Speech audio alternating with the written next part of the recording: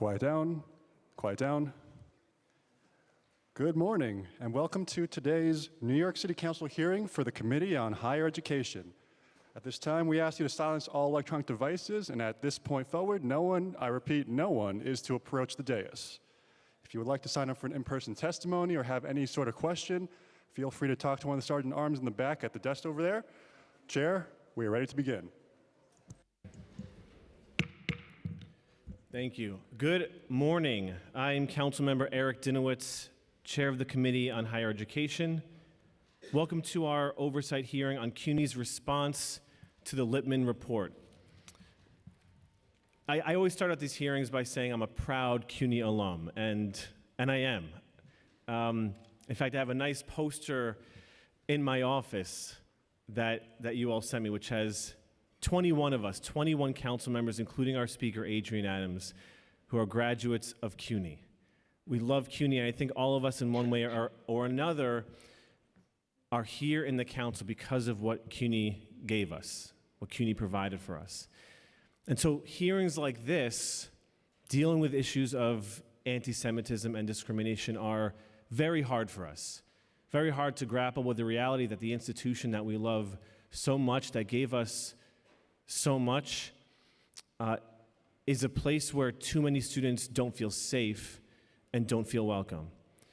Chancellor, before I even read anything, I want to thank you for being here today. I think in your heart, you know this is an important issue, you care about this issue, and I think your mere presence today sends a message to the Jewish students here and all students here that this is an issue you care about. But with that, this hearing's not about what's in your heart. It's about CUNY's policies, and the policies that have so far failed to meaningfully keep our students safe and make them feel welcome on our CUNY campuses. On October 31st, New York State Governor Kathy Hochul selected Jonathan Lippman, former Chief Judge of New York and Chief Judge of the New York Court of Appeals, to conduct an independent third-party review of CUNY's policies and procedures related to anti-Semitism and discrimination. In carrying out this review, Judge Lippman, who is of counsel at Latham Watkins, was assisted by a team at the law firm. The team was led by Judge Lippman's colleague, Lawrence Buterman. In his executive summary of the resulting September 2024 report, entitled Anti-Semitism and Discrimination at the SUNY University of New York, Judge Lippman noted that dozens of attorneys and staff devoted thousands of hours to this project, including conducting more than 200 interviews and meeting with more than 300 people over almost 10 months. Judge Lippman's team of interviewers spoke with CUNY Board of Trustees members, as well as presidents, deans, senior administrators, faculty, chief diversity officers, staff, and students at CUNY campuses.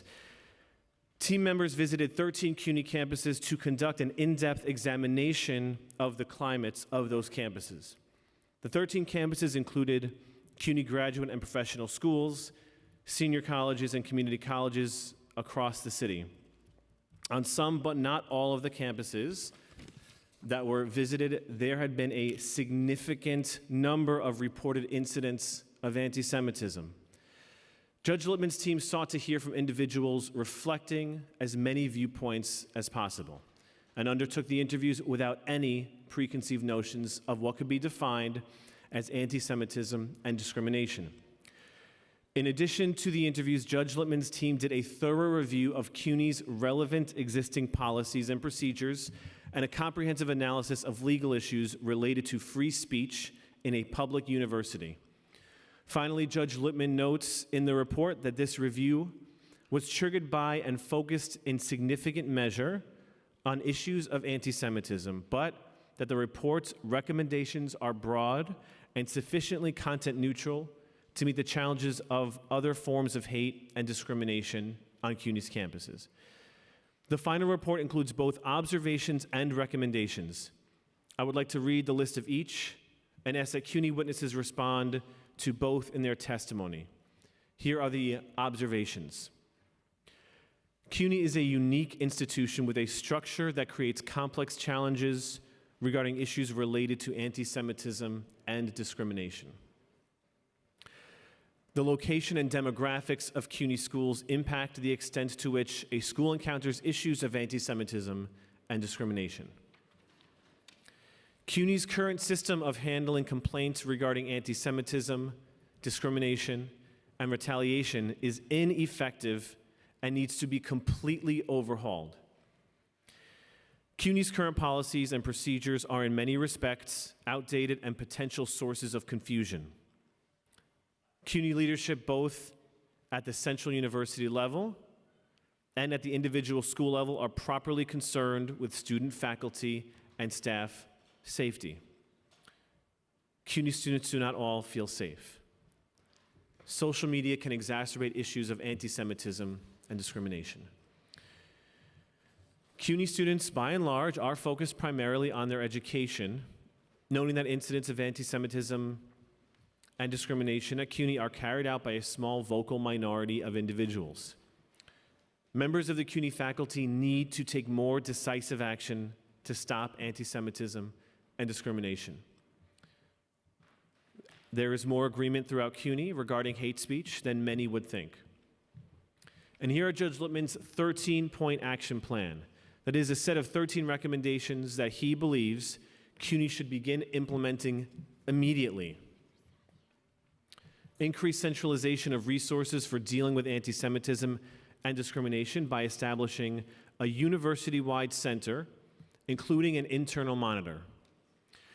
Overhaul CUNY's current system for lodging complaints regarding discrimination and harassment. Third is provide additional resources to victims of anti-Semitism and discrimination through the establishment of a Victims Advocate program. 4, coordinate at all times with law enforcement to protect everyone at CUNY. 5, provide more guidance to those conducting investigations into anti-Semitism and discrimination. 6, increase consideration of the relationship between Israel and the Jewish people when adjudicating whether conduct constitutes anti-Semitism. 7, ensure that all those at CUNY, including chief diversity officers, follow the law with reference to how anti-Semitism is legally defined. 8, update CUNY's existing policies and procedures and remove ambiguities. 9, hold faculty and others accountable for violative conduct. 10, draft and adopt a comprehensive policy on freedom of speech and expressive conduct.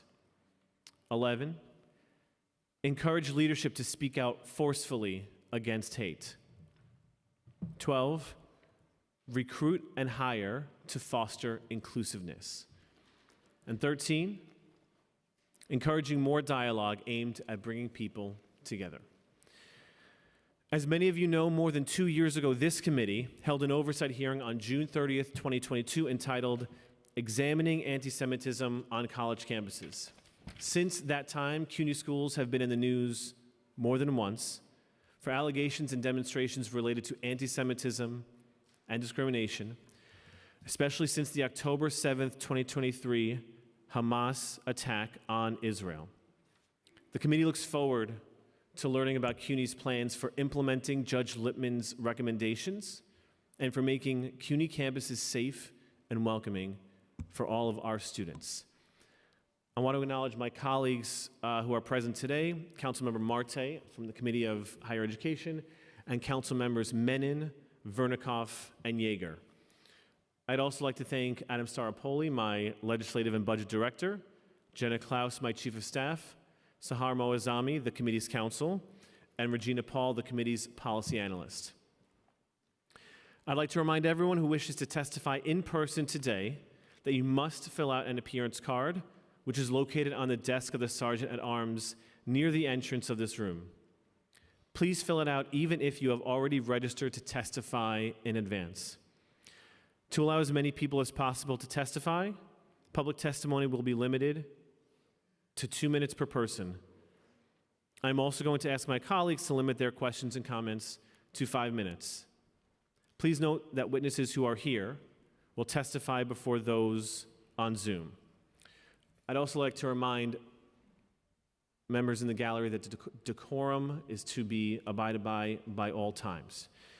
Now, in accordance with the rules of the council, I will administer the affirmation to the witnesses from CUNY. Please raise your right hand. Do you affirm to tell the truth, the whole truth, and nothing but the truth in your testimony before this committee and to respond honestly to council members' questions? Thank you. As a reminder to all of our witnesses, please state your name prior to your testimony for the record. You may begin. Thank you. Good morning, Honorable Chair Dinowitz, and to the members of the Committee of Higher Ed and the other members of the City Council present here today.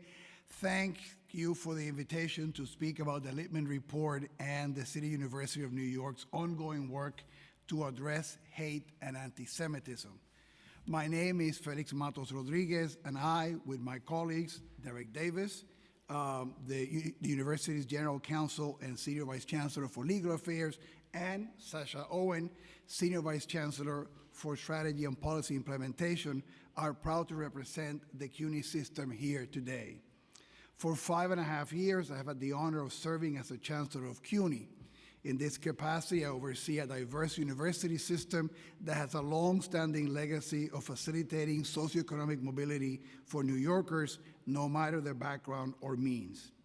This mission is something that I have been deeply committed to throughout my over 2 decades of involvement with CUNY as a faculty member, center director, college president, and now as chancellor.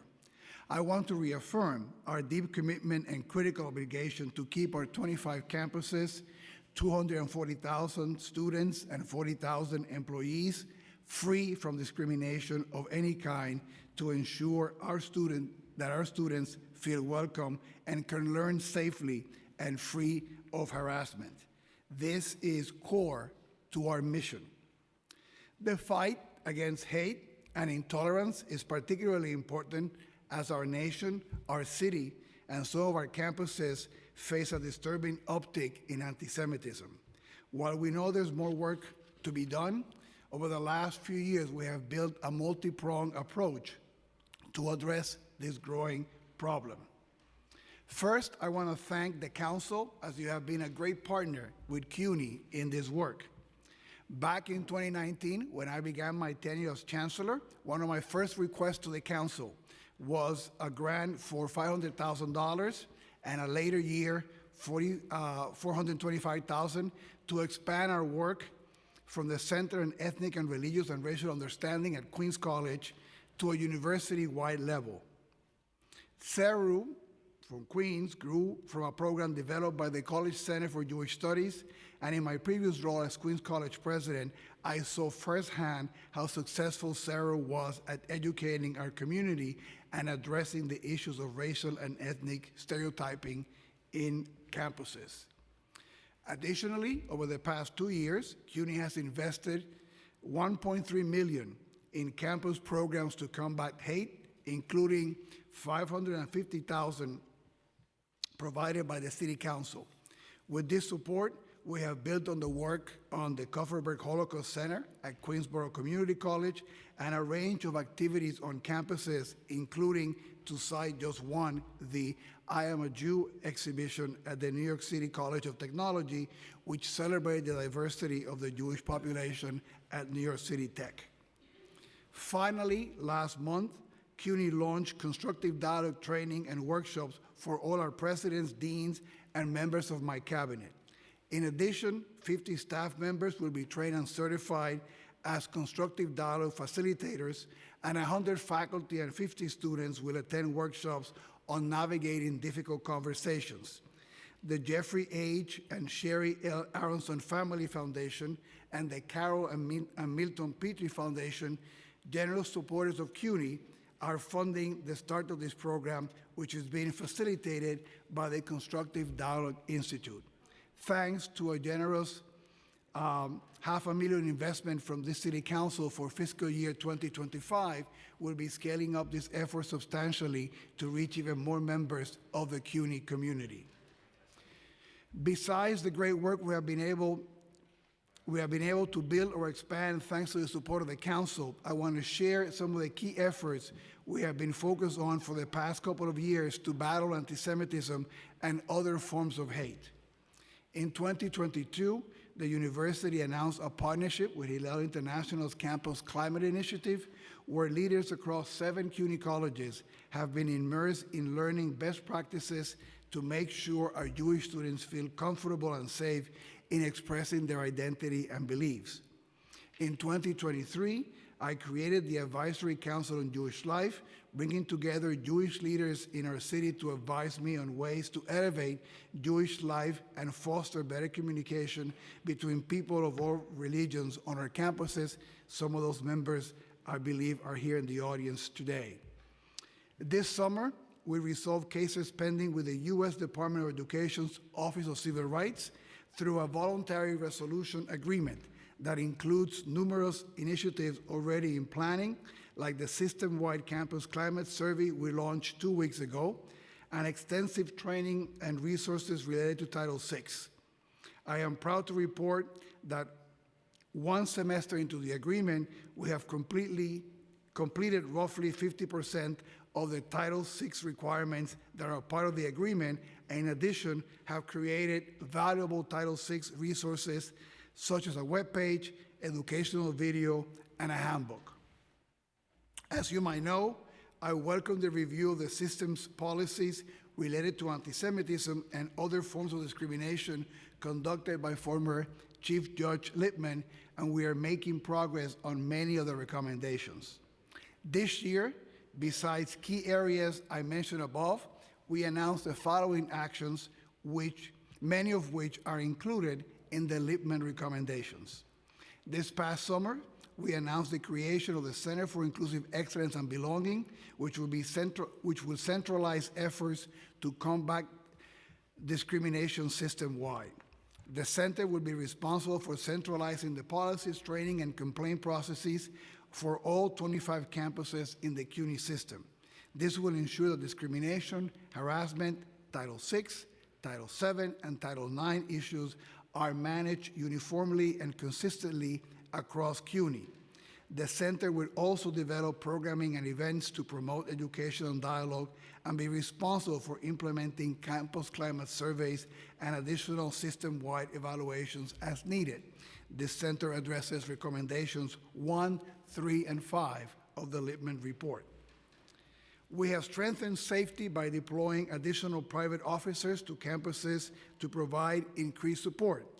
CUNY leadership met with Hillel and UJA Federation of New York representatives over the summer to discuss and implement additional safety measures for Jewish students this fall. CUNY has had a long-standing relationship and regularly works with local law enforcement. That addresses recommendation number 4 in the Lippman report. We also provided guidance to campus leaders on rules and procedures to be followed regarding protests and demonstrations so that we can sustain the university's mandate to ensure an environment free of harassment and hostility. Guidance and support were also provided to specifically address the potential of unrest during the week of October 7th and the Jewish high holidays. This addressed recommendation number 4 in the Lippman report. CUNY is currently purchasing a case management system, CMS, for the portal we created 2 years ago to enable members of our community to report incidents of discrimination and retaliation. The new system would allow individuals to monitor the status of their complaints, and it would also help the university improve the way it tracks complaints in the portal and issues reports and notifications. In the meantime, the portal has been updated to confirm receipt of an individual's initial report and to notify them of an outcome. The portal was always designed to be a first step. Until it was launched in the fall of 2022, CUNY had no centralized way to gather information about discrimination claims system-wide. This addresses recommendation number 2 of the Lippman report. This month, we are surveying all of CUNY students to learn about their experiences with discrimination and their perceptions of issues surrounding inclusivity. This information will be used to inform additional initiatives and programs to help us continue to make progress, an important step to capture the sentiments of our students and provide a baseline for our work ahead. This addresses Lippman recommendation number 13. Last week, I announced that we will be convening a freedom of expression working group tasked with developing a university-wide policy that reflects the purpose and nature of higher education and considers the appropriate balance of interests recognized by the First Amendment and the principles of academic freedom. This affirmation of the primacy of free expression of our university is something that many members of our community, including the leadership of the University Faculty Senate, have wanted to see for some time, and that addresses directly recommendation number 10 in the Lippman report. We have launched a student-driven unity campaign, Our CUNY, Hate Divides Us, Diversity Defines Us, to provide information and resources for combating all forms of hate and creating campus environments that embrace the full breadth of CUNY diversity. That addresses recommendation number 13 of the Lippman report. We will use the policy recommendations from both the Hillel Campus Climate Initiative and the Lippman report to review our discrimination and harassment policies and make final recommendations to the CUNY Board of Trustees. This addresses recommendation number 8 in the Lippman report. We are a large system, as you know, and as I mentioned, almost 300,000 students and employees are part of our system. Tensions and challenges do arise, but we have the rules and regulations in place to investigate and do not hesitate to enforce them. Our North Star is to make our campuses places of respectful expression in which ideas are exchanged with openness, curiosity, and empathy. This is how real learning happens. I want to end by quoting 2 passages from the Lippman report that reaffirm something we know to be true of our great university. The first one is, the vast majority of students and members of the CUNY community do not engage in anti-Semitism or discrimination of any kind, and instead want only to access the quality education CUNY affords. And also that, and I quote, CUNY leadership, both at the Central University level and at the individual school level, are properly concerned with student, faculty, and staff safety, and that leaders in the CUNY system uniformly take safety on their campuses very seriously. I am extremely optimistic about the future of our great university, especially considering the challenges we have overcome and the lessons we have learned in the last few years. Thanks to you for your continued support of CUNY, which is helping to create a stronger and more vibrant New York, one that is inclusive and benefits all New Yorkers regardless of race, socioeconomic status, or immigrant status. This concludes my testimony, and happy to take any questions from the council members. Thank you, Chancellor. As I mentioned in my opening 2 years ago, we held the hearing on anti-Semitism, and one of the big issues was students were confused about where to report issues of discrimination, confused about who they report to, confused about whether they get any answer from that. And as a result, in part from that hearing, you established the portal. And since the time of the establishment of that portal, as mentioned in the Lippman report, there are still issues. There's still issues of confusion about where to report, about getting answers, responses, to the extent that many students don't even bother reporting to the portal anymore because they feel as though they'll get no answer. So I want to talk about this portal first. So I want to be clear, will this updated portal, you said you had a contract for a new... We sent the RFP for a CMS, yes. And when did you send that? The Just say it's going out. It's going out, Today. yes. Today. Today? Yes, It's going out today? yeah, for procurement. Yep, Oh, so it hasn't gone out yet? Okay, it's going out today. yeah. So a few important things the portal needs to include. Will the portal include regular updates on statuses of investigations? Absolutely. I mean, and let me just do a general. When we created the portal, we were did an in-house response, which was low tech, because as a result of the feedback that we received from you all, we wanted a centralized place to be able to, for individuals to report and then go through the process of submitting claims, right? So we did that first. It was in-house, so it didn't have really all the systemic things that we feel we need now to be able to do this. Can I pause you there, though? Excuse me. I want to pause you because also during the same hearing, we had testimony from CUNY that said students do receive or are supposed to receive responses within 60 days. And across the board, that never happened. It didn't happen. And I'm sure students here today will testify to the same thing. And so I think what we're looking for are assurances that students will actually get those responses, because although it was testified to in the past, it never actually happened.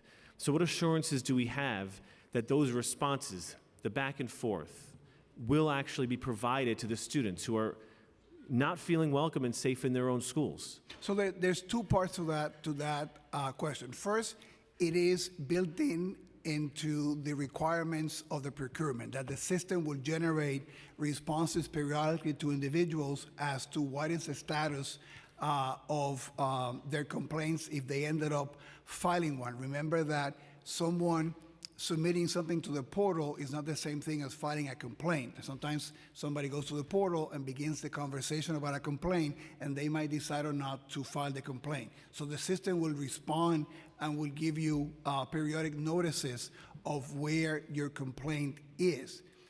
That is technology. The second part of this equation is that we need additional resources. If we're moving to centralize more of this work, which is one of the recommendations for Lippman, and we believe that it's a valid one.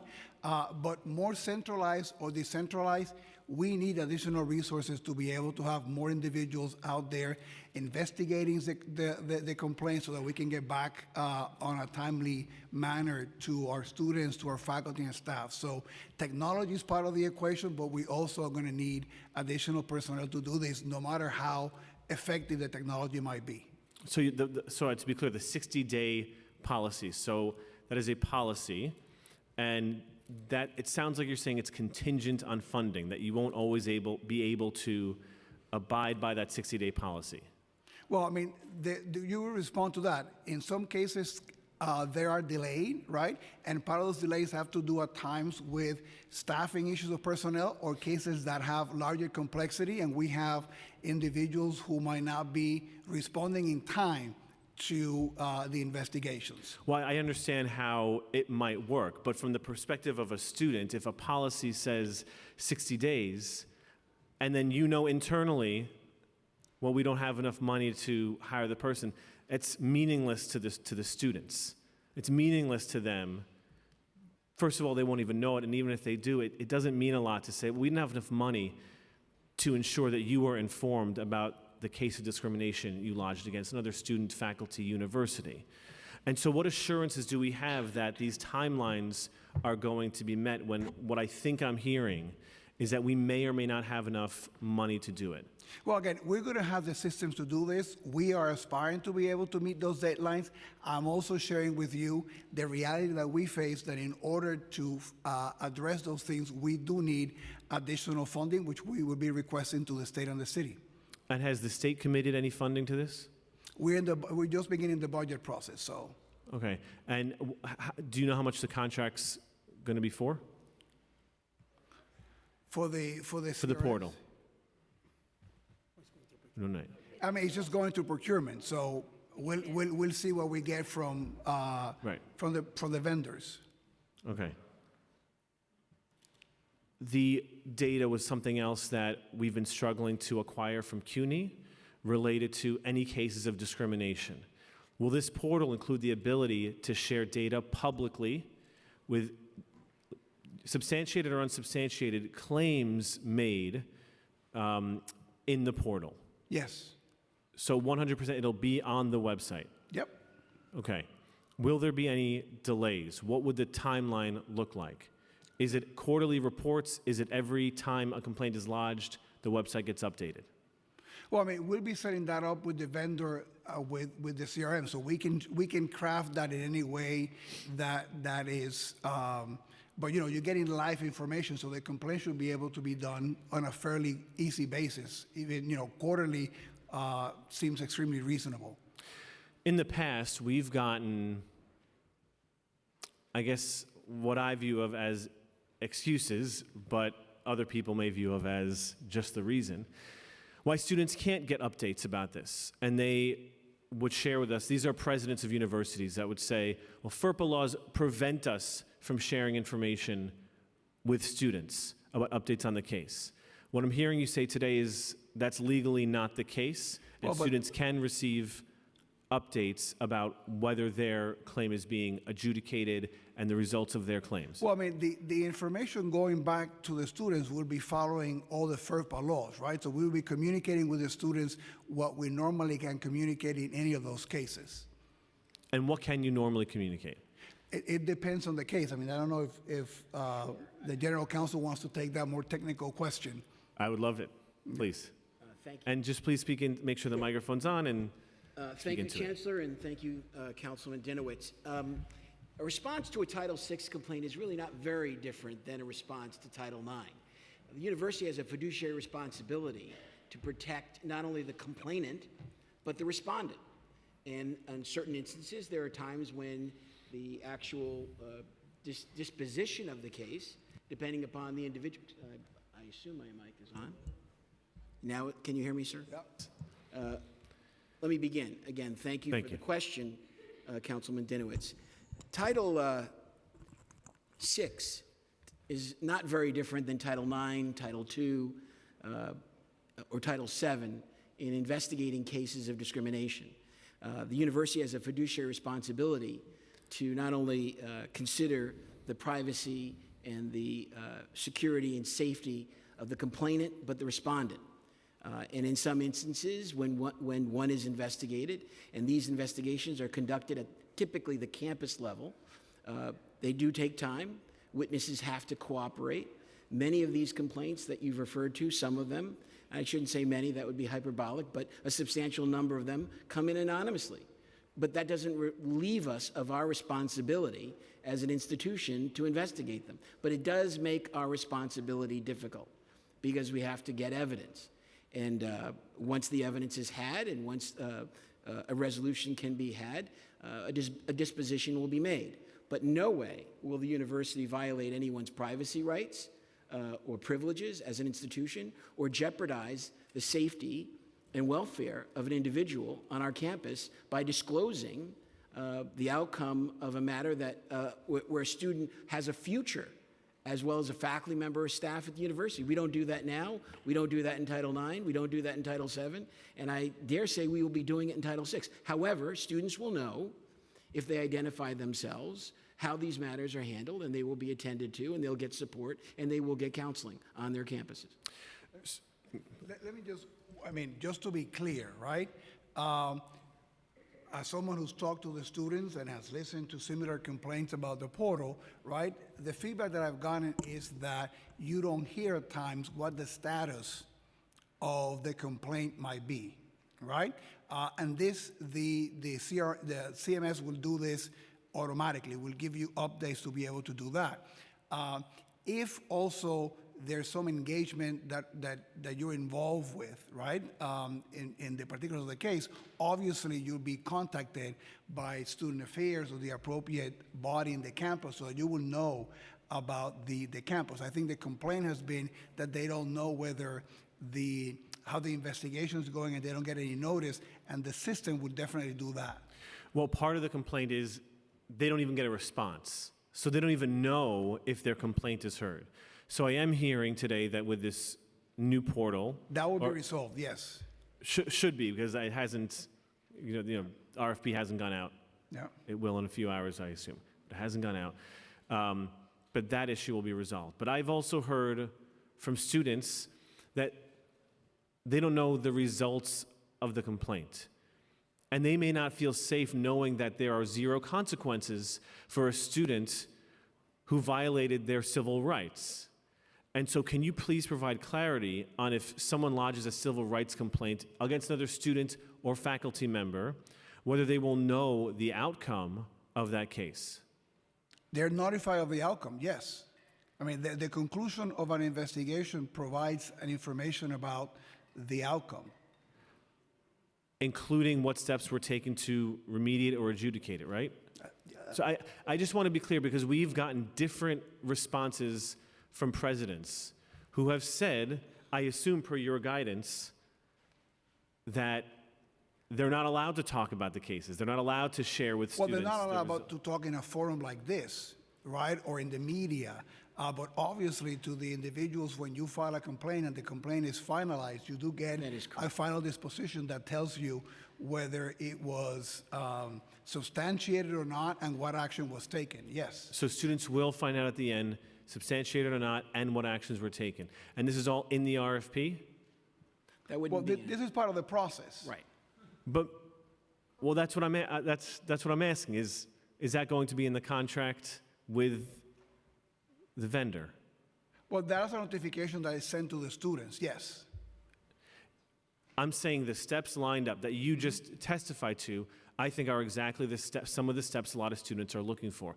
I want to ensure that that's actually in the contract. It's done. Let me speak to. Yeah, please. Let's separate the process of a portal from the responsibility of the university to investigate a case.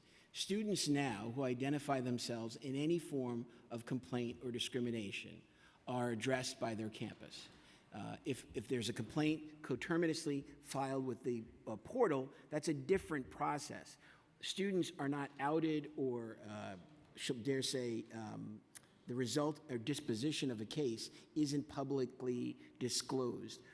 That's a policy of every major university. Right, but it's, in this what I mean is If it's I may disclosed finish- to if I the may finish, students. Counselor. Sure. They will receive the support and counseling that they need at the campus level. If a student is disciplined, if a staff member is written up for conduct unbecoming, that will be dealt with within the protocols that already exist within the City University of New York. That's not something new or different. What you're asking, I think, is will the portal itself actually state the outcome and the disposition of a matter with respect to a student? There are limitations at law on that, FERPA and otherwise, in privacy. So it might say, and it would, I don't think it's the place for this administration at this proceeding to tell you what will or will not be posted on a website, but I can tell you there will be limitations as a matter of law. Will a student who Of course. complains Yes. receive? Yes. Yes. Okay. But that would be. But I just want to be clear because is that written anywhere in the policy? I hear you testifying to it today. It is, and that is portal independent. I mean, that is the final adjudication of a case. You get a communication from the campus. The portal would just sort of probably signal that the case has been, that the investigation has been closed. But the actual outcome will be revealed to the individuals who are part of the claim. I think one of the important observations from Judge Littman was that depending where you look, there's different guidance. And it sounds to me, based on speaking to students, presidents, and you here today, that there seems to be different guidance about what information is allowed to be shared with students and what is not. So the clarity you're giving me today, that if a student complains about their civil rights being violated, they will get notification as to the outcome of that. Is that written in any policy? Where is that written down? That is part. I mean, that is part of the policy that you get notification if you're part of a former complaint. That is part of the policy. Now, it seems to me based on, again, speaking with presidents, that they are receiving different guidance from CUNY Central. How can you clarify with them what the actual process is? So you're talking about students who file complaints, Yes. right? They have a one-on-one relationship with the chief diversity officer, the people on the campus who are doing that. Those individuals are the right individuals to be able to communicate. The confusion might be if people are asking publicly about the resolution of cases, that is where we're limited. And that might be the cause of the confusion, but there's no confusion as to the process when somebody files a former complaint, what that is, what the students get at the end and throughout the investigation. I think, respectfully, based on my conversations with presidents and administrators, there is confusion. Because what you're saying to me today is not what was being shared with me by the chiefs at the schools, at the individual campuses. And again, I'll go back to the hearing 2 years ago. There were testimony that students are supposed to get notification of responses within a certain amount of time, and that wasn't done. And so what I'm asking you today is, can you clarify with the principals, with the chief diversity officers, the people who are supposed to be working on this, to clarify that students should get updated notifications and the results of those complaints? Absolutely. Thank you. And I do want to know one other thing about the portal, because as we're talking about a new portal, we still have a portal now. There is still confusion about whether students should utilize the portal, because I believe it was in the report, or in speaking to students, some students were discouraged from even using the portal. They would go to the chief diversity officer first, or they would go to the portal first. Can you also clarify those rules to students and faculty, that the first step is the portal? So you can do both. You can go through the portal, or you can go through your campus chief diversity officer. I mean, those are not mutually exclusive. What would you say to a chief diversity officer who discourages students from utilizing the online portal? Again, I haven't been in a conversation like that. I think the role of the officer is to be able to guide the student, right, as to whether they, the process of filing a complaint and providing guidance about the process. So, I don't think your chief diversity officer would volunteer that they're discouraging students from reporting, to be fair. But students would be honest about it. And maybe they'll tell other people. But there are things I imagine people don't want to tell the chancellor, right? You can acknowledge that, right? No one wants to get in trouble with their boss. if you say so. Yes. Well, I know. Let it go. Thank you. So, being clear, your contract, the RFP, will provide that data is posted publicly. We'll provide students get update. And you're clarifying rules, you will clarify rules with chief diversity officers, with presidents, that they are to be in communication with the students and they are to tell them the results of an investigation. Absolutely. Okay. Currently, the current portal, can you talk a little more about the processes now as it relates to reporting? Because you mentioned in your testimony there are some fixes you're doing internally, but ultimately you're moving to a vendor. Between now and when the vendor implements the portal, can you talk about what steps you're taking to ensure students are getting feedback, that they're able to report, and that they know the status of their complaints? Can you talk a little more about that? This is part of the conversations we have at times. For example, when I meet with the campus presidents monthly, we've also have intensified our training of the chief diversity officers, all the campus personnel that deal with investigations. I mean, we just did a cycle of training on this and Title VI with the Office of the General Counsel at the beginning of this semester to reinforce how all these things need to work. We also did that training with the directors of HR, so we have everybody working and making sure they're clear about how things need to operate in the current system. Thank you. I'm going to talk about one more recommendation, and then I'm going to turn it over to my colleagues for the first round of questions. Recommendation 4 states to coordinate at all times with law enforcement to protect everyone at CUNY.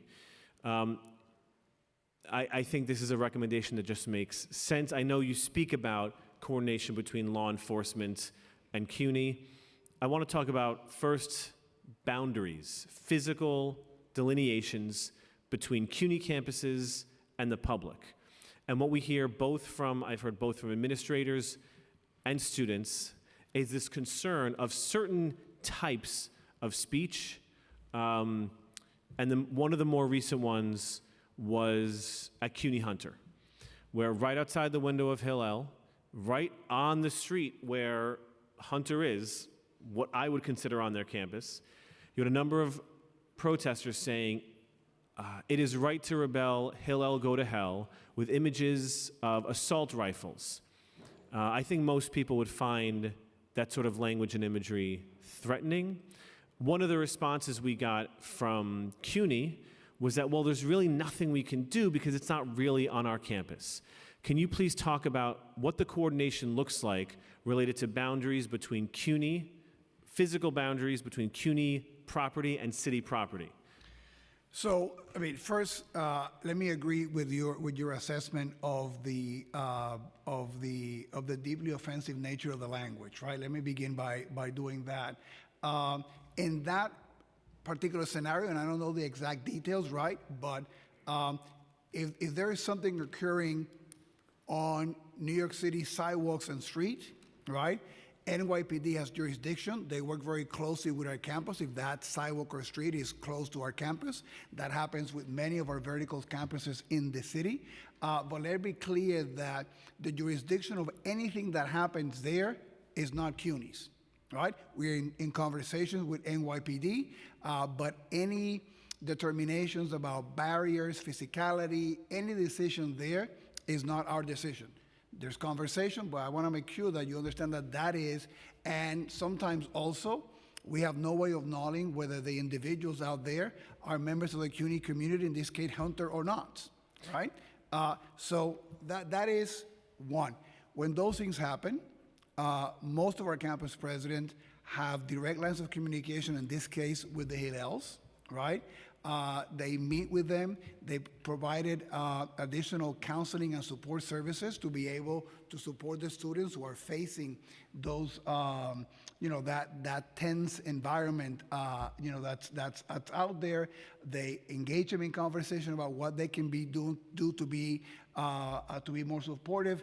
Many of our presidents in situations like that issue statements, right, about saying, this is really reprehensible behavior, and this does not represent the values of, in this case, the Hunter community.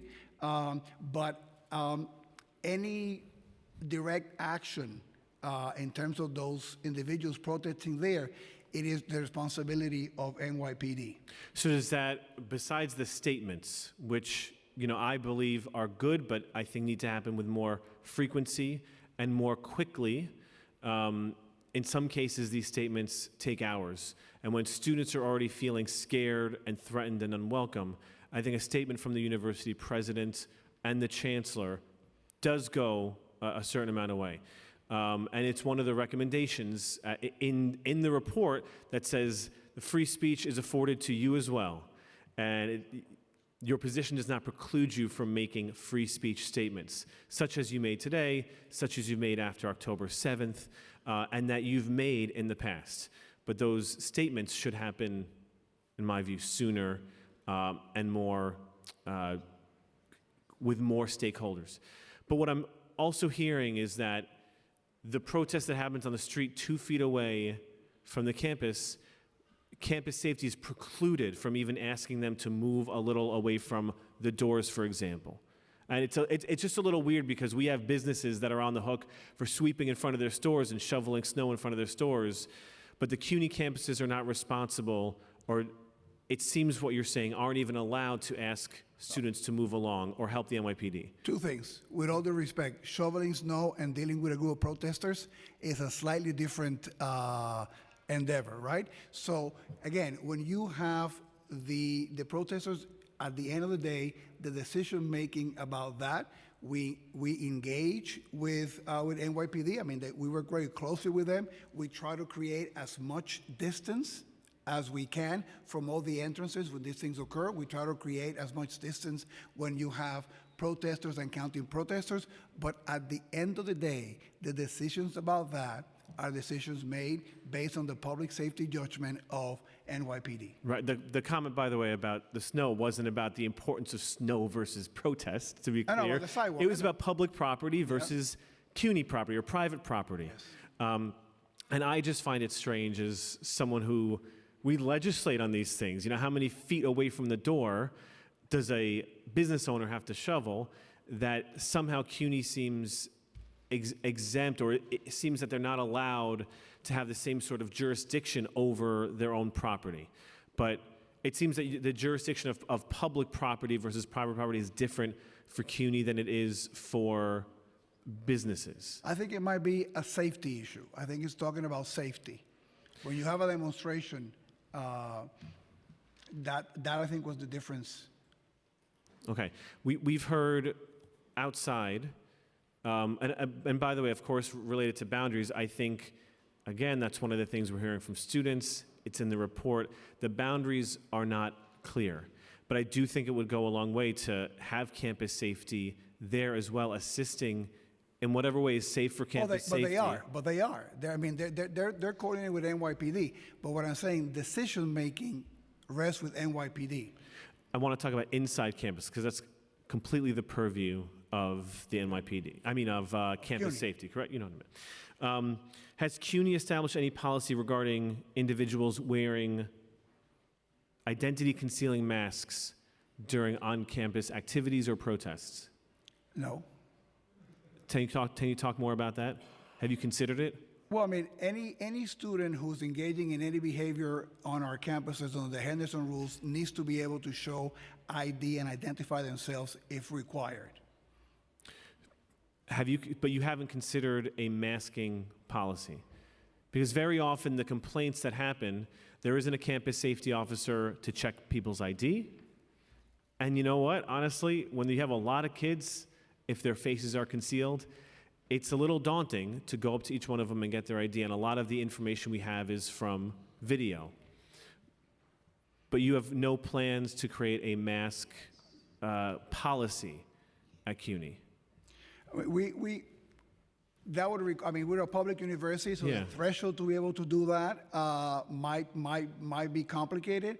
What we have told the campuses is that since they can ask people to show ID and tell us who you are, that's a way to be able to deal with any kind of concealment that you might have at any point. But it would require an employee to go up to the student and ask for identification. And in the case that they don't show identification, what happens then? Well, and then they can be submitted to disciplinary action because they're breaking the Henderson rules. How many times have you asked for ID? Or how many times has CUNY campus asked for ID? I mean, you have to go campus by campus, but they do. Do they keep track of that? If the students are engaging in disruptive behavior, you can go and ask for their ID.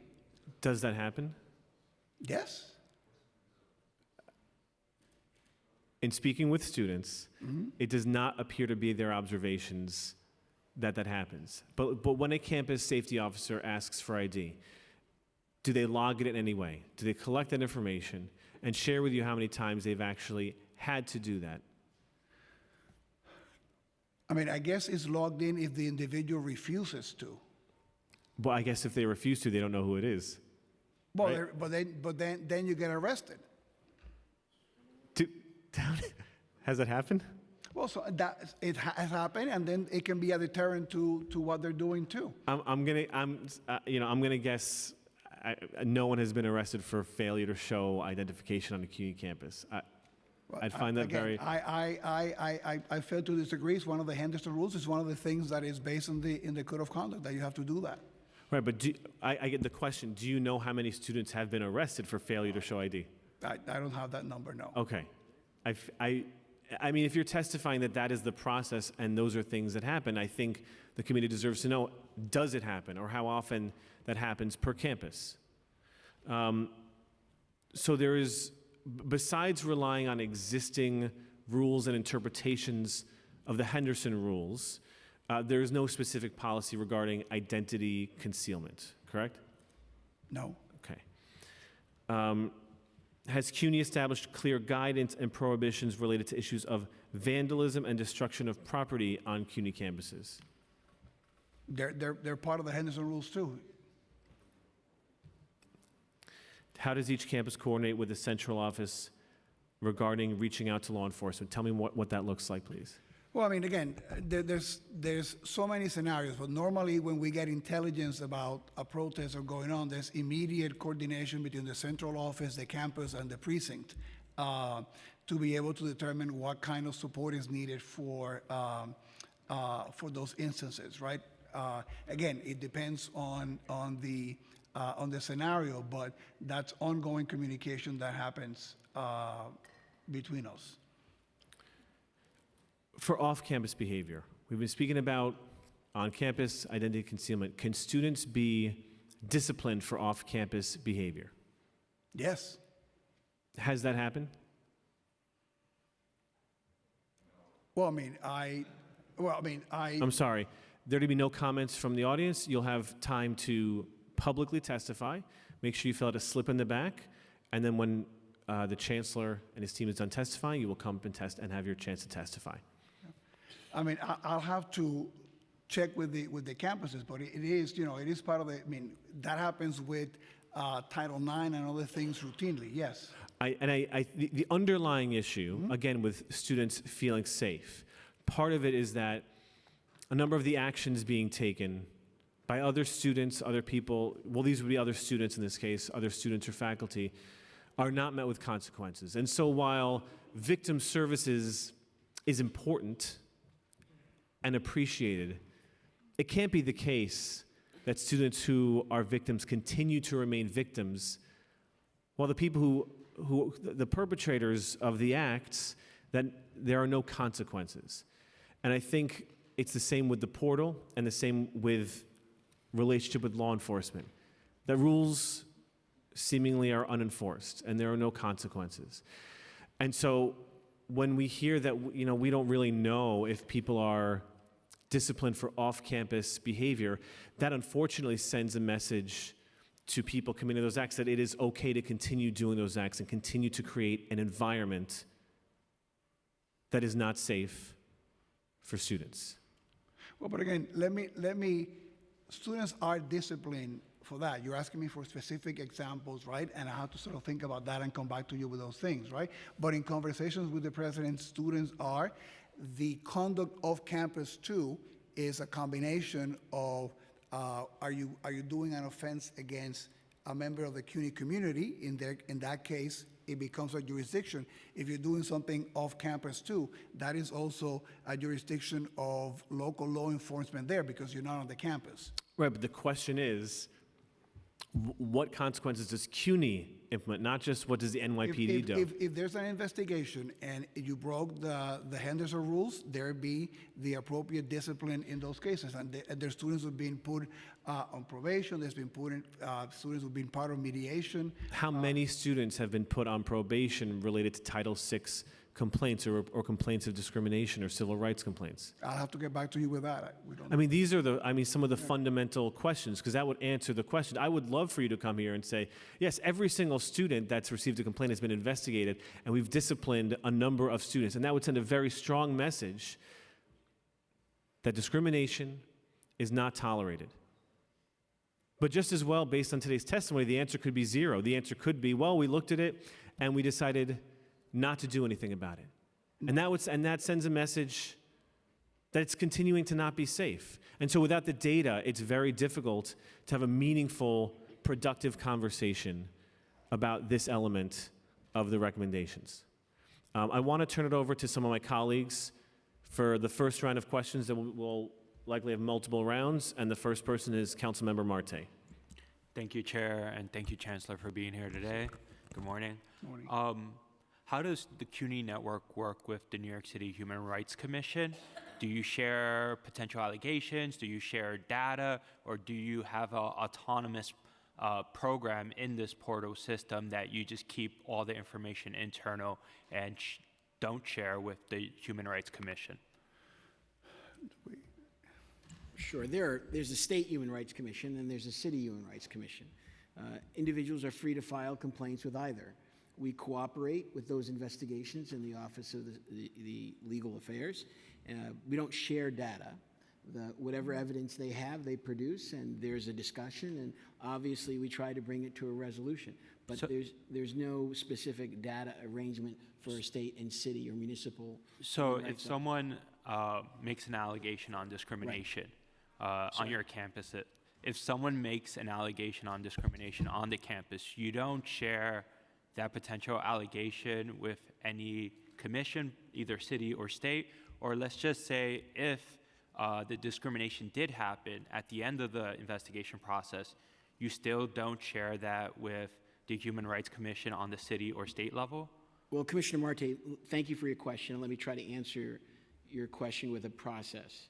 Depending upon how a discrimination matter arises, someone can say they were discriminated against, they can claim that they were harmed in some way, they can begin by filing a simple complaint with their campus, or they can write the central office, and we might make a referral back to the campus to conduct an investigation. They need not go through the portal, as the chancellor referred to earlier. They are free to not do that. They're free to go to the commission if it's that serious and they feel that their rights might not otherwise be addressed by the university. They often do go outside to a third party. Sometimes those third parties will ask whether all administrative remedy has been exhausted at your campus before you engage us. And let's be clear, coming back to Title VI, it's a federal regulatory scheme. It addresses impact.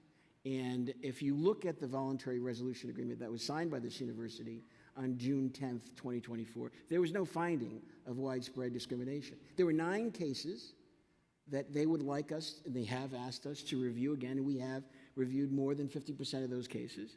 And they have asked us to consider whether or not there should be additional programs and remedies to address the concerns of individuals impacted by those situations. But fundamentally, not everything is addressed by an outside commission, by the DHR, or for that matter, the city or state.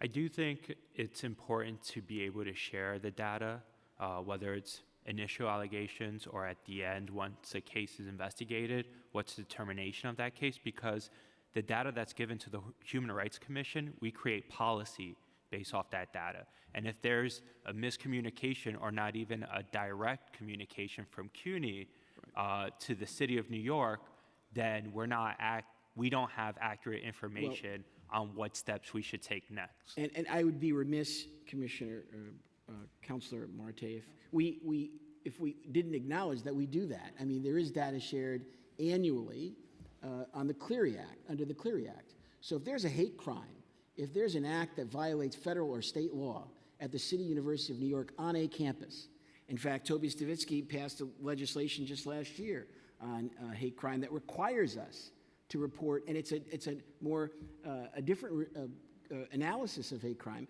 We are obligated as a public institution to report that. So let me not mislead you to think that that data is not shared publicly. It is shared in a way that is required not only by state but by the federal law. And every college in the nation shares that data as it relates to discrimination complaints and hate crimes. And just to be correct, that's just at the end of the investigation, but you don't share the data on potential allegations of discrimination. With whom? With the city and state. No, there's no requirement to do so, and I'm not quite sure how any institution would do that without some level of, I mean, there has to be an investigation and evidence to be reviewed before you start speaking publicly. Otherwise, you jeopardize the veracity of any kind of investigation if you're disclosing data prior to an adjudication or a resolution. I think that would be dangerous. So for example, when the Human Rights Commission comes in front of us, they say, we have gotten, let's say, 200,000 complaints this year. However, we only validated 10% of those cases and moved forward with 10% of those cases. It's important to understand what are some of the allegations being made and how accurately those allegations are. And so, you know, I'm always about transparency, so I think giving us as much data is super important, especially per campus, so we just understand if there's a perception of fear or if there's something credible out there. Either are important for us to understand, but thank you for your time. Thank you, Councilmember Marte. I would now like to turn over to Councilmember Menon. Thank you so much, Chair. I really want to thank the Chair for calling this important hearing. I know how hard he's worked on this, and it's really incredibly meaningful. So I have a number of questions, and I think it's going to take multiple rounds to get to them, but I'm going to start with procurement. So on September 23rd, Chair Dinowitz, Councilmember Vernikoff, and I met with students, Jewish students, and I have to tell you, I was absolutely appalled by what I heard from the students. The students told us that they met with Baruch President Wu, and that Baruch President Wu told them that he could not guarantee their safety. That that basic statement goes against the fundamental tenet that you all must honor, which is you've got a fiduciary responsibility to keep these students safe. The students also told us that there were broken security cameras, there was a lack of security personnel. The Jewish Caucus wrote a letter to President Wu demanding that these security cameras be fixed, and one of the responses we received back was that the president was going to be issuing an RFP. Now, once again, with this portal that Chair Dinowitz asked you about, you talked about the fact that just today, ironically today, you're issuing an RFP for the portal. My question is that I've reviewed the procurement processes of CUNY, and on average, it's 2 to 8 months to finish the procurement. This is a crisis. I think Judge Lippman's report is crystal clear. We've got a crisis around anti-Semitism. Why are you doing the traditional procurement processes for both the portal and for security cameras? So let me talk about the portal, right? And the portal is because the lesson learned from the portal we have now is to do it quickly led to a product that we're not happy with, right? So, and even though the actual procurement might have gone out today or in these days, the whole process to be able to launch that has been in the work for several months to be able for us to get the kind of product that we want. So I just want to make sure that that is that is, you know, sort of consider as you think about that element. We want to make sure that this time we get the right product that has all the things that people have been saying we need to be able to do. But you know, when we have an emergency in the city, we are able to utilize different methods, like a no-bid contract, when we have long-time procurement issues. Why on earth, when there is a serious crisis around anti-Semitism and the students are telling the Jewish Caucus that they do not feel safe, why wouldn't you use a non-competitive justification memo, which is in your own manual, to circumvent very lengthy procurement processes, and that would immediately allow you to implement a new portal and to purchase new security cameras? We'll take that suggestion under advisement. Again, we try to move the process as fast as we can. Okay, so I'm going to make a suggestion to the chair, because one of the things that I know that we all hope comes out of this hearing are actionable items. So I'm going to make a request to the chair that by the end of the week, you have sent a letter to this committee chair indicating that you are using the non-competitive justification memo both to purchase the new security cameras and for the portal. It's very simple, it's very easy to do, it's been utilized many times before, and it needs to be done in this case. Thank you. Okay. A little bit more time. So next series of questions. What is the number of security personnel that you have currently working across all the different campuses? I know the number for each campus. We can give you a breakdown of that number. Yes, in addition to, by the end of the week, I would like to get a breakdown of the number of security personnel that you have at each of the campuses and how that differs from the number of security personnel 2 to 3 years ago. So we can see, have you, and the question is very, very basic. Have you increased the number of security personnel since October 7th? And the answer to that is very easy, yes. I cannot give you the exact number per campus. yeah, but we'd send you like that. to see- We have done, and I'll say two things to that. Yes, we have, even before October. And also, one of the things that we did this year is to hire additional personnel, hoping that we didn't have a situation like another encampment, right? But to be able to have additional personnel already with us on the campuses that knew the campus that we could deploy if we have a large emergency. So that, Very quickly, on October 7th, the words "October 7th Forever" were spray painted on the facade of Baruch. I sent a staff member down. We took pictures of it. The Jewish Caucus sent another letter to President Wu. One of the demands we made in the letter was that an apology was sent out to the Jewish students at Baruch. Was that done? I have to ask. I know that President Wu sent a letter to the students, so I don't know exactly about the apology, but we can check into that. Yeah. I know he wrote to the students, yes. We'd like to get an answer to that. My understanding is that was not done, and so we want to get an immediate answer to that as well. I do have other questions, but I know my time is up, so we'll go on the second round. I do want to recognize we've been joined by Councilmember Felice and Councilmember Botcher was here as well. Next, calling on Councilmember Vernikoff.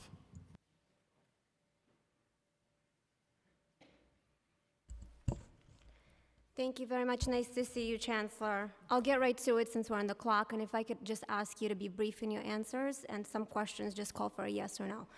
Chancellor, what is your salary for being Chancellor of CUNY? It's $670,000. $670,000, correct? Yes. Not too shabby. Chancellor, did you read the entire Lippman report? The 140 pages of the Lippman report, did you read it? Yes. Okay, do you accept the judge's findings that there has been an alarming number of unacceptable anti-Semitic incidents at CUNY and the entire system needs an overhaul? Yes? So we have been working Just yes or no, on Chancellor. that. But that's, Do you accept, I read the do you report. accept the and findings of even Judge Lippman? Yes or even no? Even before the report came out, we've been working on this, saying that it's an important matter, and So we've yes? been addressing it. That's a yes? Absolutely. Okay, great. And are you accepting, I know you talked about some of the recommendations, are you accepting all of the 13 recommendations made by Judge Lippman? We're working on all of them, yes. Are you accepting all of them, and they're binding recommendations? We're working on You all will of them, abide by yes. all of the 13 recommendations, correct? We're working on all 13, yes. So that's a yes, okay. And then do you accept the judge's findings that for many Jewish people, Zionism is a part of their Jewish identity?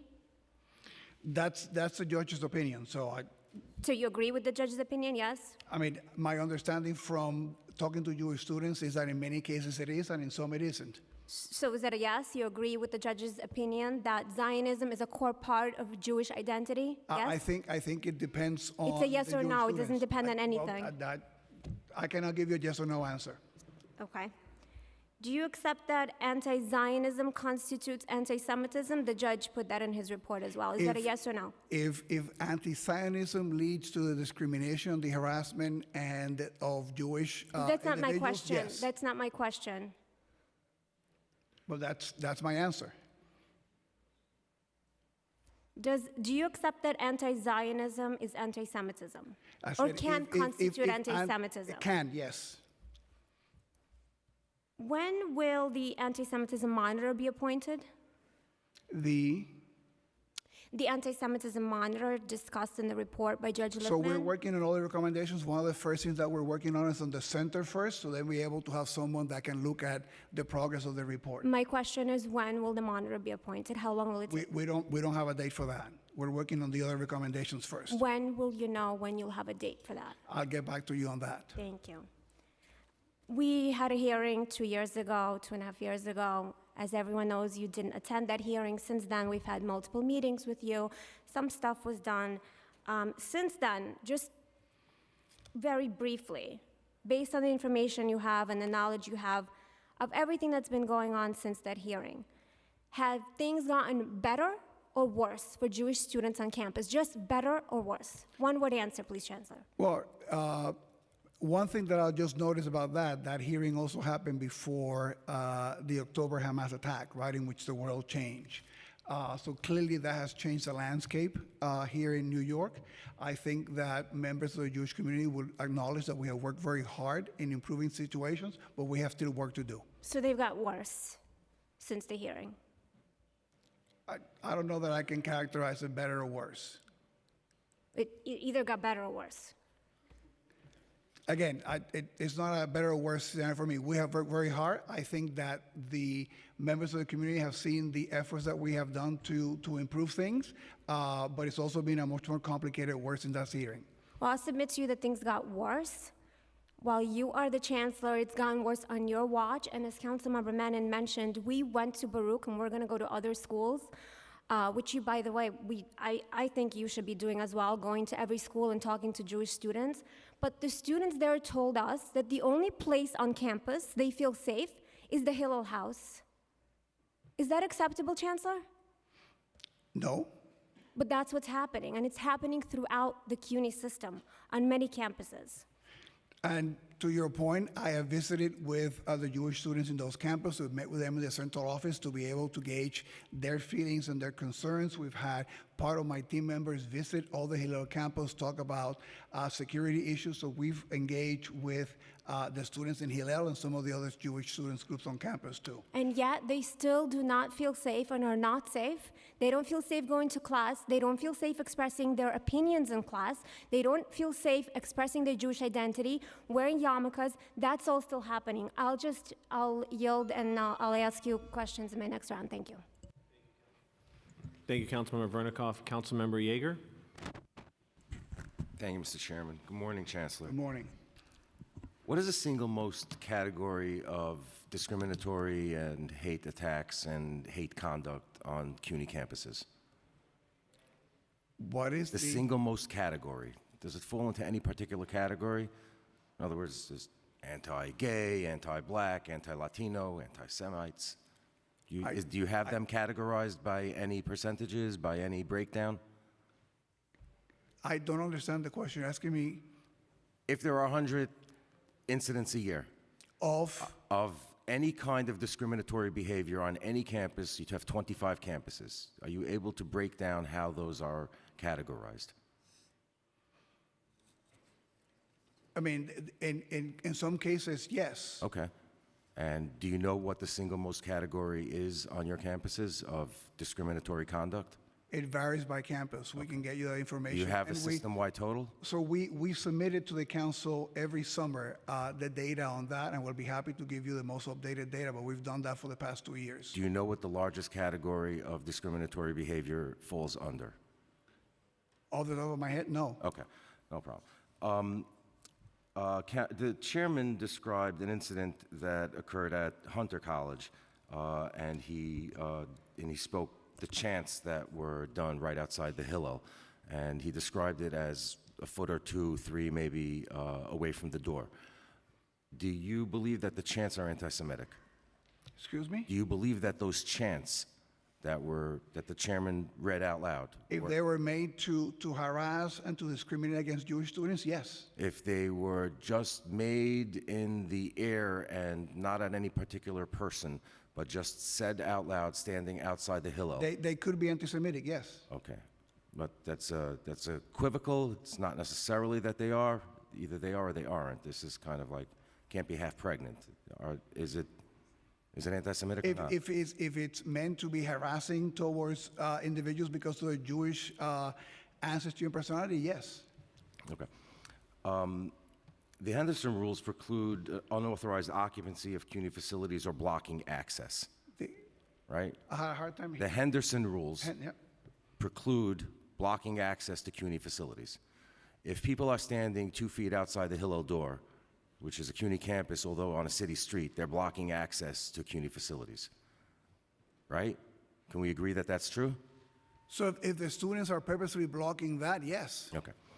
Let me go to a different question. You testified that you have 240,000 students, 40,000 employees.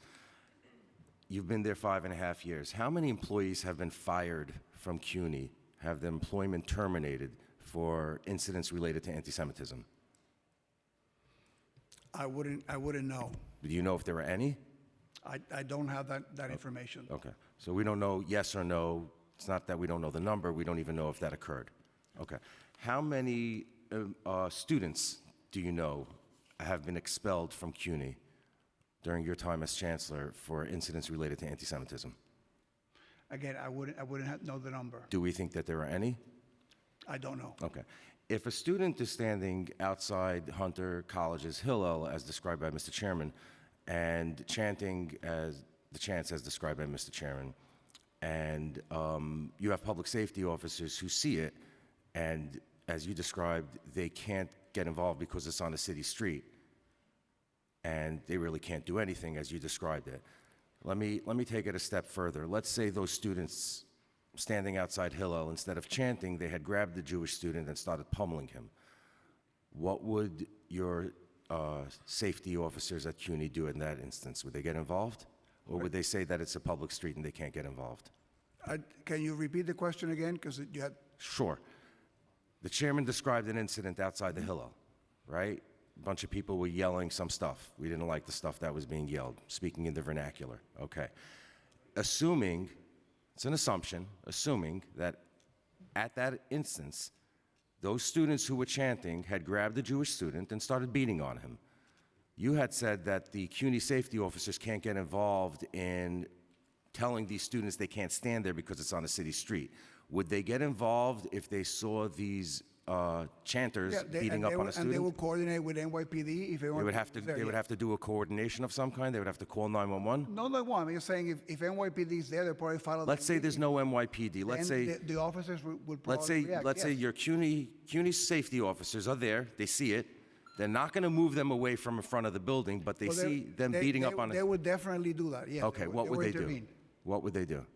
Well, they would probably, break up the fight and try to protect the students who were there, and then adjudicate any kind of discipline based on the actions taken there. Okay. You testified earlier that CUNY doesn't have any policy related to masks.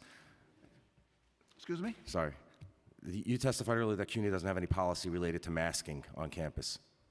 The chairman asked a question about masking, and then he followed up that people sometimes wear masks, not necessarily for. Okay. Should there be a policy related to masking? Again, we think that with the power that we have to ask the students to identify themselves, any masking of those things, would be something that the officers would be able to address if the students were engaging in any kind of improper conduct. Chancellor, if a student decided to walk on campus, take off all their clothes, and walk through campus the day going to class with no pants on, would that be okay? What was the question again? If a student decided to take off all their clothes on your campus and go to class the rest of the day with no clothing, would that violate any kind of rule of CUNY's dress code? It'd be Henderson rules, yeah, that is indecent behavior. Okay, so you can regulate what people wear and how they dress, correct? I guess within the limits of what a public Okay, we're university going to put a can do, pin in yes. this because the chairman would like to move on a little bit. We're going to have a second round, right? Maybe even a third. Excellent. Although what you're describing, it sounds like I went to the wrong Excellent college. news. I only have 35 days left, so let's make it work. I want to move on to recommendation number 6, increase consideration of the relationship between Israel and the Jewish people when adjudicating whether conduct constitutes anti-Semitism. Can you just first talk about CUNY's current relationship, if any at all, with Israel or any of its institutions, Relationship. if any at all?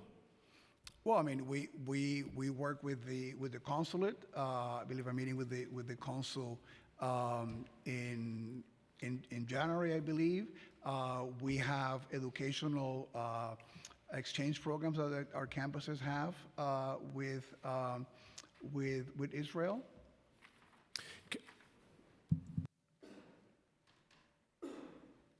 There have been calls for you to cancel those educational exchange programs.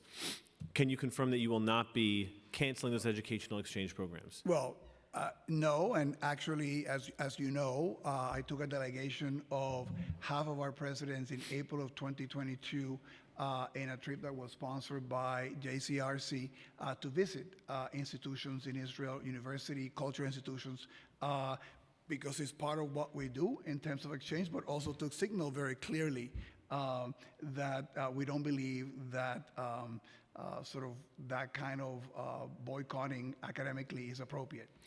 Right. There is an important relationship between democracies, between educational institutions. And is it also fair to say that you, Chancellor, recognize there is a relationship between the Jewish people, the vast majority of the Jewish people, and Israel? Not their policies, the nation of Israel. Yes. Do you recognize? So now I want to ask you about CUNY policies. There's been Title VI guidance from the Biden administration on this, from the Trump administration and executive orders related to defining and including Zionism as part of Jewish identity. Is there any discussion, or is there any, will you be making a decision to include Zionism in any of your guidance, or has any of that information been shared with CUNY faculty? Well, I mean, those things are covered.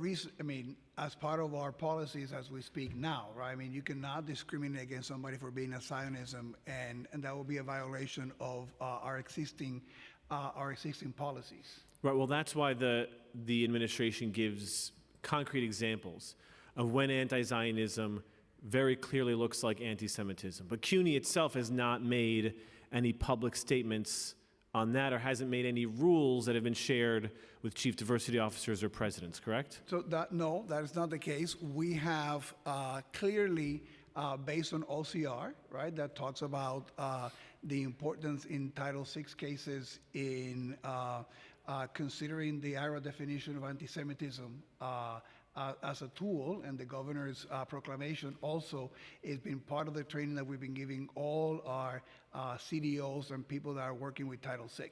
So I just want to kind of delineate between training and discipline. Because the guidelines provided by President Biden, provided by President Trump, and you can also reference NYU, which this year provided guidance to their to the members of their community about when anti-Zionism becomes straight up anti-Semitism. And so I first want to talk about discipline. We'll get to the training in a second. But does CUNY, or can CUNY, delineate in the same way that our federal government has and in the same way as other private institutions have? Can they delineate and provide training to, as it relates to discipline about when anti-Zionism is anti-Semitism? So we have provided guidance in those trainings about those particular matters to all the campus personnel dealing with Title VI. And that is consistent with what OCR suggests, which is the federal entity that oversees Title VI, and also with the governor's proclamation. One of the steps NYU took, and I realize you're a public institution, private, one of the steps NYU took was to publicly share their own guidance, their own clarification about what anti-Semitism looks like as it relates to Zionism. Can CUNY make the same public statements? We have done that guidance in what we've done with all our officers in clarifying those things. We believe that our policies are inclusive of that. I think one of the main concerns, I think, from students is whatever work you're doing, they may not know about it. So let's pretend, and we'll get to what the training looks like in a second, but let's pretend that all of the training does really represent what the vast majority of the Jewish community feels and does represent and is in line with Title VI. You have a bunch of students and faculty who don't know what's going on, if that's happening. And so that's why I'm asking today, can public pronouncements be made highlighting what the distinction is or can be? Can public pronouncements be made affirming to the students that when certain actions of anti-Zionism cross this line, that's very clearly anti-Semitism? So we have done, and we produce as a result of our voluntary resolution with OCR. The what? I'm sorry. Our voluntary resolution with OCR, Okay. we produce a manual, we produce a video for students in addition to the additional training to provide on Title VI, to provide all these clarifications and have the widest amount of information out there about what's included on the Title VI. That's required by the students to do that training? Are students required to do that training or to get that information? Students are not required, but it is available on the website, and we're having all the student affairs campuses use that. We've also, some of our campuses are also for student leaders, are including anti-bias training before they can become officers. Some of the campuses are doing that too. So all this is part of a campaign to make sure that as many people are informed about what's included under Title VI. I'll just read NYU's. It says, using code words like Zionist does not eliminate the possibility that your speech violates the NDAH policy. For many Jewish people, Zionism is part of their Jewish identity. That's just one model from NYU. Is that not something CUNY can also affirmatively do, given the crisis that we're in? Can you not affirmatively make a pronouncement like that and publish those very clearly for all campuses to see? Well, again, we'll look at the examples from other campuses. We feel that the clarification that we have given, in the examples, if you keep, reading that NYU example, some of the examples that are there on Zionism would clearly violate our code of conduct at CUNY. Not including them, not permitting to attend things, which are some of the things that appear in the NYU one. I think what I'm asking is something very simple, is if you can affirm with examples, some of which are given by models of private university and models of the federal government, if CUNY can do the same. We'll certainly look into it as we continue to revise our policies, yes. Well, can you do it? I don't need you to look into it. It's very clearly the law. All I'm asking you is to share what the law is with students to make sure they know And what the policies are, not just for them, but for people who are thinking of violating policies. And we have made all our policies, available to the students. Say that again? That all the students, our policies are on the website. Students, when they register in orientation, they're getting all the information. Students who participate in clubs, all these things are credited to Title VI. We've been sharing with the students and expanding our efforts to be able to communicate and make sure that people know. I think one of the themes throughout is, I know from your perspective, you're taking a lot of steps. And of course, while many of us on the committee and here today may be skeptical, it is clear that whatever steps are being taken are not, at the bare minimum, being publicized or shared. There's a lot of things students don't know, whether it's the outcomes of their complaints with the portal, whether it's the rules, the Henderson rules, whether it's masking regulations and saying, well, it's the Henderson rules, there's no real yes or no. I won't talk about wearing pants or not. But there's a lot that seems to be behind closed doors. Even the process for procuring cameras seems to take a long time and be secretive. So one of the big asks we're doing in whatever recommendation is to be sharing information and sharing it publicly, and publicly doing more to affirm that the rules in place, the rules that are being put in place, and the values and opinions of CUNY are in line with anti-discrimination practices. And what I'm hearing is resistance, and I don't know if it's... There's no resistance. We've been doing that. We've been publishing all those rules and sharing them widely. We've spoken on numerous occasions, and I know you've spoken to students. Speak to more students, because they will have a different opinion than you. The existence of something on a website does not necessarily mean that it is being shared. You have a lot of things on your website, but there are, for a lot of people, real concerns about what even the rules are. And I think the anti-Zionism, anti-Semitism question is, of course, legally a tricky one, but morally it's not. Students don't feel welcome or safe when there's anything related to anti-Zionism, to the extent that we see protesting a Jewish student group, the Hillels from many campuses, Jewish student life on campus, those are being protested with pictures of assault rifles. And again, under the guise of anti-Zionism. Under the guise of anti-Zionism. And it is critical that CUNY clarify that Zionism cannot be a code word for anti-Semitism. And it's a very simple trick. If you replace Zionism with Jew, would it be okay to say? And does it sound just like any other of the anti-Semitic tropes the Jewish community has been hearing for hundreds upon hundreds of years? And it is critical that CUNY very publicly clarify when anti-Zionism is and can be anti-Semitism. I'm going to do another round of questions for my colleagues. I'm going to go in the same order. Councilmember Menon. Great, thank you so much, Chair. My first question is, what specific changes have you made to time, place, and manner restrictions since October 7th? Well, we've made that guidance very, very clear to the campus communities. Many of the presidents sent memos at the beginning of the academic year clarifying the procedures that... But can you be specific? I'm specifically asking, what changes have you made?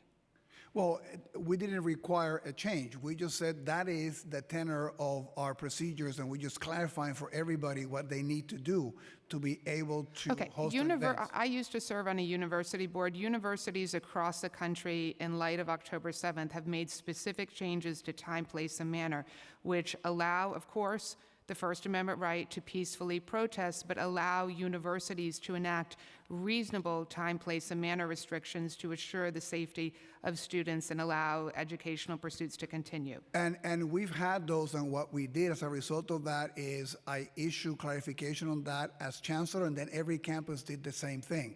I'm but those are- asking what those changes are. You're not answering the question with all due Well, respect. because they just clarified the process to be able to do that. That if you- Okay, let me be more specific. For example, did you say that there cannot be protests, for example, in front of certain buildings? Did you move locations of protests? Did you make reasonable time, place, and manner changes in light of October 7th? it varies by campus, right? Because our campuses have different Can you give layouts, me right? one example of a reasonable time, place, and manner change City, that you City made? College, for example, made it clear that there's like 3 sites on the campus where you could protest. I mean, you could also appeal that, right? But How did that differ from before October 7th with it was, regard to City College? they were just clarifying the areas. Okay, so again, I think my question is pretty basic. I'm looking for specific examples of time, place, and manner changes. If you want to send that in the letter that we're asking you to send by the end of the week, that's fine. But I No, just but- really but want to understand, because that's really incredibly important. We obviously want students to have the right to peacefully protest. We're not saying they shouldn't, but we want to make sure, conversely, that we are not in any way endangering other students at the same time. Absolutely, and what I guess I could answer depending on the event, how each campus address that, depending on what the student or other group came to the campus to do that. But that is regularly done, and in some cases, they said, you know, you cannot do this in this space, you can only do it with some limits. So that happens on an ongoing basis in the campus. What we did at the beginning of the year is to clarify what the process is for each campus to be able to do that. But that is happening all across the campus, and I can, in each campus, talk about different events in which the campus exercise that judgment precisely to get to that balance that you identify. What is your opinion of inciting violence in regards to a protest? And please give specific examples that you felt that protests cross the line into inciting violence and therefore are not protected First Amendment free speech. I mean, you're asking about many cases, but you know, I'll give you one example at City College when we asked the NYPD to come in after they've taken over buildings in the encampment, right? Very clear case in which public safety was in the manner. And what were the consequences for students involved in that? Well, so, I mean, that was handled by the DA, and so if there were members of the CUNY community, they ended up not being many members or any members of the CUNY community there. They were dealt by the DA's office. And I can send you a list of that. I'm sorry, I didn't hear the last, I heard the DA's office. Can you just repeat the last sentence? That it was handled by the DA's office. And what was the ultimate result of that? There are different, some individuals, again, there were actually no CUNY members there. I can send you the breakdown of the resolution that happened in the campus. Okay, you mentioned earlier by questioning from Chair Dinowitz that students who are engaged in protests that are crossing the line can be asked for ID. You mentioned you weren't sure how many students have been asked. I want to get a breakdown of that so we can get an understanding of that. You also mentioned in terms of the number of students arrested, you can't answer the number of CUNY students that have been arrested in protests so far related to this issue of anti-Semitism? I don't have that information right now. Okay, I will just say on a hearing that is on this topic, it's kind of shocking that you don't have that information. Again, we want that included in the letter that you're providing to the committee. I just want to follow up on one of Councilmember Mendon's questions. To be clear, in the encampment, where they broke into administrative buildings, and according to testimony at a previous hearing, cost $3 million worth of damages, just to be very clear on what happened. That was testified at a previous hearing at City College, the administrative building. The testimony is that none of the students that were arrested or involved were CUNY students? I mean, he's been working with the, Okay, thank you. A couple of things, because there's statements, and I want to bring this back to the report and to answer your question. The report is actually 138 pages, not 400. There are no findings in this report. There are observations. Moreover, the notion, and I implore this group of the city councilors to read pages 80 through 82. I've read this report a number of times by the Honorable John Lippman in his concept of the use of the definition of anti-Semitism as it's used publicly and recommended federally by two administrations, both Republican and Democrat. And to the judge's credit, he says this is a very complicated issue, which it is, and that we have to always remain cognizant as lawyers and as public servants and public officers of the rights of individuals. Now, with respect to your question about the Hasty Building, there are over 220, the Hasty Building at the City College of New York. And I'd want to add one other thing. There are campuses, and all of our campuses adhere to policies with dealing with masks, in the sense that we don't always arrest a student who doesn't comply. Students are asked to comply, and often if they don't comply by public safety, they're asked to leave. It is a privilege, not a right, to be on a public campus. You don't have a right to occupy this room. You have to abide by those rules. So to be clear, and it's not just public safety, and we're very proud of our public safety department and the people they work with in student affairs. Student affairs collaborates with public safety on campus when there are activities on campus. And to your question about time, place, and manner, the First Amendment is very clear. There's been no changes historically to time, place, and manner. What we do and what we try to do every year is re-educate campus council, CDOs, and presidents and deans as to how to exercise their judgment when it goes to student activities on a campus. This is nothing new. This is as old as the Supreme Court and the debate over free speech. And yes, we are concerned about how students occupy this space on our campus. This is nothing that requires, we are not, as a public agency, charged with the authority to redefine time, place, and manner. Is it appropriate? Are I there couldn't classes? disagree. You know what? I want to interrupt you because I say this as someone who has practiced law for a very long time. So have I. I don't agree with what you're saying at all. As a university, you have the right, and Judge Lippman points it out in his report, to enact and enforce reasonable time, place, and manner restrictions. Consistent with the law. idea that Consistent with the law. of course, consistent with the law. Which No we one have. is suggesting Which that we you have. violate the Which First we have. Amendment.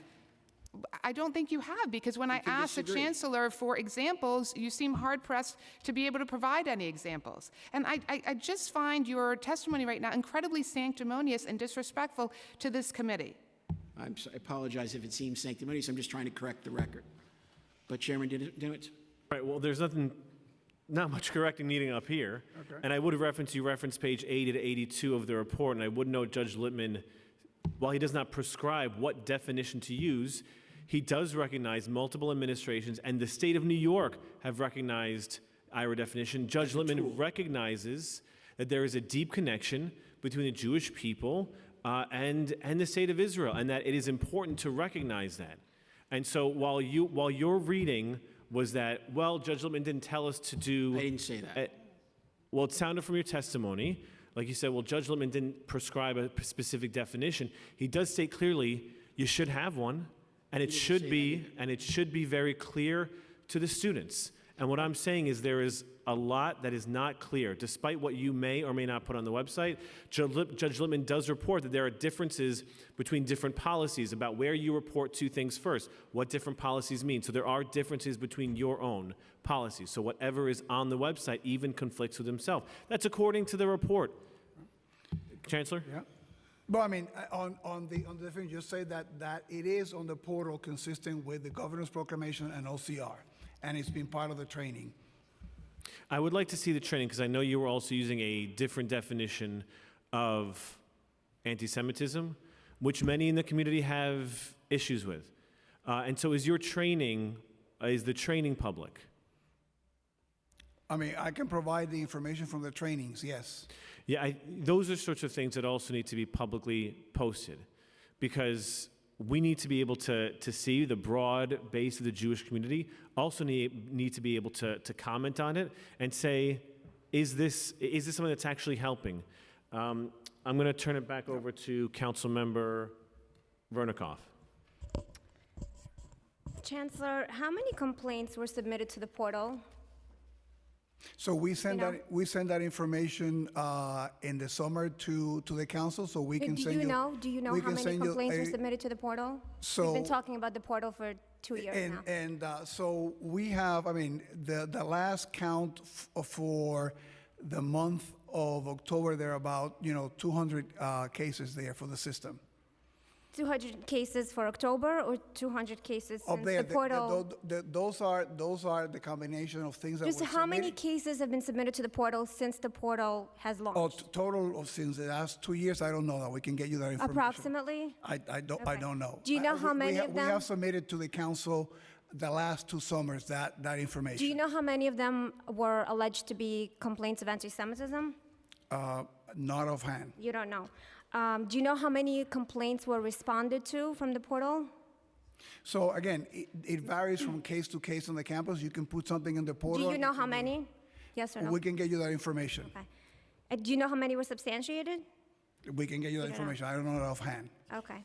Well, just to mention, Judge Lipman in his report said that the portal operates as a black box. And you'll hear from students that when they submit a complaint, and I think Councilmember Janowitz mentioned it, they don't get a response. So it's not that there's no review and answer as to what the, about the complaint. There's no response, period. They don't even get an email acknowledging that they submitted a complaint.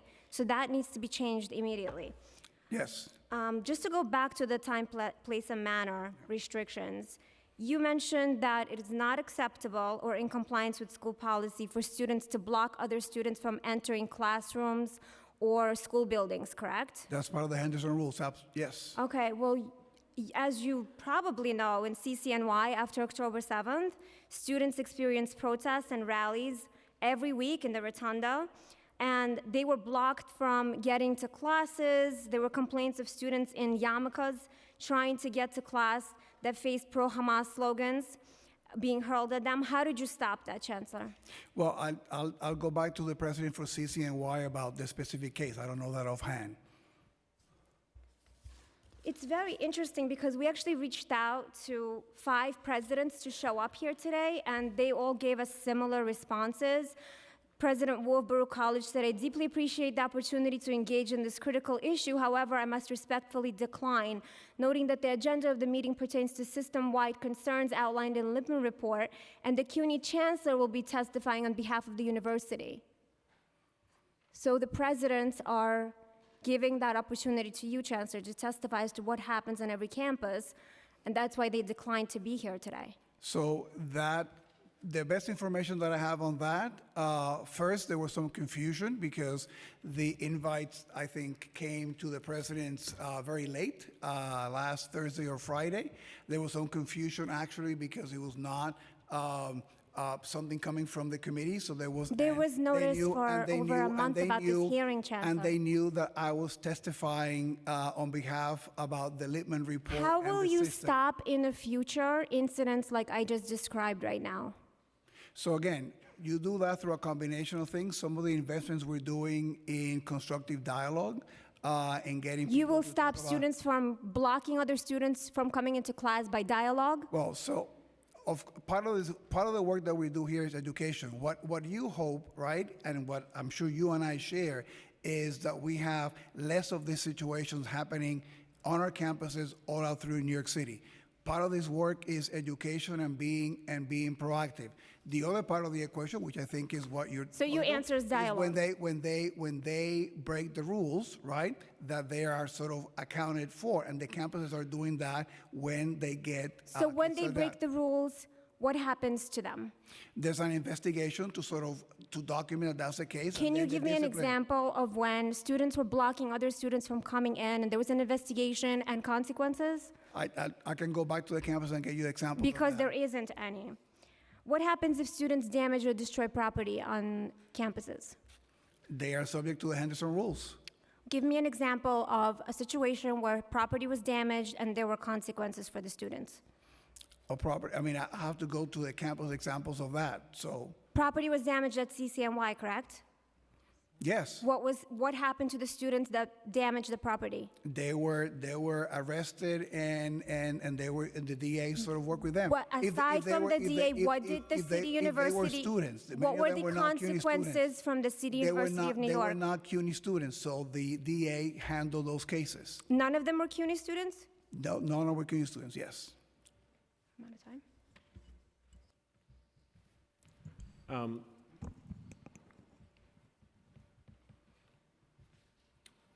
I want to be clear, none of the students who broke into the the Hasty building were students, To the best of our knowledge, no, yes. to the best we know? Yes. I'm going to turn it over to Councilmember Yeager.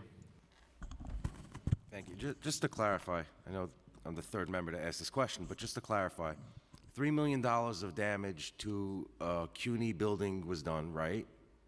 And the people who did this, not a single one of them was a student at CUNY? So the people that were part of who went into the building, to the best of our knowledge, no. You have a security problem, right? Were they faculty? Well, at that point, they were part of a large encampment, so that many of them were not. So were you not just members let of the anybody CUNY. onto your campuses just go do whatever they want? No, we don't, and that's why we call in the police to clear the encampment. The solution is after they've done the damage?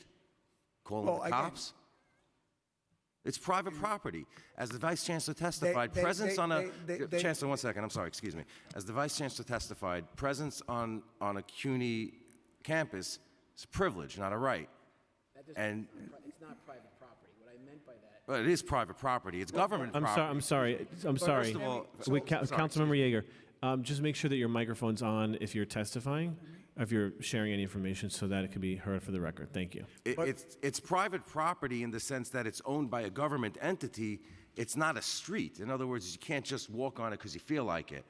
Otherwise, anybody can go anywhere. So it's not private property in the sense that it's owned by an individual, for sure, but it's college property, right? So the property was broken when they broke into the building. At that point, our public safety officers pushed them out, arrested some of the individuals who went in, right? And then they handed it over to the NYPD and the DA for processing. The individuals who went in, upon further review, were not CUNY students. Not a single one of them. That's the best of my recollection. I can get you the listing. Unbelievable. Okay. Well,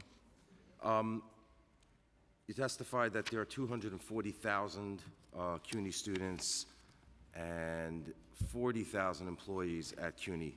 Believe any of them are anti-Semites?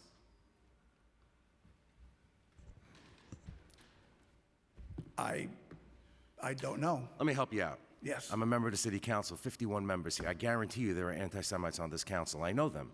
So now I'm asking you, out of 280,000 people identified as being on a CUNY campus on any given moment between faculty and students, you're able to say that there are anti-Semites in your midst? I don't know that I can tell you that with any certainty. Okay. That may be part of the problem, is because I think that it's widely known, I believe, you don't need me, I'm not an expert on it, that anti-Semitism is a pervasive problem in society today, and it didn't start on October 8th.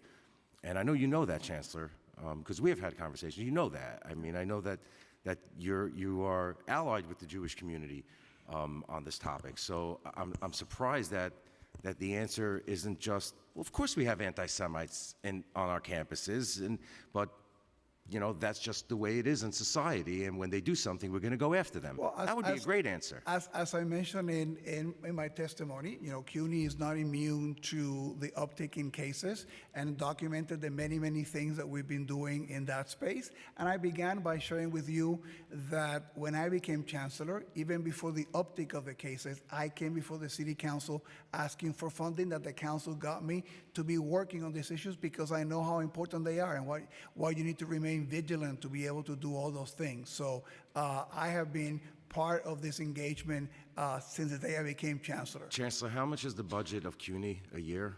It's about 4.2 billion. 4.2, how much? Billion. Billion with a B? No, sorry. 4.2. Billion with a B? Yeah. Yeah, it's a big budget. Yep. Okay. I mean, I don't, $500,000 from the council, it's nice, Now you get me $425,000. confused.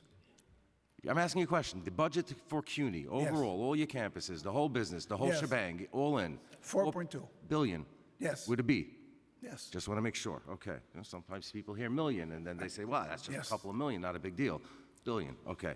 So $500,000 here and there from the city council is not going to solve your problem with anti-Semites on your campuses, right? Well, it's clearly an important part to do educational programming and to do the kinds of things to create a world in which we have a lot less anti-Semitism, yes. Okay. Maybe if you started expelling the students who were committing anti-Semitic incidents against their fellow students, you wouldn't need extra money because they would be gone one by one until you've cleaned your ranks from the anti-Semites who are attacking, harassing, terrorizing Jewish students. Thank you, Councilmember. If we continue, I'm going to close out. If we continue to ignore it, the problem's not going to go away, and $500,000 from the city council is not going to get the anti-Semites off your campuses. Thank you, Mr. Chairman. Thank you. There's appearing to be a bit of a pattern at this hearing. You know, we're interested in talking about the report, the way it's being implemented, but a lot of the information that we need in order to have those conversations is not readily available. But you testified, and it sounded weird when you said that none of the students, so none of the individuals in the encampments were CUNY students. Now, one of the recommendations, number 9, is to hold faculty and others accountable for violative conduct. Now, it references mostly speech, but I'm looking at an article, and it says of nearly 200 people arrested inside an administrative building and on the adjoining public streets, 54 were CUNY faculty or staff members, and 34 were students within the CUNY system, with eight directly affiliated with City College. So that's 88, and that's 88 more than 0. Yep. So I'm trying to find where the discrepancy is between the testimony that, And we'll be more than happy to provide you those are early reports of individuals that were identified, and then upon further review of they were not really, or they have been former students, they were part of the system. So those were some of the issues with some of that information. I'll be more than happy to give you the finalized version of the arrest, and happy to give you that information. it says those figures don't appear to include CUNY alumni who were also involved in demonstrations. So it was alumni and students and faculty. One of the recommendations in the report, number 9, is to hold faculty and others accountable for violative conduct. But it appears, based on this article and on your testimony, that as it relates to, I guess, the most visible instance of, we'll just call them problems on campus, and the height of it, destroying property, there are faculty and students are not being held accountable for violative conduct. Is that not accurate? Well, I mean, again, when documented cases of student behavior, of staff behavior that cross the line and are investigated and adjudicated, if discipline is the outcome, we have done that. We have put students on probation. There have been students who've been kept from participating in clubs based on the things that they do. We can provide you examples from the campuses. Happy to do that in the case. On that breakdown of, we fully cooperated with NYPD and the DAs in prosecuting all those things. I'll be happy to give you the breakdown. There was a lot of misinformation in some of the early press reportings about who was and who wasn't part of CUNY. But that means 100% of this, it was 100% of the students incorrect. So you're saying the article is completely wrong? That not, I mean, again, none of the people that vandalized the building that were arrested for that were CUNY students. Even though the article says 88 of them were? 44% of them were? Again, I don't know where the information came from that article. I'll be happy to give you the final breakdown, but also to your point, right? To your point, which is the most important point. When we have cases in which we have documented that students have crossed the line, that property has been vandalized, all those things, we have taken the action and we do that. I think one of the challenges here, and I think, you know, we're looking for solutions. We're looking for updates. This report has been out for roughly 2 months, but there are also things in it that you knew, we all knew beforehand. A number of these things weren't surprises. And it is, as Councilmember Menon said, it's a little shocking that today there is no information, data, related to a number of the elements of this report that we need in order to have a productive dialogue. Because we both want the same thing. We want a CUNY that is safe and welcoming for all students. And that's what we're here to talk about. Those conversations become very challenging when that data doesn't exist, or it exists rather, but it's not being shared, or you didn't come prepared with it.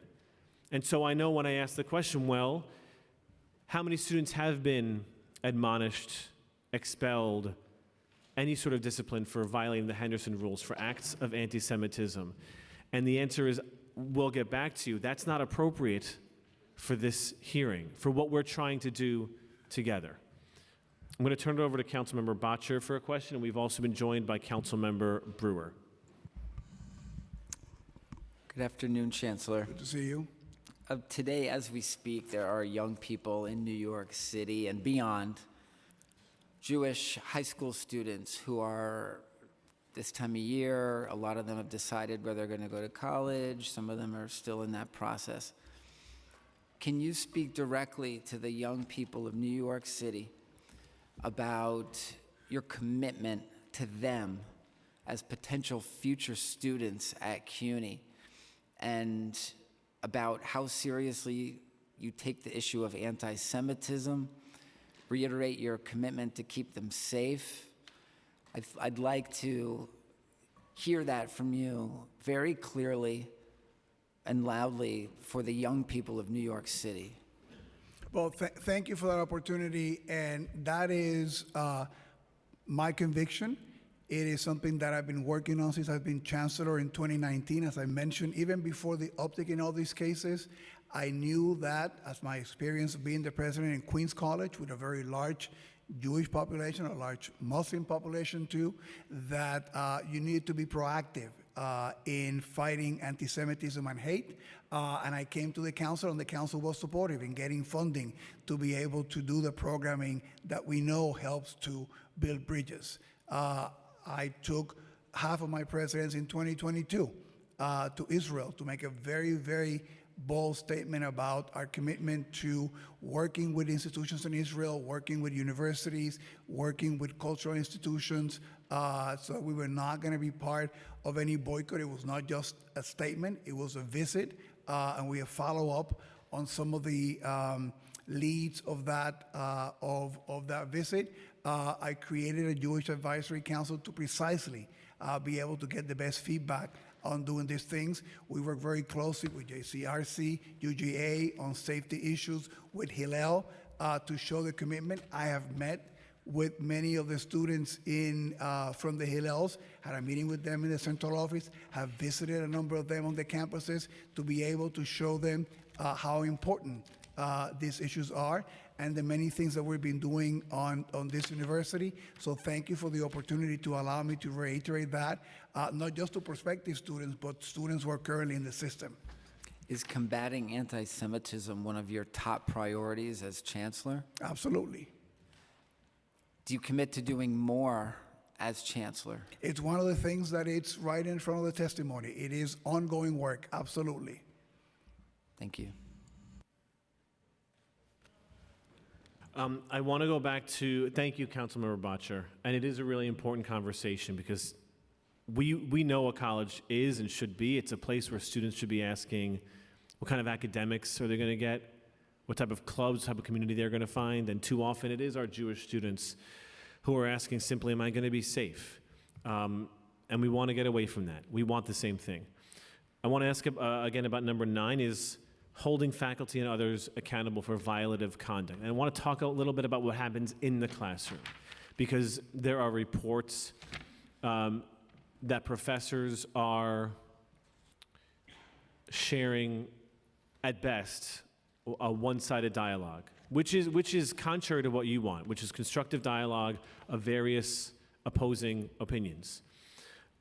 Additionally, a lot of these incidents are happening in classes that wouldn't otherwise have anything to do with anything in a foreign country, where in a fiction literature class or an economics class that has a syllabus that outlines what will be taught, they're bringing in speakers about what's going on in the Middle East.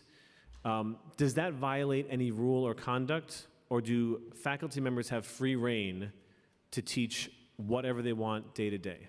No, I mean, the faculty have academic freedom within their specialty and the class that they're teaching. They're these experts on that matter.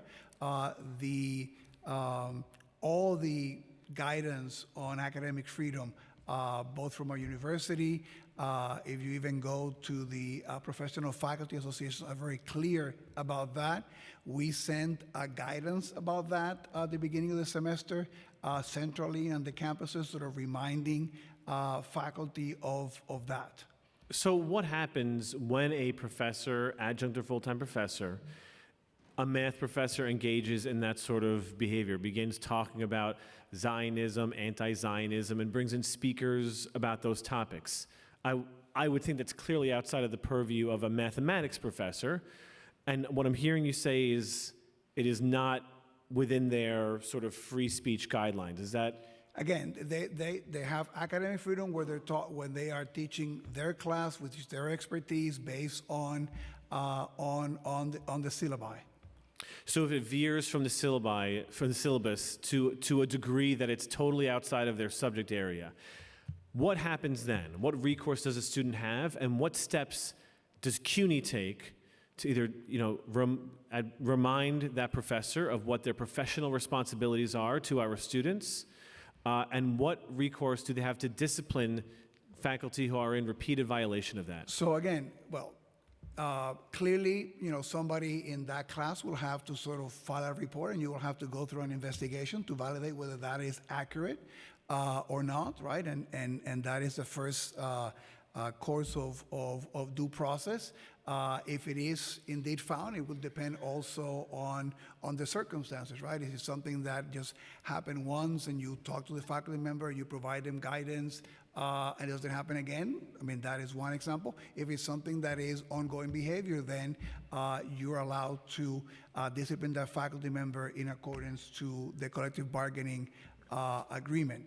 One of the things that, and this is why we began also working with this constructive dialogue engagement, is that we heard from faculty that they wanted better tools to be able to talk about different things as they come up in the classroom, right?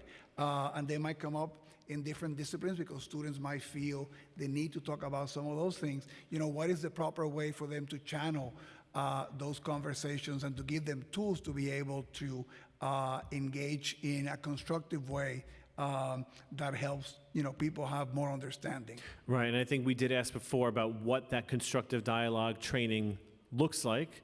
And I would say, as a former teacher myself, of course there were moments when difficult topics come up and you want to talk about them. What we're actually talking about is repeated, what sound like, according to you, violations of faculty professional responsibilities. How many professors at CUNY have been disciplined for such behaviors? I don't know. Again, Chancellor, respectfully, again, you being here is important for all the students that are watching, all the students here. But again, it's not just your presence here, it's about the policies, and it is critical that we have data and information to talk about this. Because what I would love nothing more, I would love to be able to tell the students, you know what? When a professor violates policies, when a student violates policies, they're disciplined. The other professors who aren't, they got the best training on the planet. And that was all due to CUNY being responsible. I cannot say that. No one here can say that. No one in New York City could say that because we don't have the information. And so we're asking questions about holding faculty accountable, and we don't even know if it's done. But we know it's happening. We know that it's happening because students have shared with us that it's happening. When that happens, you said a report needs to be filed. Is that done on the portal? It can be done in the portal, yes. It can be done in the portal. And as part of the new portal, will that be an option for the new portal? Absolutely. And again, you don't have a timeline for when the new portal is up and running. I just want to. I mean, again, based on the procurement, we think that by the summer it should be up and running. It depends on the procurement process. Now we have the added suggestion by Councilmember Menon about doing something expedited. So we'll look into that, and maybe it will happen faster. Yes, and I do have very smart colleagues who have great ideas. And you've done emergency contracts before. You've done emergency contracts for security, correct? With yes. Yes, so it's not outside of the bounds when, this is an emergency. This is happening every day. It's impacting the lives of the students that you and I both care about. Did emergency procurement for safety officers in the case of another encampment, as Councilmember Menon suggested, we can have the same process for simple security cameras. But we can also have the same process to ensure that students can report this. Of course, there are, again, I will repeat it, a number of hurdles right now that we don't even know what we're talking about because we don't have the data and the information, which is data that we should expect to have because it's the same story, same underlying issue. When there are issues, students should know that they are heard and that their needs are being addressed. And throughout CUNY, they don't know. Whether it's another student, faculty member, violative of conduct, they don't know. And so you're testifying today that you do have a process for holding faculty accountable if they go outside of the bounds of their syllabus. What sorts of evidence is required for that sort of, to hold faculty and others accountable for that violative conduct? Well, again, you will have to, it'll be basically a conversation of what happens in that classroom, right? That as you mentioned, is a class about subject X, and we've gone into in a conversation that Bureau topic that there was no sense of providing balanced perspective on the things being discussed. I mean, those are some of the things that would be used in that case. Okay, thank you. I'm going back to Councilmember Menon. Okay, thank you very much, Chair. So I just want to review some of the questions that you are not able to answer today, because I do think it is outrageous that when we're having this hearing on such an important topic, that the most rudimentary questions you've been unable to answer. I'm just going to summarize a few of them. How many complaints to the portal? How many students had to show ID at protests? How many students have been arrested for this conduct? How many faculty have been disciplined? So these are all questions that this panel has asked that you cannot provide answers to. And I said, we'll get you the information, yes. It's just wholly unsatisfactory. It's not enough just to show up. I mean, we really need, the whole point of today is to get answers and to have actionable items. So one question that I do have that I'm hoping you can provide an answer to is that in Judge Littman's cover letter to Governor Hochul dated September 23rd, I'm just going to read part of the letter, he mentions a disturbing video that surfaced, and this is a direct quote, of protesters harassing Jewish Baruch College freshmen that were attending a welcome event sponsored by the Hillel organization at a local kosher restaurants. And then he goes on to say that reports have surfaced that it was students at Baruch who not only launched these protests, but also, quote, appeared to have threatened the students with violence what has been the conduct and consequences for those students that were involved in this? So that is close, that investigation is close to being finished, right? Let me make a couple of things clear, right? Part of the investigation was whether there were actually students who were part of that conduct there, right? That needs to be something that needs to be determined by the investigation. The investigation is also something in which we're relying with the support of the district attorney's office because it didn't happen on our campus, right? So we don't have any, if it happened right in front of Baruch, we'll have some of our personnel there that be able to sort of have video or information that can be helpful towards the investigation. So that is in its closing. And this is an investigation that the school, the university is doing? Yes.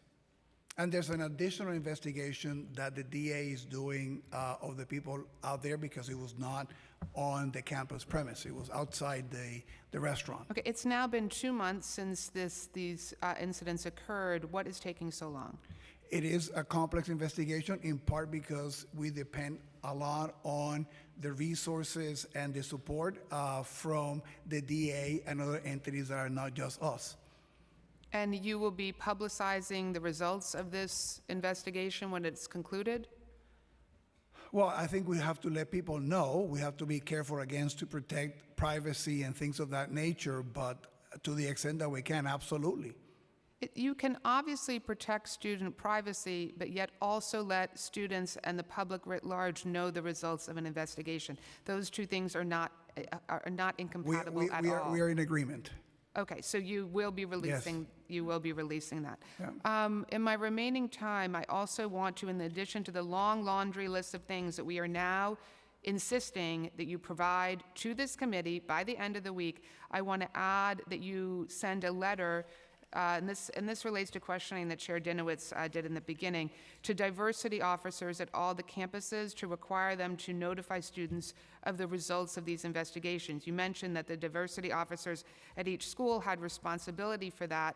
Have you provided a letter to all of them to request that they are communicating with students on the results? Yeah, and I've told that also in the meeting with the president. And then Thank my you. last question is, on September 23rd, Judge Littman issued his report. What was your official response to Governor Hochul and to Judge Littman and to the public? Well, we welcome the recommendations from the judge. As I mentioned in my testimony, we've been working on a number of the recommendations even before the judge issued the report. So we've been hard at work on those recommendations. So all I saw was a press release. I saw that you all issued a press release. I have not seen any official correspondence to the governor, to Judge Littman, to the city council, to any public entity other than a press release. Well, we've been, as opposed to doing press releases, we've been working on the training, all the things that the judge, many of the things that were there, we've been doing the training to the CDOs, to the personnel that does all the investigation. I just think, with all due respect, that a press release is a wholly inadequate response to the seriousness of Judge Littman's report. Thank you. I'm going to go to Councilmember Brewer now for her first round of questions. Sorry, I just came from Jessica Tisch's inauguration at the police department. It's a big deal for me and for everybody. My question is, when students apply for college these coming months, I know a lot of my friends, parents, and students are applying now, and they are concerned as parents about sending students as Jewish families where they're not comfortable. In fact, I've heard this over and over in the last few weeks. The students may want to go, but the parents don't want them to go because they don't want them at 17 to be exposed. So my question to you is, how are you handling that issue? I know that, to the credit, there are more students now at CUNY, but I am worried that students hearing about some of these issues, Jewish students, will not be applying to CUNY. How are you handling that? Well, thank you for that question. We've been working very closely, particularly with the Hillels, who've been traditionally, at Queens College. It's been a great way to recruit students and do that. And to your point, and some of the points that have been made by some of your council members here, clearly there's been a lot of anti-Semitic incidents and things that give worry to parents and to students. But when you also talk to some of the students, they do share some of their concerns. But I've also been talking to many of them, and they say that they're having a good experience, that part of their Jewish identity in life is being part of the Hillels and the Shabbats in some of the campuses. So we're sending that message to, I know some of the colleges, Queens College, for example, produced an entire brochure that was geared towards Jewish students to be helping with the recruitment. Some of the campuses have done that. So we've been in that outreach campaign. Could we get a copy of those brochures sent to the committee? I Because certainly it would seem to me that every campus should be doing that, not just Queens College. Is there a city university-wide effort along those lines? We've been working with some in our efforts to, in the same College Now model that we have, we've been also doing some outreach to yeshivas to sort of do a similar model, sort of having some early college there too. So there's been some outreach efforts there too, but I'll get you the materials from Queens College. Thank you, Mr. Chair. Thank you, Councilmember Brewer. Recommendation number 12, I just want to briefly touch on it. It says recruit and hire to foster inclusiveness. So it sounds like, based on Councilmember Brewer's questions, you are recruiting from different populations, different targets. Is CUNY reevaluating its faculty recruitment and hiring process in order to ensure it recruits and hires those who will encourage and promote inclusivity, constructive dialogue, and tolerance? So one of the things that in the constructive dialogue initiative that we mentioned, it came in part from the faculty who were saying, you bring me in as a historian, you bring me in based on my field expertise, I may or may not have all the tools to be able to navigate some of the polarizing situations in the classroom. Can you provide additional tools for us to be able to do a better job in that space? So that constructive dialogue initiative is in part a way for us to get faculty and train the training in the faculty so that we can be bringing faculty that are more skilled at navigating some of the polarizing situations that we face in the classroom. But you can choose hiring in part based on, say, past actions. If a faculty member has in the past made very divisive comments or done very divisive things, that can be a consideration in hiring?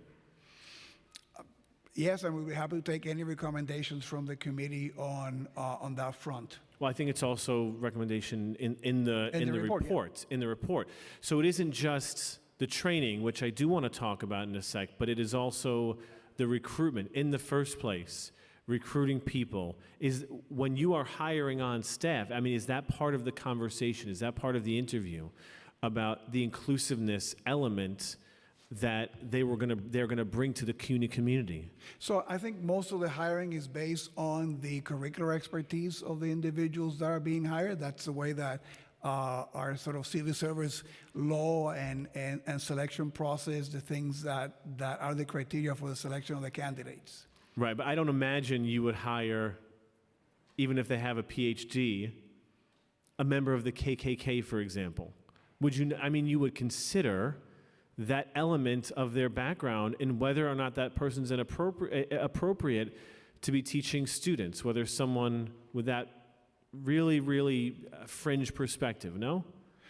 Again, their hiring process is based on the academic criteria on the individuals. There's some things that are disqualifying as somebody who might have been with some kind of record in the past, but those are the ways in which the hiring process is done. What are disqualifying elements of someone's candidacy for a job? I mean, again, it's basically, I think a prior record and conviction might be something. I have to sort of double check on some of those. I think that might be fine in New York City. HR components, but again, we banned the box a few years ago. But so what I'm hearing you say, and correct me if I'm wrong, is that a person who's a member of a white supremacist organization could it's actually acceptable to take them, or you can't take that into consideration. You cannot take that into consideration. You cannot take that into consideration. even violent proclivities, if they've participated in rallies that have been chanting for calls to harm people. If they were in, let's say, I don't know, a rally that said, Jews will not replace us, Jews will not replace us, which is what we saw roughly 8 years ago. Is that not acceptable to consider that when making hiring decisions? So I don't know that. I'm talking about Charlotte. I'm using the example of Charlottesville, but I think we have to be careful sure. and very clear about tenure and promotion in higher education. Okay. I don't think anyone has asked their political view, what God they pray to, or their background. They look at their scholarship, the merit and weight of that. I think that's what all institutions of higher education pride themselves in. And it's a very dangerous, slippery slope and rabbit hole to go down, to suggest that we look at one's political positions to the extent that they are reflected in their great weight of their scholarship. Most institutions pride themselves on that. Obviously, character matters, and if someone is unfit, I doubt they would make it to a final review of a faculty selection committee for various reasons. A statement like Jews will not replace us, that's you consider a political statement? You're making a hypothetical. I think Well, no, it's not hypothetical. They said that. They said it at the depends. rally. I wouldn't say that. That's something that they were saying at this rally, but I'm using it as an example. If someone were chanting that, I just want to know CUNY's policy. Is CUNY allowed to, is that viewed of by CUNY as a political statement? And is a statement like that not disqualifying for the recommendation, number 12, to foster inclusivity? Someone who has chanted in the past, they don't want to be inclusive of everyone. I think the best answer to your question, Chairman, is to make sure that the selection of every faculty meets the highest standards of our mission.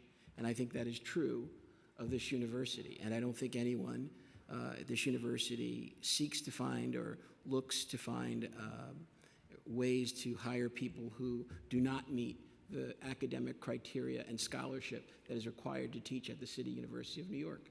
I'm saying in addition to academic criteria. I think it's obviously a no-brainer that the professors we hire, we want them to be the best. Our students deserve nothing more. But- I'm talking about recommendation 12. I just want to read, if CUNY is going to create an environment of tolerance and respect, it must examine its faculty recruitment and hiring process and ensure that it recruits and hires those who will encourage and promote inclusivity, constructive dialogue, and tolerance. And by the answer, it just sounds to me that if someone who is marching in Charlottesville chanting Jews will not replace us, it seems you're being very careful about saying whether or not that is or is not disqualifying. So we are looking, that is a recommendation that we're looking from an HR and legal about, what are the limits, and it's not as clear cut as, and I think that's why you will see that the judge's recommendation is very cautious, right, in what they're recommending, because they know that there's a fine line in many of these things. Where do you get that information? At times in some of the searches, we're limited in terms of what sources of information we can get from the candidates. So we are exploring what maneuvering room we have to be able to, sort of live to that, bringing the highest level candidates back. So that's something that we're exploring based on existing law and HR. Okay. I appreciate that you're looking at it, and I understand there are legal ramifications, and those two answers were different. Just know that those two answers that we just received as testimony were different. Now, this is recommendation number 12, one you're looking at.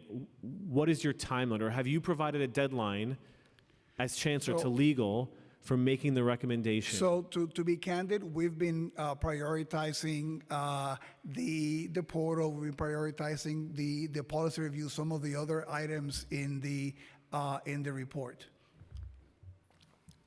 Thank you. I want to look at number 3, and then I'll go back to my colleagues for questions.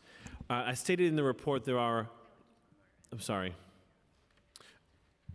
what does this is about providing additional resources to victims of anti-Semitism and discrimination through establishment of a victims advocate program. Now, of course, you mentioned in previous testimony earlier today, talking to victims, my response was, we can't just look at the victim, we do have to look at discipline.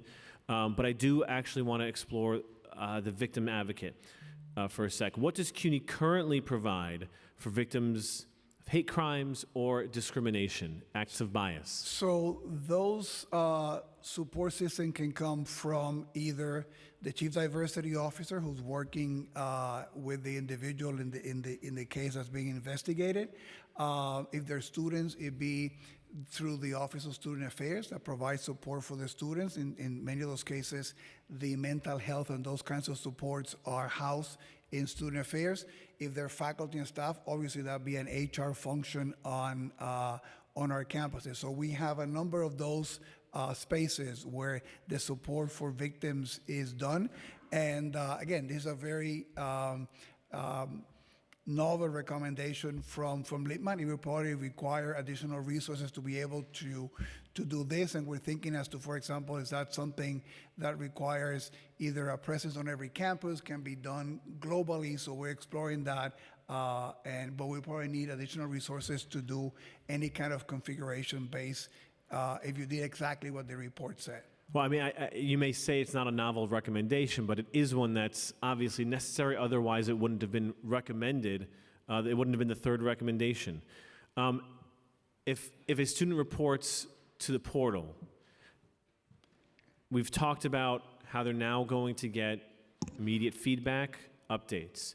Do they also get information about victim services? Yes, because when they go to the CDO, depending on the case, they will be able to, if there's a situation, for example, in some of the campuses, they have issue no contact between students while the investigation is happening, very similar to things that are done, for example, in potential cases of sexual abuse. So all those things are done as a result of that engagement when you file the complaint with the CDO. Well, when I file the complaint through the portal, right? Because that should be the first step. It should be clear they're doing through the portal. But I just, because if I'm reporting something, regardless of whether it's substantiated, regardless of whether the CDO thinks it needs an investigation, a student had an experience, and I guess I just want to know through the portal, are they provided with the detail, with the resources? Sometimes the portal says anonymous. Right. Right. So once in the portal, the team at the campus reaches out to that student, right?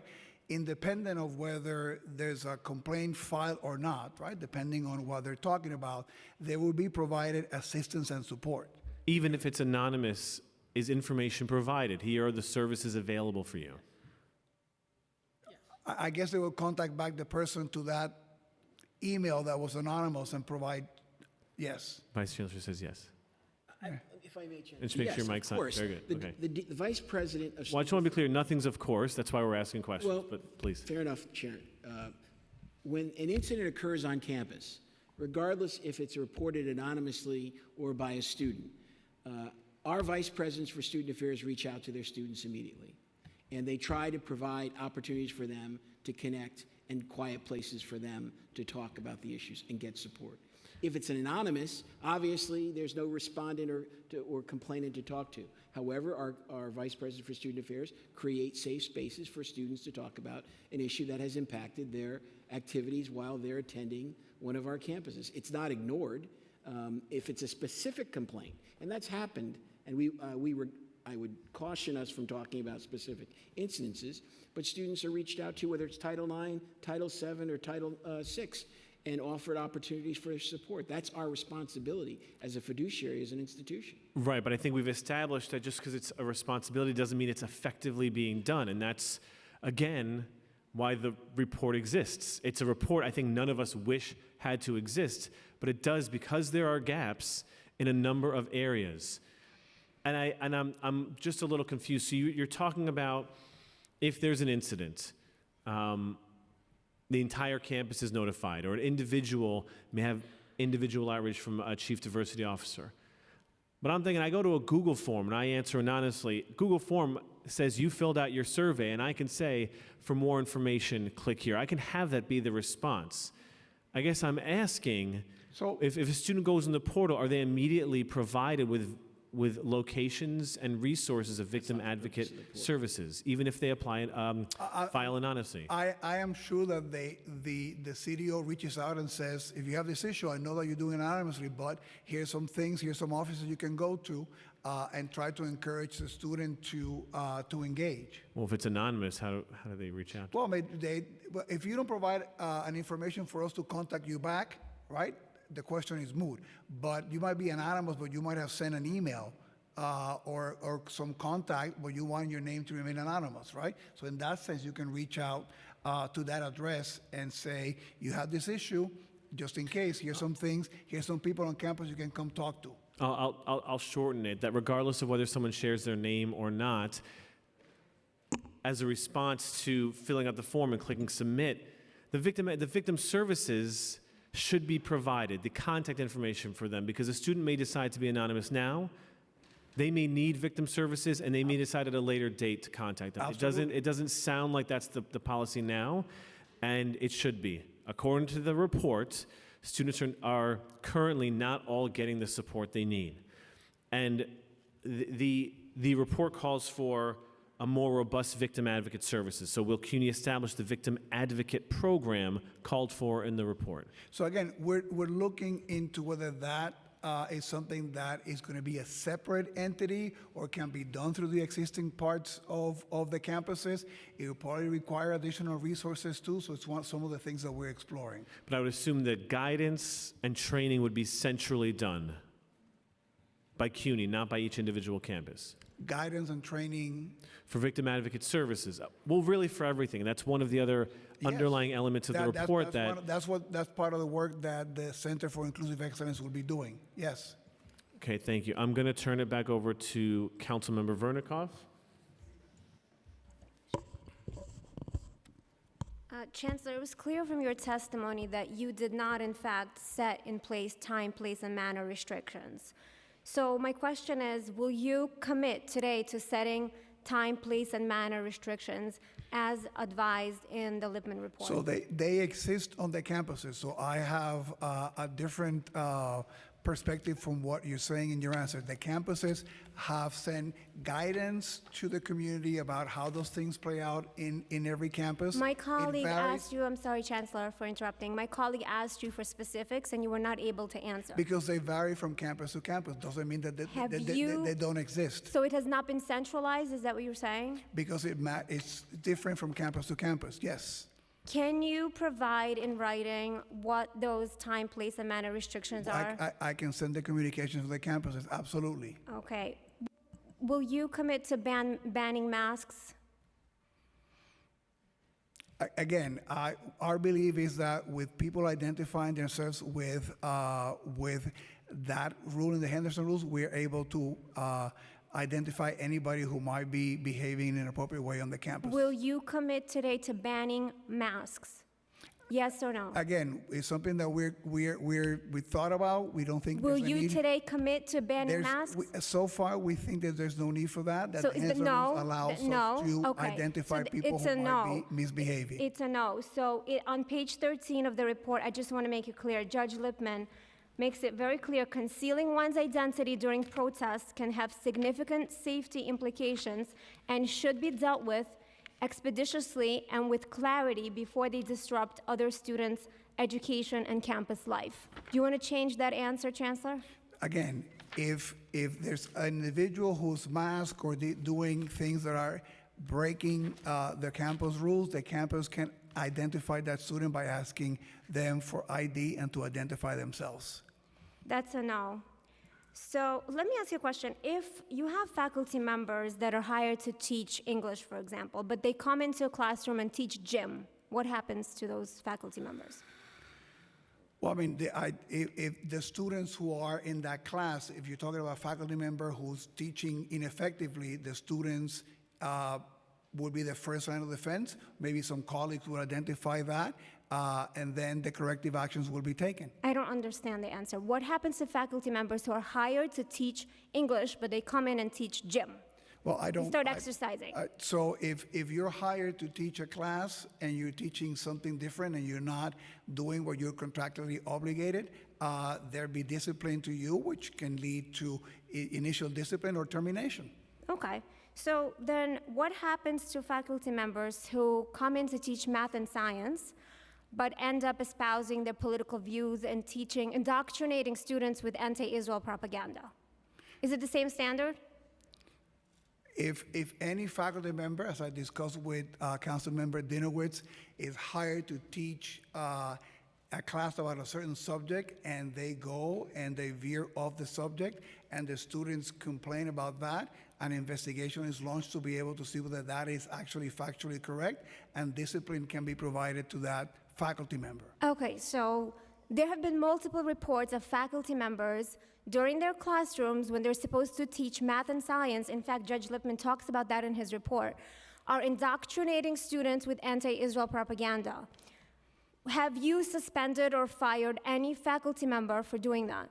If those cases have been submitted to a formal complaint and the investigation has been done, then the Has it discipline- happened? I don't have the answer of that. You make $670,000, but you don't seem to have many answers today. That is unacceptable, Chancellor. I have a couple more questions. A John Jay student posted a story on Instagram saying, "We need Hitler again." Why do they feel comfortable posting such rhetoric on their social media? It's reprehensible, so the answer also baffles me. Well, is it accurate then to say that there's been a hostile environment created by the school that encourages them to be able to post such vile rhetoric? I think that we're working in a very polarizing environment that is not just something that is peculiar to the campuses. Look around where the country is, look around where we are with the political discourse. Social media also allows individuals to, at times, express themselves really with no restrictions, and we're seeing all that not just in higher ed, but across society. All right, thank you, Councilmember No, Vernikoff. just one last question. Okay, one last question, Chancellor- Councilmember Vernikoff, and then moving on to Councilmember Yeager. Thank you. Chancellor, you said in your opening statement, and Judge Lippman mentions it in his report, that the majority of students just want to come to school to get an education. They're not looking to create chaos. They're not looking to get engaged in protests, right? Is that correct? Yes? Okay, so why is it that you are afraid to deal with the minority of the pro-jihadi students that are running your campuses and the radical professors that are teaching your classrooms? Well, I don't accept the premise of your question. We're not supporting that when we have documentation of, I didn't say you were of supporting events it. that are crossing the line. We take action. So I think that we should be more afraid of the incoming administration that promised to defund and take away accreditation from any universities that don't deal with anti-Semitism on their campuses. And I look forward to working with that administration to highlight the issues at City University of New York. Thank you. Thank you, Councilmember Vernikoff, and finally, Councilmember Yeager. Thank you, Mr. Chairman.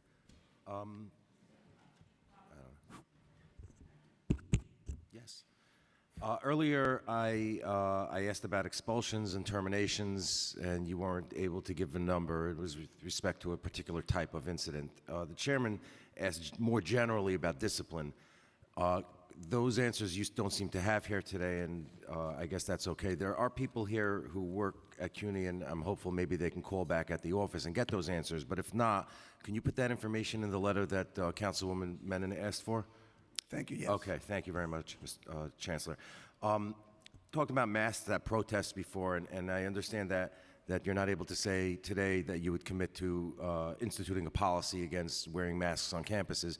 But let me ask this question. What legitimate purpose would there be in a group of students standing around, yelling, screaming about whatever it is that they're upset about that day, all wearing masks?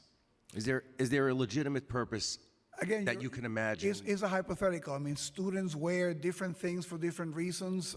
For fashion statements, it might be also to hide their identity. At the end of the day, if they engage in behavior that is inappropriate, we have the tools to be able to engage with them and say, identify yourself and face the consequence. But standing around and protesting or marching or occupying a particular area of a campus, building or field or grass or whatever, wearing a mask in and of itself is not disturbing behavior, is not inappropriate behavior?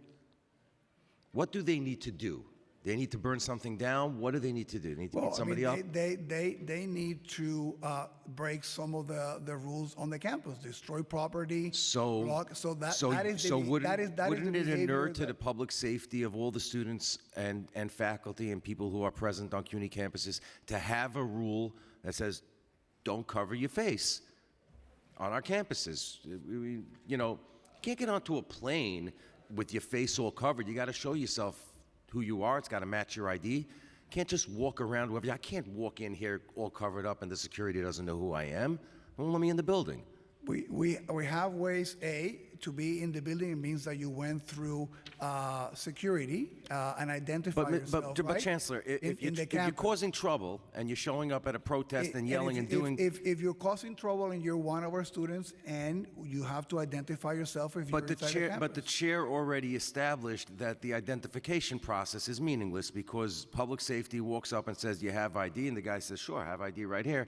Here's my face. And then puts the mask back up and the security guy says, thank you very much, have a great day. No, if they're engaged in inappropriate conduct, public safety will make the arrest or the kind of disciplinary or disperse the crowd. But apparently on CUNY campuses, it's not inappropriate conduct to stand about and say things like, no Jews here, and shut down the Hillel, and terrorist Jews this, and Jews go away, and Jew, because that's like a thing that's happening on CUNY campuses. Let's not pretend, at least for this conversation, that that's not what's happening. So that in and of itself, covering the face, lends to the hiding their identity. And you could just make a rule saying no face covers. Have a great day. Stop. No more doing that. And I think that you have 240,000 people on your campuses who are students, 40,000 who are employees. Yeah, that's the size of cities in this country.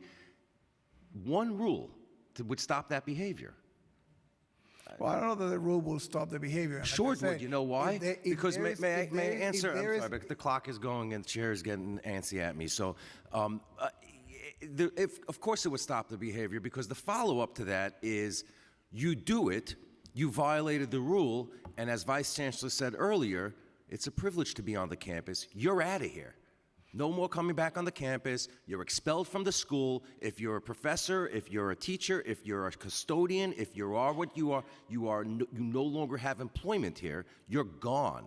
That would be the consequence. And if you're misbehaving and you're wearing a mask or wearing a cap or whatever it is, we have the mechanisms to be able to know who you are. But Chancellor, the mechanism is a guy with zero authority walks up and says, do you have one of those plastic cards they gave you at orientation? And the guy says, I got it right here. And he says, okay, great, no problem. With all due respect, our public safety officers take their job very seriously. I'm sure they do, but they're not. When the students are crossing the line, they take the appropriate action.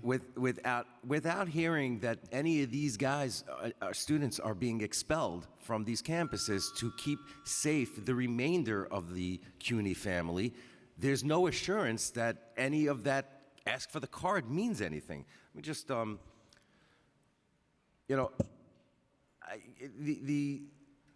concept of creating these rules within the guide of Henderson, by the way, there's no question that Henderson would allow you to make such a rule. You just have to make the rule so people know. People have to know what rule they're violating. Right now, when they walk around wearing masks, they're just violating the rules of society where you shouldn't look like an idiot in public. But they're not violating anything else until you say, on my campus, you can't dress like that. And then if they do it, you throw them out. That solves the problem. And that removes an element of, as my colleague calls, the junior jihadis, from being in the presence of normal society, calling for the death and destruction of Jewish people. And it would be good for CUNY to do that, because it's a $4.2 billion enterprise predominantly paid for by the taxpayers, not by student tuition. It's paid for by the people who are funding this government, and they want to know why an organization with a budget that size, that represents a budget that's larger than many states in this nation, are not able to keep the children of them safe. The parents are paying for this. And they want to know why, as Councilwoman Brewer asked earlier, should we send our kids to CUNY schools? They're making choices. It's customer choice. They're voting with their feet. If we're going to keep this institution meaning something, you have to get rid of the bad element. So that's not a question, that's just a statement, but thank you very much for being here today. Thank you. Just a few more points, and then that ends this section. But I do want to read one thing from the report in continuation of that.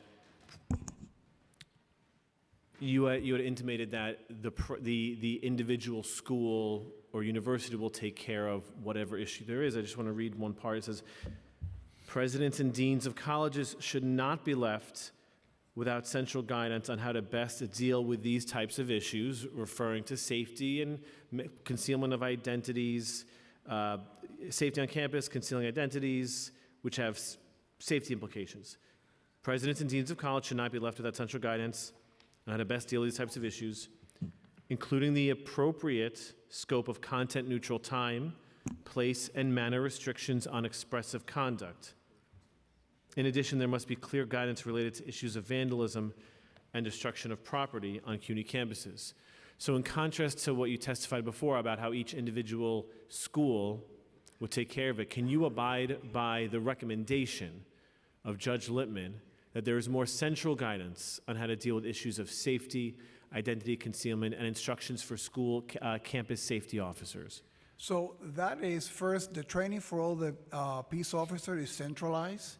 So that's something that we do. All the training of the peace officer is done by the central office. It's not done by the campuses. So a lot of the guidance that is providing and the training on the things mentioned there are things that are done centrally. But the guidance for things like masking, I know we've been talking a lot about masking, but it's just one element of what safety looks like. Is that guidance and those decisions provided centrally? On safety matters, we provide central guidance to the campuses, yes. Well, I'm a little confused. So why it would be a recommendation where it says presidents and deans of college should not be left without central guidance? That sort of in the report, that sort of implies that it is. So, I mean, it's okay to say you disagree, but just say you disagree with the report. We provide, particularly in public safety, the training and the guidance is something that is heavily centralized. Campuses also, since they have a different configuration in terms of the layout of the campus, they might do additional training pertaining if you're more vertical campus or things of that nature, but it's centralized. And one other, we have different faces. We received information that the safety officers who were hired, that emergency safety officers, there was a complaint that they did not receive the proper training. Can you comment on that? That the safety officers during the encampments, they were increased security, but they were not trained. They were, according to this, untrained and unprofessional contract security officers to supplement the trained peace officers. So if those are under contract, they do training based on the company that employs them. And then when they come to us, they receive some training about our rules on our campuses and the expectations of them when they're with us on the campus. So while we support, say, the emergency contract, you need to get things done very quickly, the only training they would have received was from the company that's being hired, no additional training or information? No, they get some training when they come to us, right? But it's not the same training as our peace officers who've been through an academy and with us being for longer. And the company you hired doesn't have any of the same guidelines that they're prepared in the event. And now that you have a contract with them, which is, I think, longer term than just we immediately need this. That's long. You've allocated a certain amount of money for a certain number of hours. The contract wasn't filled. They didn't do whatever was 3 weeks, 24/7. During that time, is there any additional training that takes place? Well, one of the things that, and what we also wanted to bring additional people is by the president of the campus, right, and being part of the meetings with public safety and all of that, they get to know the students and know the campus and be more readily, to be ready to deal with any circumstance. Thank you. I want to go back very quickly to one other thing. About number 12, recruit and foster to hire for inclusiveness. Just very quickly, that also means, I imagine, hiring a diverse workforce. You spoke briefly about recruiting Jewish students, and when we talk about diversity, we want people of all backgrounds in the room. We've heard complaints in my office that there are no Jewish presidents, advisors, vice chancellors, things like that. Can you just talk a little bit about that, please? Well, again, candidly, I don't know where that information comes from, right? I mean, speaking from memory, 4 of our campus presidents are Jewish. I'm not going to out or mention names. I don't think that that'll be appropriate. There's at least 3 or 4 members of my cabinet. Some of the people that I hire initially are also Jewish, so I have really no idea where that information is coming from. Okay, I just wanted to clarify that because And thank you for allowing me to clarify, because it's been one of those things that has been out there with no basis on reality.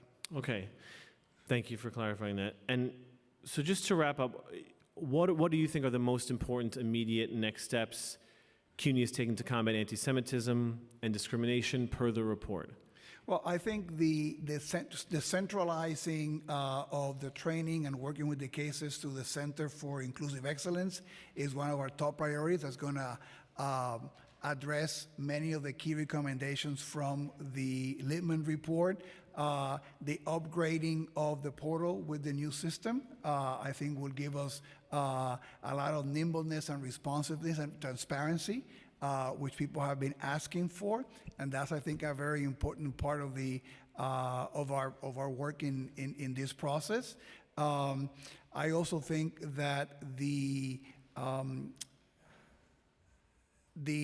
emphasis on the not just, let's say, punitive side of what do you do when people break the rules, which is important, but also the how do you build a campus climate that is having less anti-Semitism and constructive dialogue is another important part of what we're trying to do.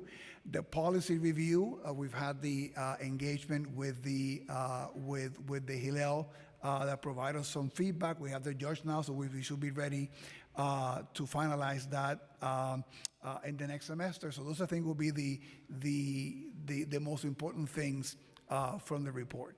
Thank you. And I do want to, I guess, concur that education is a critical element of all this. We didn't spend a lot of time on that aspect today, but to be truthful, one of the biggest deficits that we've found are the clear guidelines, the consequences, and discipline.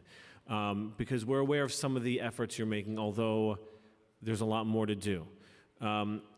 Chancellor and Vice Chancellors, I want to thank you for coming today.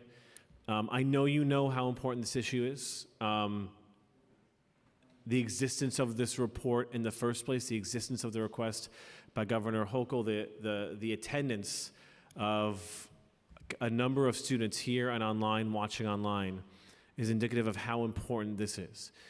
But as I said earlier, knowing how important something is, caring about it, is not the same as implementing policies that ensure the safety of our students and ensure that they are welcomed on all campuses.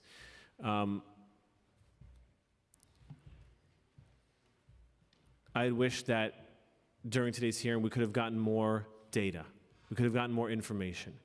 Because the goal of today was to address certain issues, certain problems based on the report. And I think we did that, but I think we would have been much better served with data, information, concrete examples. And so, as Councilmember Manning suggested, we will be sending a letter. We look forward to some of that data information about number of suspensions, about times where students who have engaged or faculty have engaged in certain activities. And there have been meaningful responses from CUNY administrators, both on the individual campus and central. And of course, we'll be following up on all the elements of this, including things like the portal, including guidance from CUNY administration to individual colleges, including guidance about how anti-Semitism is even defined. Thank you again. We will take a 10-minute break. I encourage you to stay to listen to some of the students' testimonies and to spend time talking to the students. Thank you very much.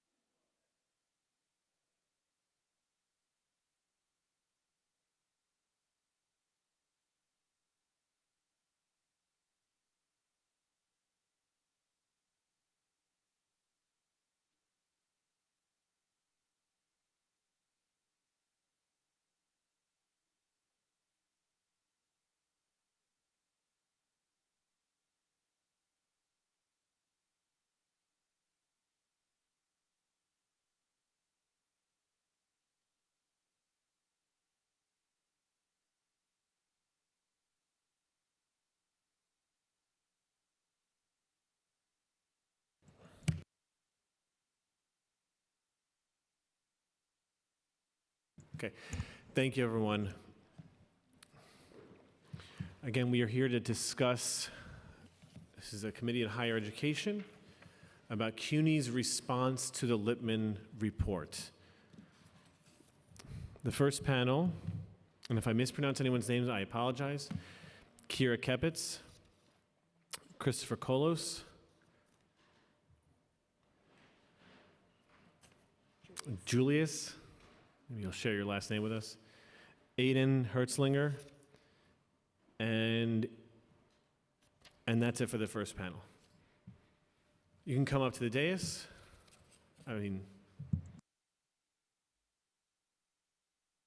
The witness table.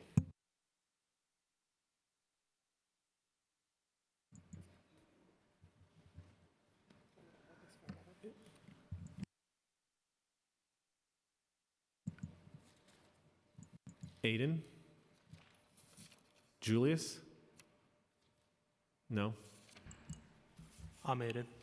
Okay. Christopher and Kira. Okay, thank you. We'll begin with Kira. Good morning, or afternoon at this point, and thank you, Chair Dinowitz and all the council members for coming, and thank you to the Chancellor of CUNY, although he does not seem to be staying for our testimonies. My name is Kira. I go to John Jay. For the first year and a half of being there, I noticed how passionate the students and faculty and staff were about advocating for everyone, and especially minorities. However, too many anti-Semitic incidents have taken place at school to say that this passion applies to Jewish students on campus. Students protest inside the building and have allowed speakers who have vile views on Israel and spread anti-Semitic rhetoric, and our club, the Hillel Club, has been targeted. During my spring semester of last year, I enrolled in a victimology course where the professor brought guest speakers. These speakers were here to apply different frameworks on the war in Israel. However, both speakers, a pro-Hamas person and a member of Jewish Voice for Peace, a radical anti-Israel group, were of the same mind. Israel, and sometimes even the hostages were the words they used, are the oppressor, and Hamas and the Palestinians are victims. I sat there in disbelief as all the things they had to say, horrible about the Jewish people. Claiming that Zionism is a political ideology that conceals its crimes and confuses people, that all Israelis and Jews are armed to the teeth, and that October 7th was an act of desperation by Hamas. I spoke to the professor afterwards and expressed my concern for the lack of an opposing narrative and how the class was only given the chance to learn about half of the war. In return, he continued to only share his narrative and gaslight what I had to say. After 2 hours, he gave me a solution. I could stand up in front of the class and present my narrative of the war or bring a speaker, but he made it clear that he was not going to represent anything else other than his biased narrative. He told me that he was teaching the reality of the future, meaning his narrative where Hamas and Palestinians had a successful resistance. It's not my job to provide lessons to the class, but I was able to bring Professor Bratman to teach the other side to the war. Unfortunately, my professor clapped back, interrupted, and even laughed at Professor Bratman on anything he had to say. The class was unable to ask questions, and it was a very uncomfortable situation. Next, please wrap it up. Time. Yes. Throughout the Lippman report, we see that in Recommendation 9, like you discussed before, that hold faculty and others accountable for violative conduct. I think this professor needs to be held responsible, and CUNY needs to take responsibility. We did report this professor, although nothing has been done, and he was able to bring these speakers into class. It was uncomfortable, and in the future, we need to see that these professors are being taken action against, and that they're being held accountable for their biased views in a classroom. When you said nothing's done, did you get no response or feedback or communication from CUNY when you made the complaint? I've spoken to the chancellor about this and many other people, and Professor Batman was the one who filed the report. And I don't know personally what the result was, other than that it was freedom of speech. Okay, thank you. Aiden? And I forgot to say one thing. Please state your name before your testimony for the record. My name is Aiden Herzlinger. I am a sophomore at Baruch College and the vice president of our Hillel. I love Baruch College, but that doesn't excuse the administration's failure to properly protect its Jewish students.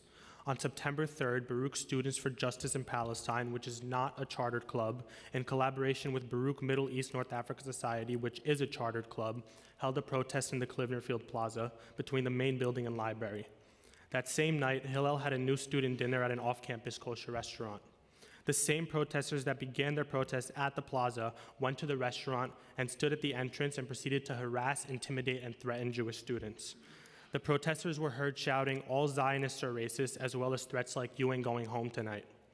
A protester even shouted at a visibly Jewish couple, quote, "Where's Hirsch, you ugly ass bitch? Go bring them home," end quote, in regards to Hirsch Goldberg Poland, who was murdered by Hamas a few days earlier. Additionally, one of our Hillel staff members was assaulted by a protester. What makes the situation even more jarring is that the Hillel Instagram was stalked, and these protesters found out about the dinner through one of our posts and planned in advance to follow our students there. And I want to emphasize that this was a premeditated protest. On September 11th, Baruch SJP posted to their Instagram page a response to the Baruch administration's condemnation of that protest. In their response, they publicly labeled me a genocide enabler, stating that it was, quote, "an off-campus event that was hosting a dinner for genocide enablers like Ilya Brotman, who's the executive director of our Hillel, Maya Homa and Sasha Ravnaya, who are both Hillel staff members, and Aiden Herzlinger," end quote. They publicly labeled me a genocide enabler simply because I called out the anti-Semitism of their protest. In Judge Lippman's report, one of the recommendations that is made is to increase consideration of the relationship between Israel and the Jewish people when adjudicating whether conduct constitutes anti-Semitism. Merely abiding by this recommendation could have prevented the incidents I just spoke about altogether. I am not here to demand special treatment. All I ask is that Jewish students are treated with the same respect and dignity that any other student would be granted. The recommendations that Judge Lippman states in the report can be achieved within legal boundaries, but CUNY and its administration should act on them instead of stand by and do nothing. If they choose to do nothing, let me remind them that there are no innocent bystanders in the fight against hate. If you stand by and do nothing, you are complicit. Thank you very much. I do want to read something first before you continue. That wasn't it. I want to remind members of the public during this public testimony portion, this is a formal government proceeding and decorum shall be observed at all times. As such, members of the public shall remain silent at all times. The witness table is reserved for people who wish to testify. No video recording or photography is allowed from the witness table. Further, members of the public may not present audio or video recordings as testimony, but may submit transcripts of such recordings to the Sergeant-at-Arms for inclusion in the hearing record. If you wish to speak at today's hearing, please fill out an appearance card with a Sergeant-at-Arms and wait to be recognized. When recognized, you'll have 2 minutes to speak on today's hearing topic, CUNY's response to the Lippman report. And just in that vein, I do want to thank the first two speakers for referencing the report, which is what this hearing is about.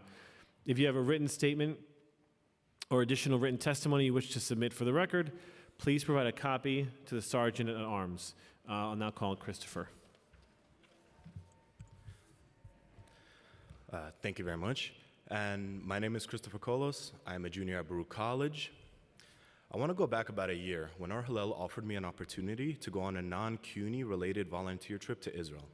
In January, my classmates and I went on this trip, and it turned out to be a very meaningful trip for us. Our return from this trip back to school was something of a nightmare. SJP, Mina, and many individuals took it upon themselves to spread photos of us around CUNY schools, calling us all the names and telling people to watch out for us. We stepped back onto campus, knowing that every student from this trip now had a target on their back. Walking through the hallways, sitting in our classes, and even entering the buildings, no one felt safe. I understood that we cannot control what others think and say about us. I came to understand that my safety at school could not be guaranteed, which is something that is controllable and something no student should feel.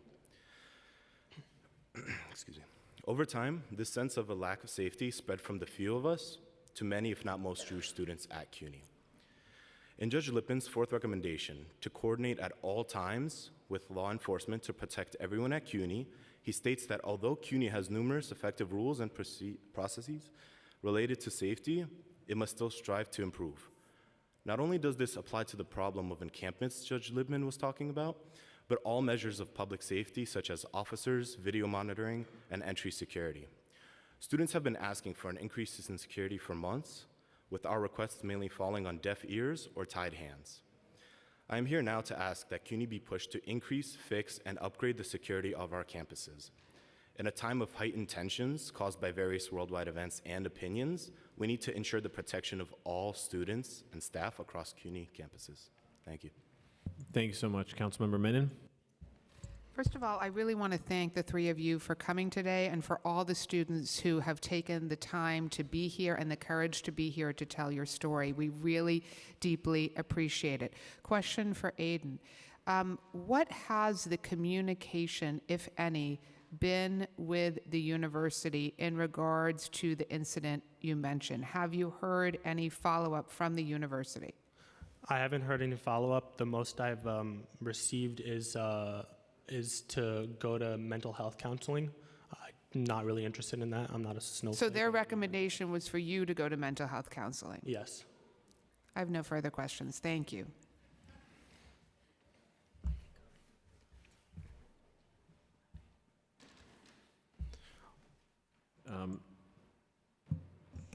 Thank you. I think the question that I have for you, Kira, is really better for Ilya. So I will ask my question to him.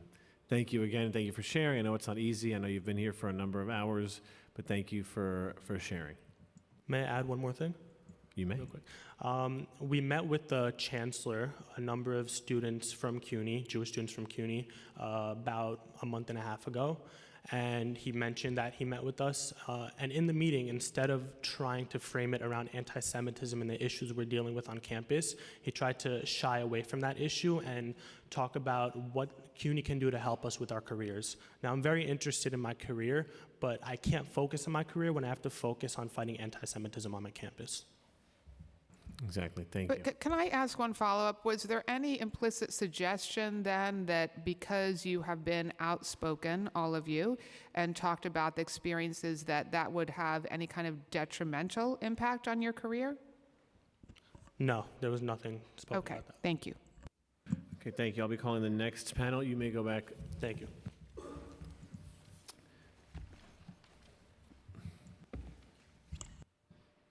You know, they don't give penmanship classes in college. That would make my life a lot easier. It's what's cutie? Well, my penmanship's terrible, so maybe that's it. Maya Gavriel, Maya G. Eli Moran. You can step up when it's time. And that'll. Kayla Aaron, and Audrey Rogers.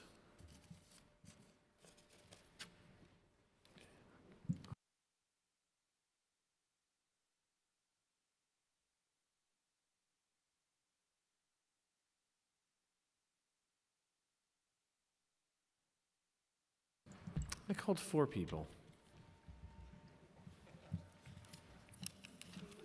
Audrey? Okay, never mind. You may begin. Please state your name for the record. We'll start from left to right. Well, my left to your right. My name is Eli Marone. I go to Baruch College. You can begin your testimony. Good afternoon, Chairman Dinowitz, members of the committee, and council. Thank you for holding this important hearing and allowing Jewish students to stand up for themselves. Chancellor Matos Rodrigo should be here now. My name is Eli Marone. I'm a senior at Baruch College. Like many, my story highlights the urgent need to implement the Lipperman Report recommendations immediately. As a graduate of a Wiesenthal Center program, I'm aware of the potential consequences my testimony may have on campus, but I choose to stand up for the truth regardless. I'm an Israeli American. October 7th was deeply personal for me. I posted on Instagram to spread awareness about my friend, Dvir Barazani, who lost his life at 20 years old while fighting for the Israeli Defense Force. A mutual friend, Omer Nutra, who's being held hostage in Gaza today. My close college friends betrayed me with comments such as, "What did you expect to happen? Why is this different from when people in Gaza die?" And "Jews have absolutely no right to be in Palestine," attempting to gaslight me into feeling guilty for grieving for my friends. There was no shared grief. Baruch became so hostile that one day my coach grabbed my and my friend's Jewish star necklace, instructing us to remove it for our protection. This same school that told me to take off my Jewish star was fully aware of the hostile environment and yet did nothing, even after I reported that a team captain had physically threatened me solely for being Israeli. I walked to and from school in fear of being attacked, while CUNY failed to act. Instead of offering resources or guidance on reporting the incident to higher authorities, the coach told me to let it go and that we are all family. This highlights the harm caused by inadequate training for students and faculty on addressing Jew hatred and persistently hostile campus environments. This is the reality that Jewish students face. We should not have to choose between our safety and our right to express our identity. The CUNY has a legal obligation to ensure that we don't have to. I urge CUNY to prioritize implementing the recommendations of the Lipperman report, including better training for handling incidents of Jewish hatred and more robust accountability systems. Every student deserves to feel safe, respected, both on and off campus when within their teams. Thank you for listening to my story and commitment for making CUNY a safer and more inclusive place for everyone. Thanks. Thanks for speeding up after you heard the bell. Appreciate that. Maya? Thank you. Honorable members of the City Council, I'd like to begin by thanking Councilman Dinowitz for inviting the Chancellor to come and hear our community, although he is not here at the moment. My name is Maya Gavriel, and I join you as a student from Baruch College, and I'm seeking protection and justice for the Jewish population on the CUNY campuses, who, like me, have been constantly subjected to harassment and hate with little to no accountability. The Lippman Report recommends that CUNY ensures that all its staff, especially the Chief Diversity Officers, understand and follow the legal definition of anti-Semitism.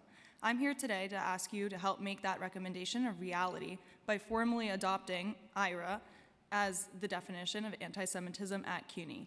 Being a student that has personally experienced forms of anti-Semitism, where students have openly targeted me with harmful stereotypes and excluded me because of my Israeli background, I know the frustration of being ignored when incidents get reported.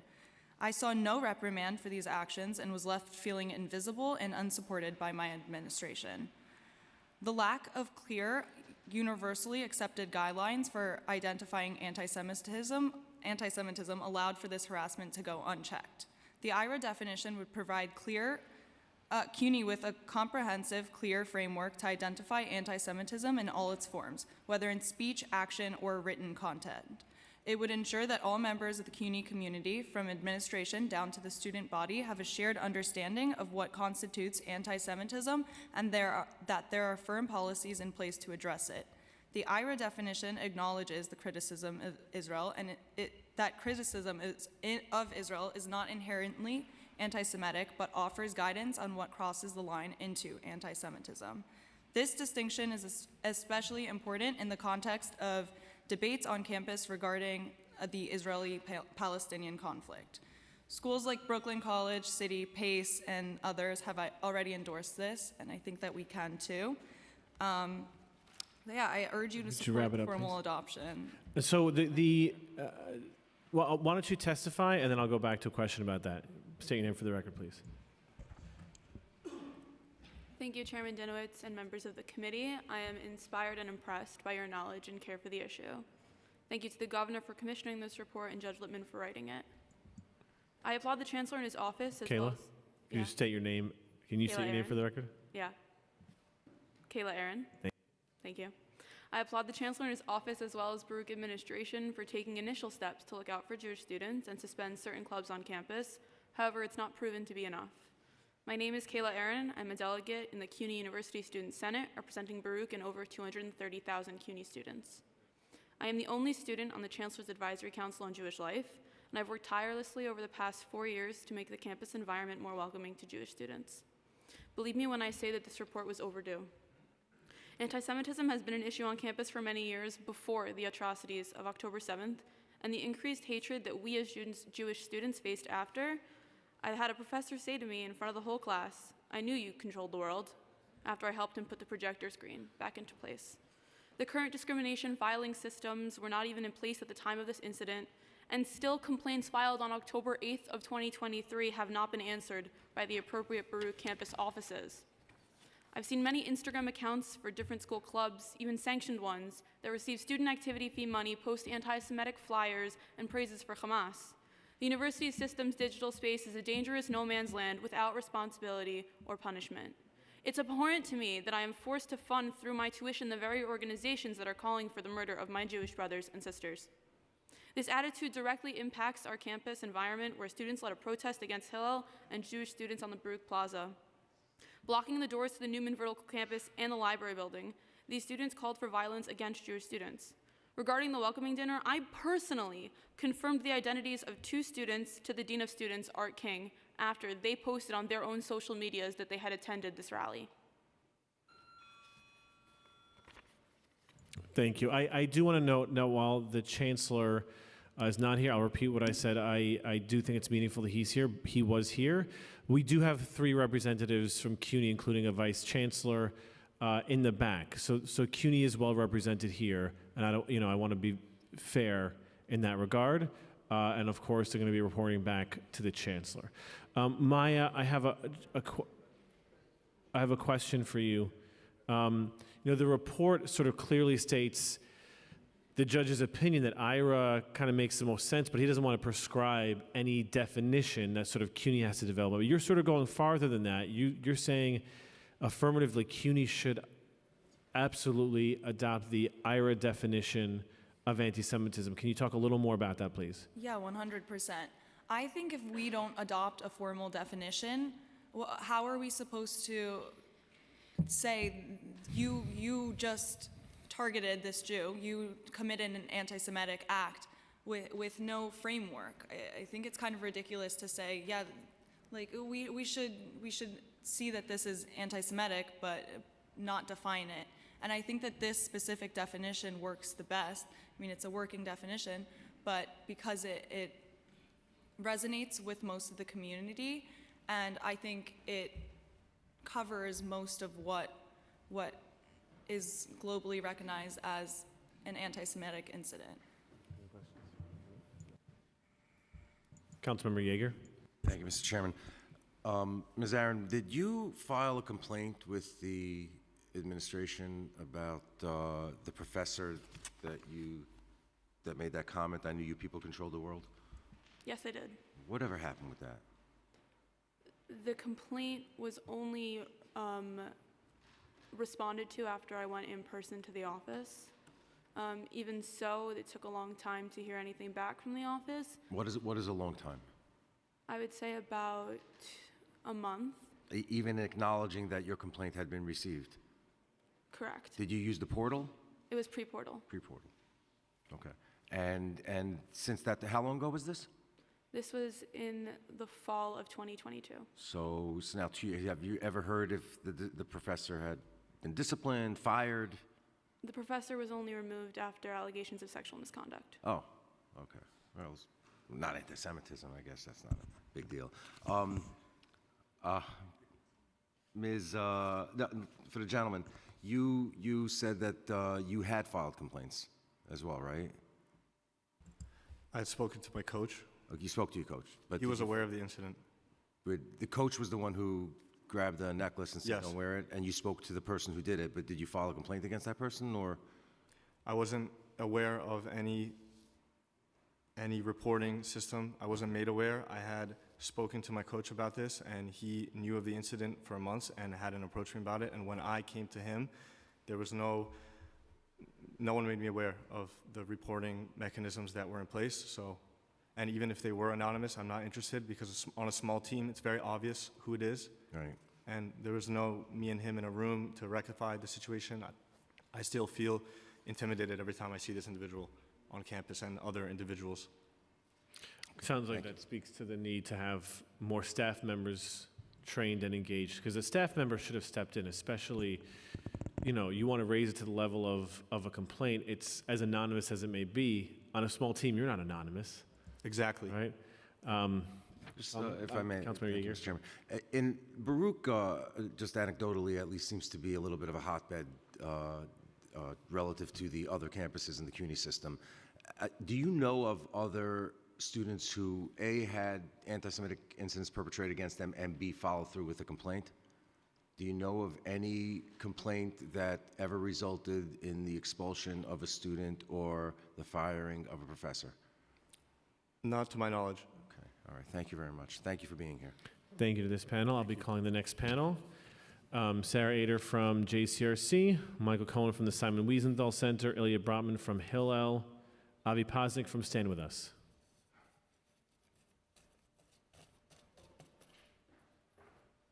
Thank you. As a reminder, please state your name for the record, and we'll start on my left with Mr. Posnick. Just give us 1 second. Begin. Good afternoon. Thank you, Chair Dinowitz and the New York City Council Higher Ed Committee and all the members of the council who are here for convening this hearing. My name is Avi Posnick, and I'm the Northeast Regional Director for Stand With Us, an international education organization that empowers students to fight anti-Semitism. We have, of course, been following the developments at CUNY over the years and are grateful for the work of Judge Lippman. There have been a number of initiatives that the Chancellor has supported meant to fight anti-Semitism, and we need to support and build upon those.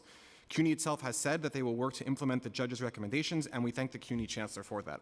However, as the report has said, there is still more work to be done. And as you will hear, and as you've heard already from some of the students here today, there is one recommendation among the many recommendations that I think should all be implemented, but one I'd like to focus on because of an issue that we've seen reoccurring, and members of the council have already alluded to that. Recommendation 9 talks about holding faculty and others accountable for violative conduct. We agree with the judge who said students and faculty must be permitted to exercise their First Amendment rights fully and without restriction. And faculty must be free to challenge students even if that means exposing them to uncomfortable concepts. However, when students or faculty, including tenured faculty, violate CUNY's policies and procedures or otherwise engage in anti-Semitic conduct or conduct that creates an unsafe environment at CUNY, they must be held accountable. We encourage CUNY to update, clarify, and make clear policies regarding student groups using their official campus names and social media accounts, promoting activities that intimidate students and others, even those that are just outside the campus gates, as we've heard before. Professors who join these protests intimidating Jewish students walking past. The right to freedom of speech and protest must be upheld, but we believe there needs to be clarification regarding the use of official CUNY names and accounts and the role of a professor who is supposed to be a role model and influence of students. Thank you again, and we look forward to continuing to work with CUNY, this committee, and all of our partners to protect Jewish students on campus. Thank you. Ms. Cohen?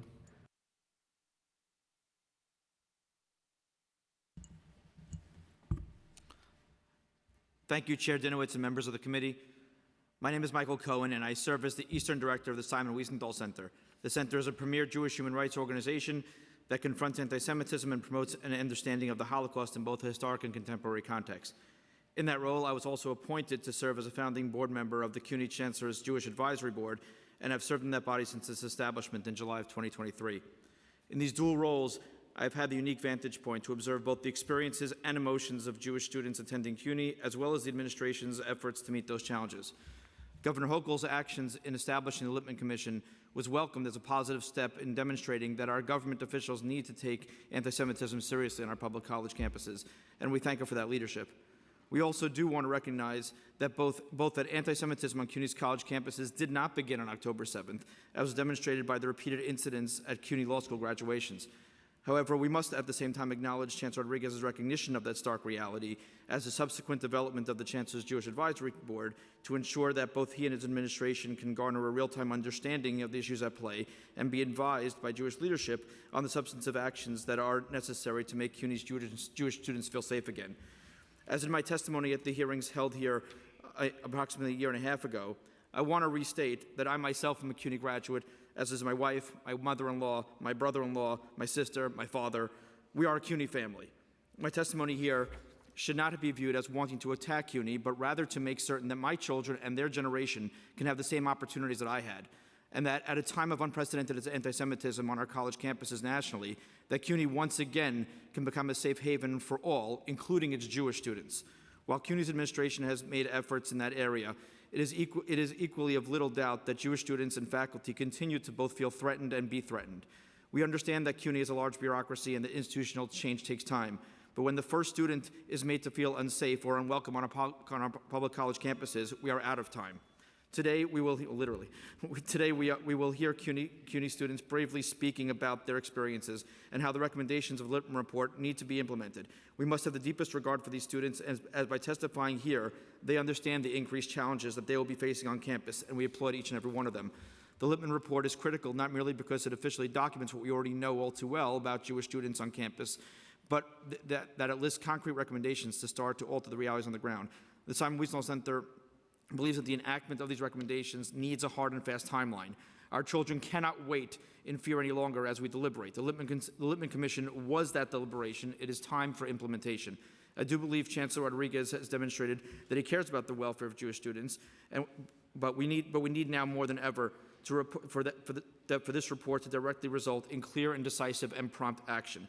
The Simon Wiesenthal Center stands here ready and willing to help in any way possible. Thank you. Thank you. Good afternoon, Chair Dinowitz and members of the Higher Education Committee. I am Dr. Sarah Fredman Ader, Vice President of Israel and Jewish Affairs at the Jewish Community Relations Council of New York. On behalf of JCRC, which is the primary community relations entity for the Jewish people in the metropolitan New York area, we thank you for the opportunity to testify concerning Judge Lippman's report and the City University of New York's response. Judge Lippman's report identifies CUNY's decentralized approach to the handling of anti-Semitism and discrimination as an issue that requires immediate remedy. While we commend CUNY's plan to establish the Center for Inclusive Excellence and Belonging, centralizing oversight and procedures cannot wait for this center to become operational. The current system, where each campus independently investigates and judges similar incidents, severely undermines equal protection, fairness, and confidence in CUNY's response to adequately handle these types of occurrences. In light of Judge Lippman's report, JCRC recommends that CUNY needs immediate resources to implement uniform, centralized investigation protocols, training standards, complaint reporting systems, and oversight mechanisms. We urge the City Council to provide CUNY the resources to establish these centralized systems now. CUNY's 25 institutions must operate under one coherent framework when addressing hate and bias. Justice demands equal treatment, regardless of which campus a student attends. JCRC stands ready to support CUNY and the City Council in this vital work of creating one coherent framework for addressing hate and bias across the entire system. We want to thank the committee and Chair Dinowitz again for convening this hearing today. Thank you. Thank you. Hi. Thank you, Chair Dinowitz and the members of the committee. And we thank Chancellor for being here, but we're upset that he's not here to listen to these testimonies. My name is Ilya Bratman. I am the Hill Director of 9 campuses in Manhattan. 3 of them are in the CUNY system, Baruch City and John Jay. This semester, we have seen some of the worst conditions and incidents for our students as certain agitators, haters, antagonists, and criminals continue to intimidate, harass, threaten, and terrorize Jewish and Zionist students across our campuses. We cannot continue to fight this onslaught of hostility if we do not define anti-Semitism and clearly delineate the types of cases that cross the line. As per Judge Lippman's suggestions, we cannot provide more guidance and increase consideration without defining anti-Semitism. The vagueness of the current conversation at CUNY allows for immense confusion around this issue and disables any ability to adjudicate these incidents. It defangs the instruments available to the investigators and promotes continued lawlessness for the few hateful and desperate agitators. How can we hold faculty accountable to their conduct in the classroom if our policies and definitions aren't clear and widely distributed and accepted? The faculty continue to indoctrinate the young, impressionable minds of our students to believe in a vision and fanatical fantasy of the Middle East that's devoid of historical concepts and truths and filled with flawed, unscholarly analysis without the evidence necessary for honest conversations on campus. If we acquiesce to the report's finding that anti-Semitism is not widespread and is concentrated within a small group of hateful agitators and aggressors, then we should be easily able to address this issue by restraining these few disruptors fully and effectively, eradicating evil and unacceptable conduct from the classrooms, hallways, plazas, and all spaces on our campuses, and create an environment that's conducive to education and promotion of our great ideals and historic precedent at CUNY. Thank you so much, and I hope we can get to answer some questions. All right, you really practiced those 2 minutes. I'm very, very pleased. All right. And by the way, Michael, I didn't know we were competing about number of family members at CUNY. My dad, my sister, my wife, me, all CUNY graduates. I still think you are winning in that department. But one of the things I know your organizations do very well in your own ways is sort of cross-cultural discussions, difficult conversations, bringing different communities together. CUNY has spoken about some of the initiatives they've implemented, and there's more work to do.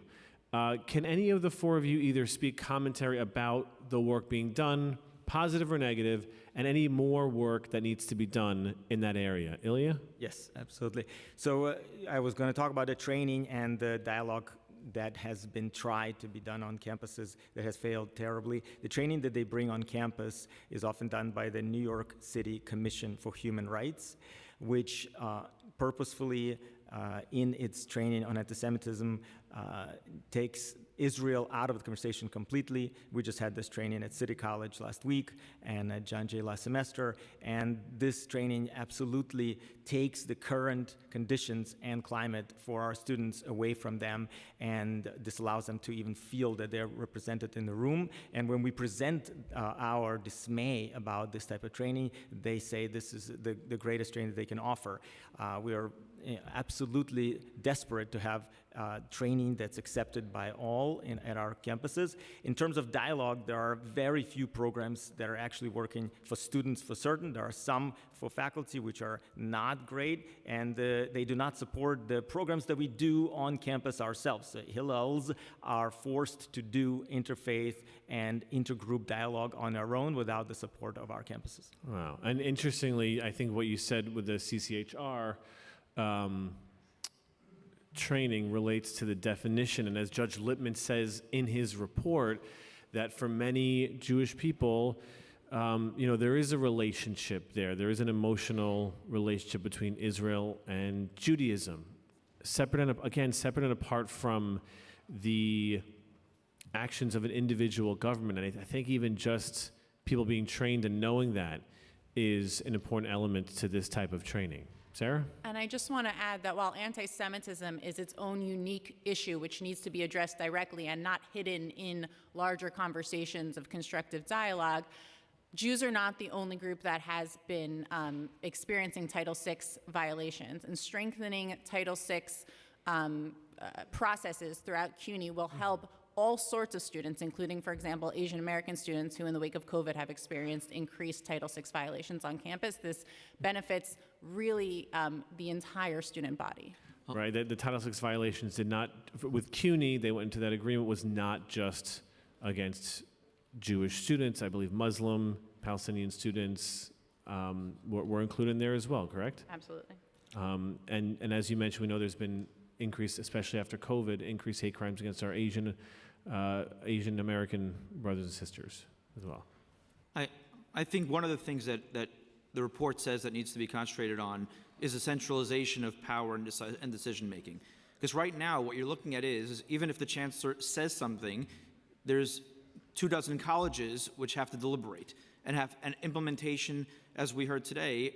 We don't really know what implementation looks like. We don't know what timelines look like on any of these matters. And I think part of that is I know the Board of Trustees of CUNY is trying to talk about centralization, but that needs to happen, because how do we hold anybody accountable for violating these kinds of things? How do we hold anybody accountable for not implementing if the answer is going to be, well, there are 25 different people to go after? I think that centralization needs to happen fast, because in order to be able to implement the recommendations of the Lippman Report, in order to keep Jewish students safe, there has to be a measure of accountability, but we have to give people the power to implement what needs to be implemented, so this way we can hold them accountable in that instance. Right, and I think as Sarah pointed out, the impetus for this report was anti-Semitism. The biggest spike in hate crimes across the city, across the country, has been against the Jewish community. This has been an issue plaguing students, but the benefits are really for all students. Really strengthening Title VI, central guidance, support services really are something that's going to benefit every single student facing discrimination or civil rights violation. I think it's really important to highlight. I would also just add, when we talk about centralization, is making the clarifications and the policies as widely known as possible and as publicly known, so that there is no ambiguity about what's okay, what's not okay, what crosses the line, and what doesn't cross the line.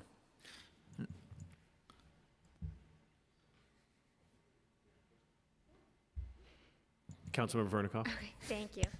Mr. Bratman, can you talk a little bit about the complaints you filed via the portal? Absolutely.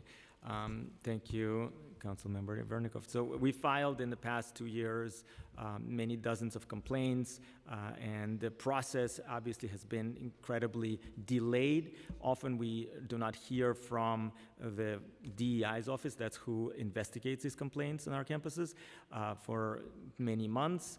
The example would say at City College, where we filed a couple dozen complaints last December, January, after October 7th. After our initial meeting, we didn't hear from them again till August about any of the adjudication or any of the results from our complaints, just to hear that they found none of our complaints measurable to be adjudicated. The complaint that Aiden spoke about that we filed on September 3rd, it's been 70, 80 days, and there has been no adjudication towards that, even though, as Kayla Aaron said, we have submitted the names to both the college and the DA's office of the actual individuals who threatened us at the restaurant, and these students are still walking around on campus, and we see them every day without any repercussions. So all of our campuses deal with the same problem. When we say to them, why is it taking you so long? The answer is we're overwhelmed. There's too many complaints, and we're not able to adjudicate it in time, even though they themselves have a 60-day timeline in which they have to have completed their response and have adjudicated the incident. So how long does it take for them to even respond if they do? Depends on the campus. Sometimes for many months at Baruch College, we had a very long delay for last year, as we had so many complaints. Hundreds filed by our students and myself, and so they had very deep delays. I only heard from the DEI office in June when we sat together and we actually went over every complaint that I filed throughout the year at once. Which was so ridiculous because the complaints were filed throughout the year, and we only were able to sit together in June to discuss them. Thank you. Do you have any idea why that's happening, why there's such a delay? I can only claim incompetence and then a level of overwhelming nature of the work. I could agree maybe that they are overwhelmed, but that's not a problem of mine. And so if they are not able to deal with our complaints in a timely manner, then they should just acknowledge that, and then the whole portal doesn't seem to work and has lost the trust of the students. A student would not now file a complaint if they know that nothing's going to happen and no one is going to even get back to them in 4 months. Thank you. Can you talk a little bit about your interactions with the Chief Diversity Officers? My personal interaction has been, it depends on the school, because I work on the 3 CUNY schools. Some of it has been very negative because they tend to feel that we are attacking them with these complaints, that we are constantly bombarding their office with these complaints, which we are... Is that what they said to you? That's what they said to me, and that was very difficult for us to handle. And if I am trying to put as many complaints as possible into the system, just for them to know, they often say that these complaints are just, they're not, we can't do anything about it, so why are you filing them? And we say, but to educate you about what's going on campus, right? And that's not what they're looking for. And I understand that there's usually just one person to do all of the complaints, including all discrimination, and I understand that. But that system is flawed not because of me. And so we, as students and faculty and staff, are trying to educate them about the current climate, and if they're not able to adjudicate or deal with this, then it's their problem. Thank you. Councilmember Yeager. Thank you, Mr. Chairman. Mr. Broughton, were you present at Baruch's Hillel on the day that the incident that the chair was talking about earlier today? Yes, I was present at all of the incidents at Baruch College. And on that day, did you notify CUNY safety, public safety? Absolutely. What was their response when they arrived? They often arrive and they deal with the situation to say, there's 2 different things that they tell us. One is there's a big discrepancy about where is city property and where is us, right? Where does the city start and where is the public like the school. They don't know the exact location, and so there's some feet that is still Baruch College and other is not. So that becomes a problem for them to define exact, and that's the time, place, and manner story that we always talk about. When the people who were in front of the Hillel that day, were they covering their faces? Absolutely. Did you notice if the public safety people asked them for ID? Absolutely not. And that's been the biggest time, place, and manner negation, right? They say, or they maybe claim that that was the rule that they changed. And by the way, that's the biggest problem that I heard from today's testimony from our friends at CUNY, who said that they can't change time, place, and manner restrictions, but they did do it. The City College itself put in new time, place, and manner restrictions, and so did Brooklyn College, and we know that multiple times they haven't been able to actually address these changes. For example, last week in Brooklyn College, at the donor reception, these agitators came inside the campus, inside the donor reception, yelled and screamed at the donors and folks who were there. The donor reception at Hillel? At the college itself, together with Hillel. Was it in the Hillel house? Not in the Hillel house, in the actual on campus. On campus, in the building, and they screamed, and the president was there. They screamed all the obscenities at the people in their faces. And when folks asked them, the public safety, what are you going to do? They asked these people to leave. These people said, no, we're not leaving. And then we asked, what are you going to do? And they said, I guess nothing, right? Were they students? There were students and faculty and staff. You have to show ID to get into the building, so they were somehow. And were they covering their faces? Some were covering their faces, some weren't. There's lots of video of it. Did you notice if the public safety officers approached them and asked them for ID? Did not ask them for ID, and at the end when we asked, and our friends asked them to leave, they didn't make them leave because they said it's not something we're going to do. We're not comfortable asking them to leave and to start trouble. Okay, just one last question, Mr. Chairman. Mr. Chairman mentioned earlier the chants that were being yelled outside the Hillel House at Baruch that day, but I'm wondering during this panel, just to get it on the record, you tell me the chants that you heard that day outside the Baruch? Absolutely. Hillel. So they chanted directly at me. I wore my Baruch swag. Baruch Hillel, go to hell. Sorry, say Baruch Hillel, go to hell is their big chant. They screamed at me personally, Ilya Bratman, go to hell. Ilya Bratman is complicit with genocide. Ilya Bratman, you're not going home tonight. They screamed all of those things directly at me as well. You're not complicit with genocide, are you? Sometimes, not every day. You did go home that night. I did go home that night. So I guess the police officers were there, and they, they were present in big numbers. I asked them why. Councilmember Yeager, I'm going to wrap up. We have to the chair please wants wrap the up. mic We have a number of other people who want to testify today. How I many? also want to recognize we've been joined by Councilmember Palladino. Thank you, Mr. Chairman. Appreciate it. Thank you. Thank you. Thank you. Thank you to this panel. I'll be calling the next panel. Vaughn Del Valle, Gideon Askowitz, Kristen Kiernan, and Corey Edens.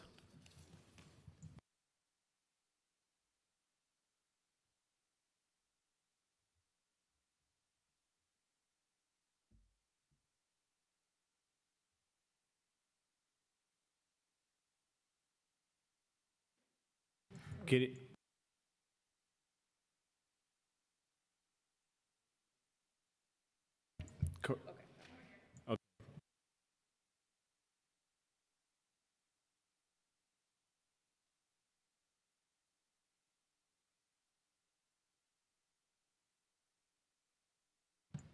Thank you. Gideon, you may begin, and as a reminder to all panelists, please state your name for the record. Please make sure your microphone's on. The red light will. There? Okay. Much better. Hi, my name is Gideon Askowitz. I want to briefly talk about my personal experience and then segue into some responses to the testimony of the Chancellor. My personal experiences with discrimination at Hunter College definitely corroborate a lot of the findings of Judge Lippman. Specifically, although I have suffered many instances, in my freshman year, I was prevented from being accepted to a fellowship that partners with CUNY because I am Sabbath observant. Hunter College was made aware of the event, and I had met with the Chief Diversity Officer at Hunter College, who basically tried to stop me from pursuing the matter at all, as were members of the higher ups within CUNY who are actually in the room right now. Given that experience, I'd like to respond to some of the things that we're looking at in the Lippman report. Judge Lippman recognized that the training that is currently offered is inadequate for the chief diversity officers. And as we heard from the chancellor, those are the people who are responsible for investigating these matters on our campuses.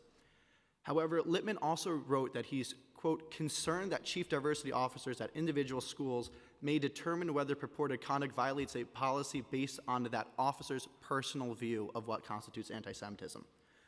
That indicates that they cannot be responsible, even given new training, for investigating these matters, because they themselves are injecting their own opinions into these matters. Now, I want to look at some of the things more broadly that we're talking about. So the chancellor mentioned that there were no students or faculty involved with the CCNY encampment. That is factually incorrect. I'm in touch with different people there, and I have procured their police reports. So I know this to be untrue as a factual matter. I was a student who was assaulted while doing video work for Fox News at that encampment. The NYPD was unable to investigate the matter because the students who were doing it in the video that I took were covering their faces. So all of these issues compound. Now, there are a lot of other issues in how we're approaching this matter, but Thank you. Please finish up your final thoughts. That's my time. Yes, thank you. You can go ahead. Go ahead. Say your name for the record, please. I'm Kristen Kiernan. I'm also from Hunter College. Thank you. I wanted to talk about actually the implications of a lot of this rhetoric that conflates anti-Semitism with anti-Zionism and its implications for the student population at CUNY colleges. Yeah, the conflation of Judaism with Zionism is both anti-Semitic and dangerous to Jewish students whose identities are being co-opted by the genocidal Israeli regime to further their far-right agenda in Palestine. I'm sorry, can you pause for a sec? There are to be no disruptions from the audience. Everyone is entitled to say their piece. Thank you. You may continue. According to recent J Street polling from 2024, the majority of American Jews do not think that the criticism of the State of Israel is anti-Semitic, and in fact agree by a 24-point margin that the United States should stop arming Israel with offensive weapons for as long as this war continues. There are bad actors among our ranks, but overwhelmingly, the movement for peace in Palestine is inclusive and calls for all people of conscience to speak up about the ongoing crisis in Gaza. I'd also like to talk about... Can you pause one more time? If you're unable to be respectful of these people speaking, you're unable to stay in this room. I'd also like to talk about Kenneth... I just want to make sure you have your time. She has your time back. Okay, thank you. I'd also like to talk about Kenneth Stern, who drafted IHRA's definition of anti-Semitism and his concerns about using it in an academic environment in work that he's written for The Guardian. He says that it poses dangers to free speech and human rights work. Stern himself recounts that the adoption of IHRA's definition of anti-Semitism has led to the silencing of anti-Zionist Jewish organizations. European Jews for a Just Peace was barred from a working group on anti-Semitism that they themselves had organized because of their criticism of the State of Israel. This silences the voices of Jewish activists who call for a peaceful resolution to the conflict. Thank you. Please finish your final thought. Thank you. Netanyahu's rhetoric that complains that Jewish people with the State of Israel contributes to the growing problem of anti-Semitism, despite the global rise of far-right extremism that threatens Jewish peoples, our elected leaders are choosing to victimize Palestinians instead of protecting their Jewish constituents. Thank you so much for your testimony today. Corey, please say your name for the record. Hi, my name is Corey Edens.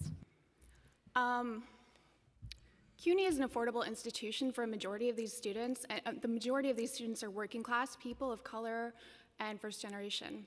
In my experiences in powerful administrative positions at the university do not support our youth, but rather prey on this vulnerable population. I am shocked by the rampant corruption that exists in CUNY's rigged system of higher education and ask that New York City Council members individually and as a body join US presidential candidates and New York City mayoral candidates running in this cycle to ask for a public meeting between Chancellor Matos Rodriguez. Can I pause you? I just want to remind you the topic of today's hearing is about the Lippman Commission report, and your comments should be related to... Yep, I'll get there. Okay, just want to make sure. Thank you. And Hunter College President Nancy Cantor with myself and Ed Ridley to discuss specifics related to our issues. I just want to get to... Hunter College and CUNY never responded to pending issues never responds to pending issues when it is to their benefit, and also set up scenarios to personally antagonize students to elicit angry responses for them to be used as legal evidence, a tactic often used among corporate attorneys. Additionally, the institution attacks students' mental sanity as a means of justifying their abusive responses towards students. I and every other used and abused student I've been able to track down, despite their attempts to block my FOIA requests to find more, have been victims of this scandalous behavior. I have submitted a complaint to the New York Office of Civil Rights, and they have said that while I have a valid claim, it was not timely, and thus no action can be taken because of the institution's tactic of not responding in a timely manner. Hunter College hires an outside compliance agency, King Compliance Services, LLC, directed by Maura King, who, as an attorney, has over 2 decades of working in the financial and investment industries. How can the same body responsible for hiring the compliance agency be trusted so as not to influence a process designed to bring about accountability? Thank you. And our final speaker, please state your name for the record. My name is Vaughn Stephen Del Valle, and I'm a mayor candidate for 2025. Today we are facing many challenges, especially just knowing corruption exists, especially among our most professional political leaders. I would hate to point fingers, especially being that I am not a professional politician. We've seen a lot of misinformation happen with the war that's currently going on in Gaza and Palestine. I've worked with Zaka. I spoke to many different Jewish organization groups, and it feels very uncomfortable to walk the streets, also being a Black Latin Jew. And one thing, my message is never assume or jump to conclusions when adversity strikes. Use intelligence, science, and innovation. If you have none of those, then use common sense. Don't believe everything you hear. You got a brain, use it, and don't become a victim of propaganda. Thank you. I do want to remind you the hearing is about Judge Lippman's report on anti-Semitism and discrimination on CUNY campuses. You may continue.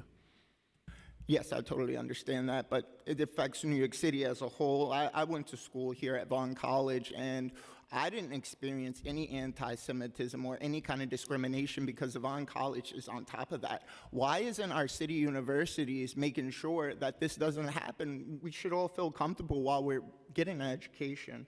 And saying that, the only thing we are guilty of is not fighting back. But today, that changes with your help. We have always fought for civil rights. We have always fought for fairness and justice. My name is Vaughn Stephen Del Valle, and I'm running for mayor 2025. Thank you so much. Thank you all for your testimony today. I'll be calling the next, I'm sorry, one moment, Councilmember Yeager. Thank you very much, Mr. Chairman. The incident that you spoke about at City College, I'm sure you were here earlier in the morning when the chancellor testified that nothing to see here, no biggie, all outside, whatever. Did you happen to notice at any time a CUNY public safety officer approach any of these terrorists and ask them to lower their masks or perhaps show a little plastic card? Not only was that not an option, they couldn't do it because they weren't given the resources to do so. They had asked and tried working with the president of City College in advance to address the issue that they knew was getting worse on their campus, and they were denied to do so, in part because of the president of the university, but also because they were working hand in hand with the DA, Alvin Bragg, who had worked out a scheme in terms of how they were going to scale up their policing and how they were going to then address the incidents. Actually, the damages that were caused from that encampment, Alvin Bragg offered them, most of them, a plea deal, which was a sweetheart deal. Officers were assaulted and injured when they ultimately were given permission to go into the campus several days into the encampment after I and other people were prohibited from accessing the campus. So it's actually a bigger issue. It's not only they're not just not IDing, they're not doing any of the things that they should be doing, and doing so often willfully. And just one more question, Mr. Chairman. To your knowledge, has anybody who is a student at City College been disciplined in any way, expelled, suspended, been told you have no home here, take your business elsewhere? Not to my knowledge. Thank you very much. Thank you, Councilmember Yeager. Time for one question from Councilmember Vernikoff. You testified earlier that a DEI officer tried to stop you from pursuing your complaint. Can you talk a little more about that? Sure. So this complaint actually went all the way up to the chancellor level. So everybody at the university was aware of it. The reason for that is because the fellowship in question was the primary fellowship that CUNY partners with. So they basically rely solely on CUNY schools to nominate students, and then they accept from a pool. I had an interview where I had informed them in advance that I was Sabbath observant, and they told me that would be an issue and that was my choice to be religious.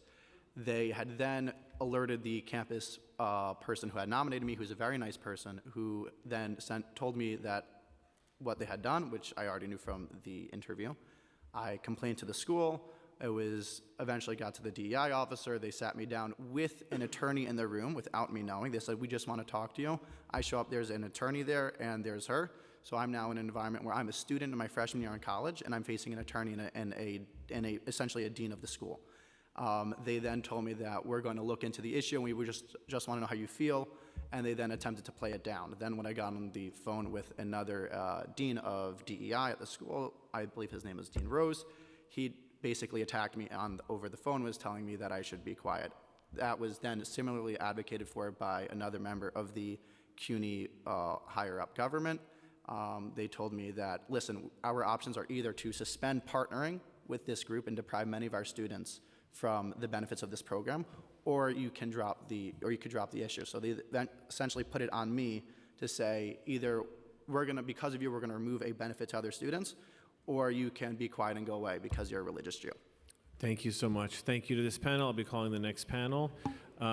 Esther Bloom, Ernest Rafalov, David Wapner, Adela Kohab, and Gabrielle Tierney.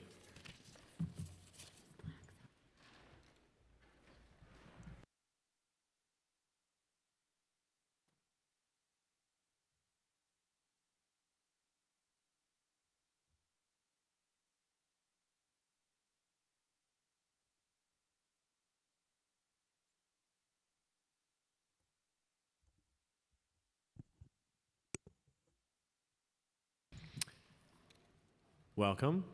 We'll go same thing, my left to right, your right, left. We'll start with you. Please state your name for the record. My name's Gabrielle Tierney. Good morning. Thank you, Chairperson Dinowitz and members of the committee. My name is Gabrielle Tierney. I am a senior at John Jay and the president of Hillel. Thank you for allowing me to address the urgent need to significantly modernize the CUNY's policies and procedures of online presence impacting the society's environment. Judge Littman's recent report underscores the critical importance of revamping CUNY's policies to align with current legal standards and better address modern issues, including harmful behavior penetrated on social media. This recommendation could not be more timely, as recent events have highlighted significant failures in enforcing appropriate standards for campus organizations. There are claims that it can be hard to address as it does not happen on campus and they cannot identify individuals involved in the incidents. At John Jay, several student clubs have repeatedly used their social media platforms to spread inflammatory content. Over the summer, these accounts posted and shared images and videos of their members participating in protests where flags of recognized terrorist organizations such as Hezbollah and Hamas were prominently displayed. They also have a history of glorifying known terrorists. These posts, which normalize violence and incite hostility, have created a hostile environment for Jewish students. The ADL identified John Jay's SJP social media account as particularly dangerous. Please finish up your final thought. So their account was partially suspended, and they instead created a new account that they said was not part of the school to then have another official 1. Thank you. And so the recommendation you're concerned with is clarifying the social media policy and the utilizing of the CUNY name Yes. for student groups with certain. Yes. Okay. Because Thank you. No, I'm yeah. going to move on to the next Oh. speaker because we want to make sure everyone has a chance to be heard. So please state your name for the record. Good afternoon. Thank you, Chairman Dinowitz and council members. My name is Ernest Rafaelov, and I'm the president of Hillel at Brewer College. As the leader of the Jewish student community on campus, I'm here today to speak about the ongoing issues of anti-Semitism on CUNY and necessary steps to address it. While I appreciate the efforts and statements made by the university leadership, I must say that they are simply not enough. Words are not actions. The Jewish community needs more than expressions of solidarity. We need tangible, decisive measures to combat anti-Semitism and discrimination across all campuses. The Lippman recommendations provide these resources and measures. Over the past 2.5 months, we have met with administrators 7 times, including twice with President Wu of Brewer College, once with CUNY Chancellor, once with members of the City Council, once with Richie Torres, and once with the mayor and others. These meetings feel like steps in an endless process. Our most recent meeting with Assistant Vice President of Student Affairs, Ain Jane Verkis Estrada, illustrated this frustration, called on a short notice to discuss concerns about an October 7 event. We received backlash for not filing a form, something never required before in past events. This hour-long meeting focused on a minor procedural issue rather than offering support or addressing larger challenges we face. Such responses only add to our sense that we are being criticized instead of supported in our efforts to foster solidarity. Thank you. Is there a particular element of the report that you think would have addressed that particular concern you're highlighting in your testimony? Specifically, what are you asking? Well, because I want to make sure that we're talking about the report that lays out 13 recommendations, and if not, or you're not sure, that's okay too. I'm just wondering your opinion. I was going to get to the. Okay. Yeah. Take another few seconds. I know I took some time by asking questions. Go ahead. I was going to say the Judge Lippman recommendations resonate strongly with what we're asking for. Specifically, I want to emphasize the need for guidance and investigations into anti-Semitism and discrimination, as well as adherence to the legal definition of anti-Semitism in abjugating incidents. Further on, faculty and staff must be held accountable for the impact of their words and actions, which is another recommendation of the Judge Lippman report. Thank you so much. Thank you. Ms. Kohab. Thank you so much.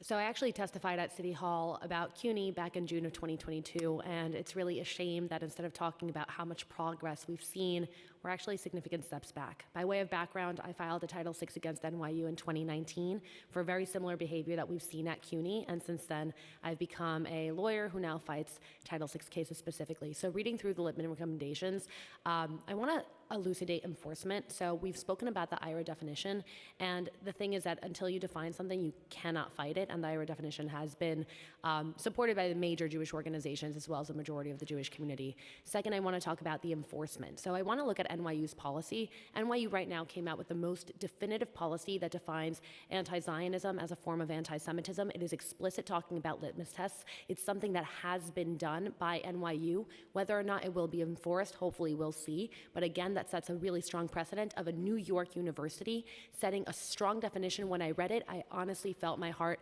singing, saying I couldn't have written it better myself, number one. Number two, NYU created a Title VI coordinator position. Now, I'm older than most students here. You know, I graduated 2019. I'm 28. I'm not that old. I was in college during the Me Too movement. And what happened after the Me Too movement in 2017 was the creation of a Title IX coordinator position.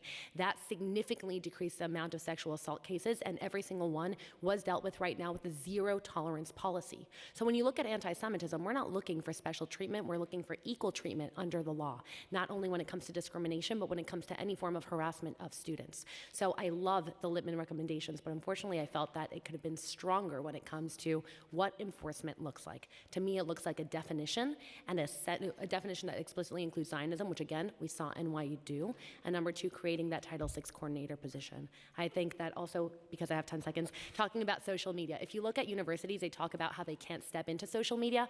I come from the world of Greek life. I know for a fact that if a fraternity or sorority posts pictures with alcohol, they cannot be on campus and they get sanctioned. So why is it different when it comes to Jewish identity and harassing Jewish students? Thank you so much for your testimony. I do remember you from 2.5 years ago. Oh, It's so lovely. good to Hi. see you moving on and addressing Title VI complaints. I will note that this council, in our preliminary budget response, did push for a Title VI funding for a Title VI coordinator at DOE and CUNY. That's the K-12 school system and the CUNY system. Unfortunately, it was something that was not able to be funded, but that's the Title VI coordinator position is something that this council, as a value in our budget, also believes in. So I want to thank you for mentioning the Title VI coordinator position at NYU.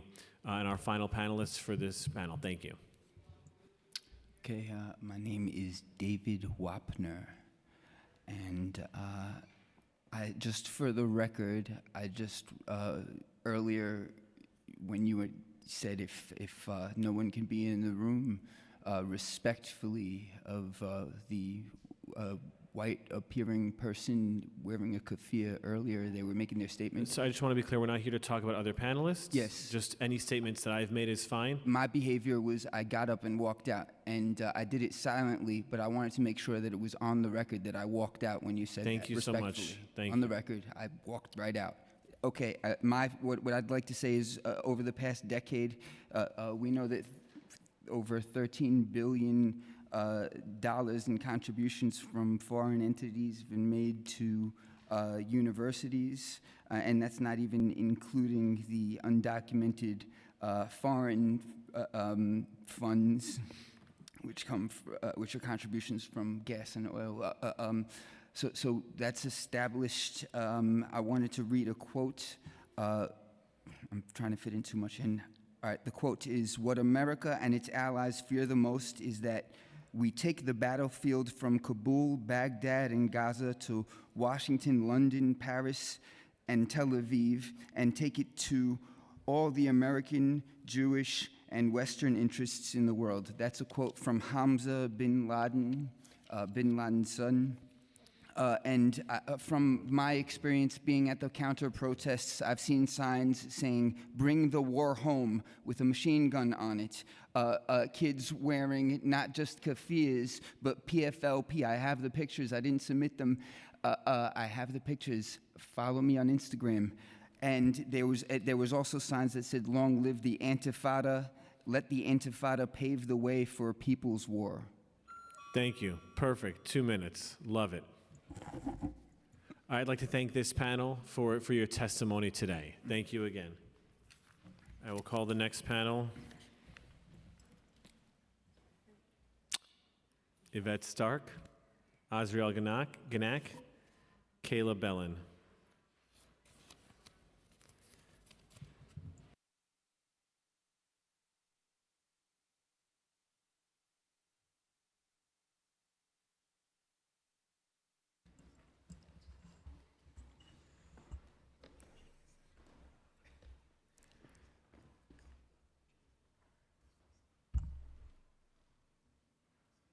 Thank you. You may begin. Thank you so much for the council for having this meeting and exploring this very, very difficult subject. But I think I'm a Hunter graduate. I want to just say that. I'm very proud of that. And Me too. and And can you please state your name for the record? oh, sure, it's Yvette Jody Stark. And I've been actually engaged in supporting young people at Baruch, young people at CUNY, and been to the events, and not having experienced that at Hunter when I was going to school, but I'm very old now. I am not aware of the Littman. I did not read it. I have to be honest about that, though I was aware of this judge for many years with the asbestos issues and other issues in the city, the Sheldon Silver issues. So I just want to say that I think everybody here is really talking about remedy and accountability. And if you don't have a way of having remedy and accountability, you just continue to have chaos.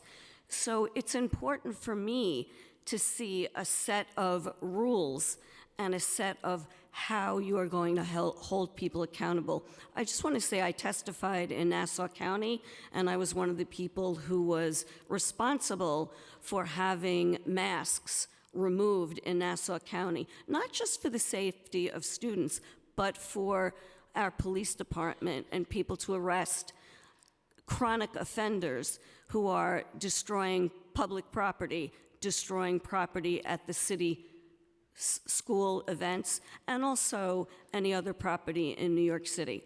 So I think it's really important to remove masks. I think it's really important to have a set of remedies and a set of how you're going to hold people accountable. And that does include the criminal justice system, because there are crimes here, not just against Jewish students, but against all of us who live in the city and have to listen to this incessant brainwashed chanting that's going on, which are lies, by the way.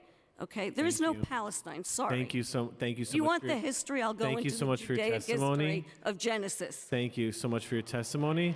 Again, quiet in the chamber. Next, please. Hello, my name is Kayla Bellin.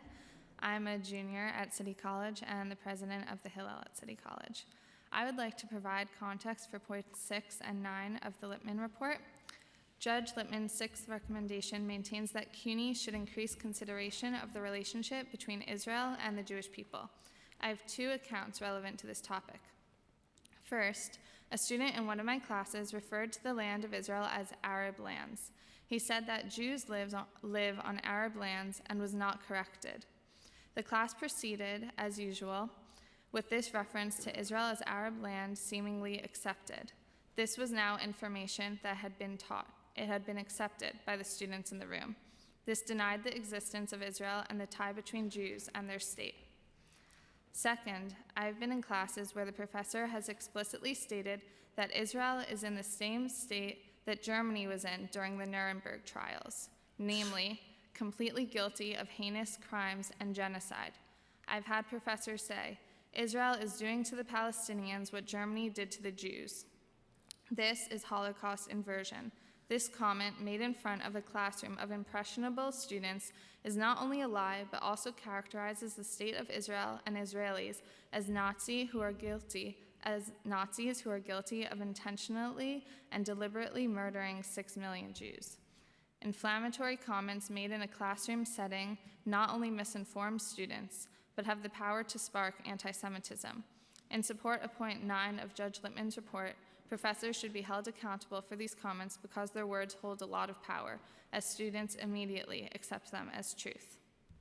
In addition, a student in one of my classes, from which I have since unenrolled, wrapped his face entirely in a keffiyeh in the middle of class. It was not worn on his shoulders or on his head as other students wear it as a sign of protest, but was wrapped around his entire face so only his eyes were showing. This is an act of intimidation. Masking is extremely relevant to the anti-Semitism issue on CUNY campuses. It is intimidation. Thank you for your time and Thank you so much. Thank you. Finally, please make sure your microphone's on and then state your name for the record. Is it on now? You got it. Okay. Thank you, Chair Dinowitz and members of the committee for holding this important meeting. My name is Azriel Ganak, and I'm the chair of the CUNY Alliance for Inclusion and a distinguished professor of physics at Queens College. Our group works to ensure that all groups are included and respected at CUNY, and that discussions are based on fact and not on plugged-in, wistful ideological certainties that place Israel at the center of the evil of the world. CUNY is the people's university and should elevate students to achieve great things within the fabric of American democracy, not to tear it apart using the tool of anti-Semitism. We oppose the oxymoronic view that academic freedom means boycotting Israel, and that bringing hatred of Israel into the classroom in any course in the humanities and social sciences is a faculty prerogative. Academic freedom is built upon academic responsibility. A way needs to be found by which antipathy to Israel is not a litmus test for being hired in the humanities and social sciences at CUNY. CUNY needs to teach students how to engage in open discussions in which arguments are supported by facts. This can be part of a freshman year initiative. We seek to work with the CUNY administration and hope that at some point the Chancellor will respond to our letters. We therefore look to you to keep CUNY a vital and open university. Thank you. Thank you so much for this testimony. Councilmember Yeager. Thank you, Mr. Chairman. Ma'am, when the student in your class who did the whole terror mask thing in the middle class, did you report that student? I did not report that student through the normal means of reporting because it seems to be completely ineffective. Fair enough. I don't waste my time. Did you use a different method of reporting? I went to the president of the school, and we have semi-regular meetings with the president of the school, and I spoke to him about it, but nothing has been done to the best of my knowledge. Okay. Have you seen protests and whatever encampments and et cetera on those campuses, on the campus that you're on? City College is pretty well known for being the center of the CUNY encampments last year, so I've definitely seen it. I've seen signs all throughout the campus last year and this year. This year they seem to have more time, place, and manner restrictions, but I know there are many students that walk around feeling completely Have you seen people covering their faces? Ever see anybody who works for CUNY Public Safety walk up to any of the terror mask wearers and ask them for a plastic CUNY ID card or anything like that? I have not seen that, no. All right, thank you very much. Thank you, Councilmember Yeager. Thank you to this panel. I'll be calling our last in-person panel, and then we'll be moving to Zoom. Sharon Brown Jeter, Samuel Panuccio, DJ Elf 7, Jeffrey Lax, Joey Borgen.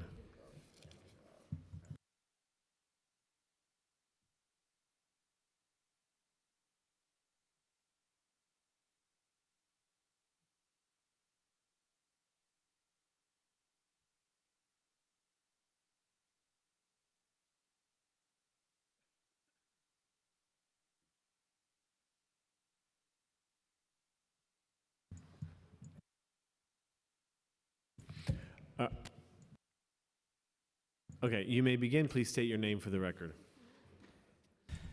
Hey, how's it going? Can you hear me? Okay, it's good. Yeah. My name is DJ L7. It's nice to address New York City's #1 street activist. Nice to see Mr. Dinowitz and the rest of the panel. So just want to talk real quick. I'm actually Korean American, and we're on the same timeline of manipulations going on with our government as the Israel-Palestine conflict. And I'm sorry to say that a lot of times we say this phrase, never forget, but the fact of the matter is that Koreans were often forgotten about in the discussion about what happened to my people. Not only that, we talk about we know that the Jews were victims of the Third Reich, but I'm also working with a Namibian who's actually a victim of the Second Reich. And we don't talk about their suffering because why? Because they're black?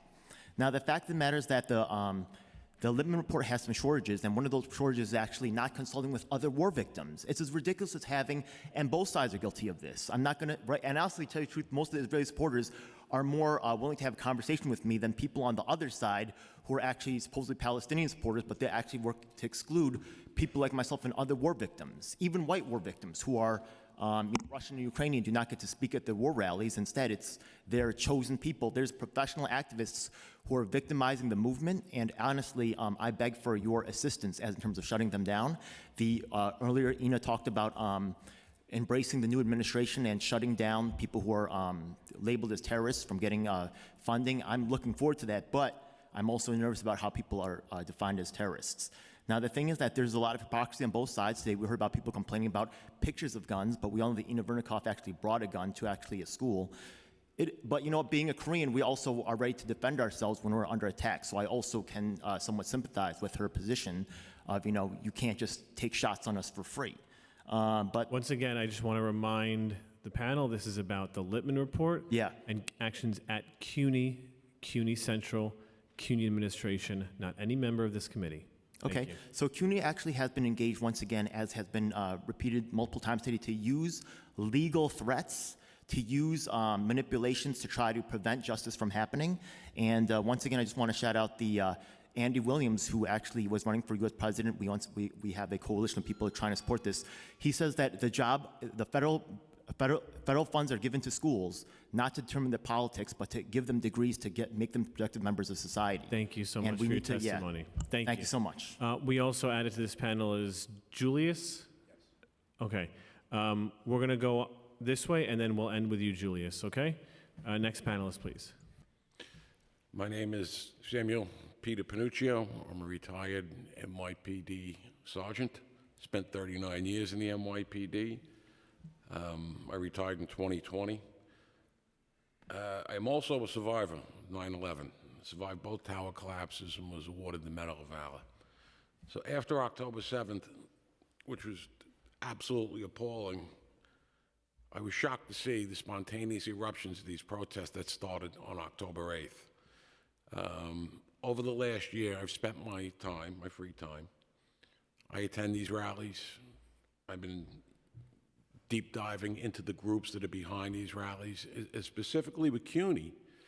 CUNY signage, their groups with signs advertising CUNY International's groups are present at every one of these rallies. It doesn't matter which school you go to. It's generally the same players bouncing around from campus to campus. Both CUNY, both Ivy League, like Columbia and such. And some of the spontaneous street eruptions, I think the NYPD's done a great job. These rallies, under being handcuffed as they are, some of these rallies tend to go off on their own, block streets, impede traffic. Some of the groups that they are partnered up with are some of the worst players moving in this area right now, like within our lifetime. Jewish Voice of Peace, well coordinated, funded, and they have access to attorneys. So generally when people do get arrested, it's not much of an issue. I find it appalling as a retired law enforcement officer and an American citizen when I go to these events and what I hear.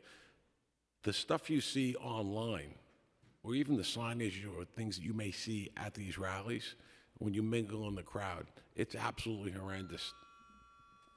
Thank you so much for your testimony. I also want to thank you for your service, not just as an officer, but an officer during 9/11. Of course, one of the darkest days in our country's history. Thank you. We can clap for that, right?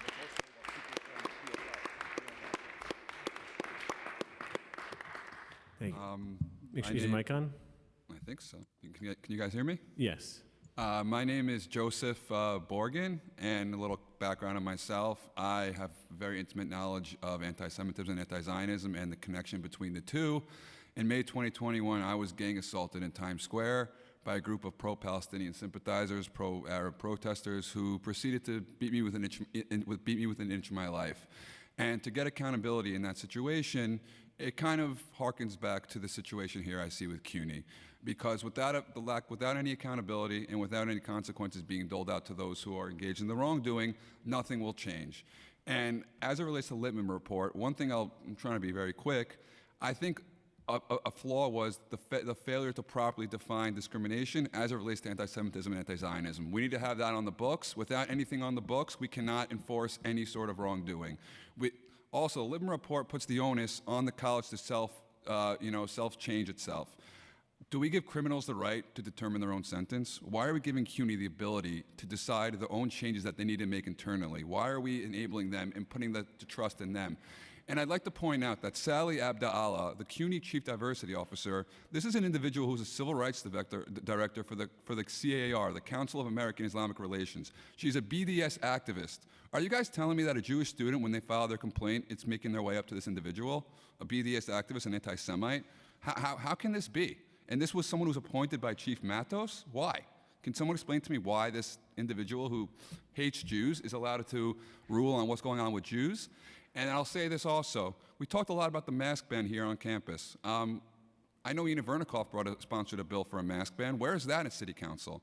I don't understand why you guys are trying to be putting the blame on CUNY for not having a mask ban. What are you guys doing? What's City Council doing? What have you done since October 7th to affect change in the situation? Eric Dinowitz, Councilmember Dinowitz, you mentioned the $3 million of damage. If they're not doing anything about it, what about you guys? Are we paying for that? Are we paying for the extra security? Are we paying for the extra police? Why don't you guys step up and hold them accountable if CUNY won't? That's just my 2 cents on the situation. Thank you so much for your testimony.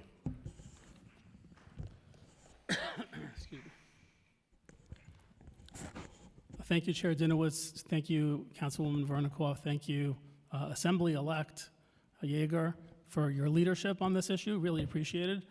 The Lippman report did scrutinize the policies of CUNY.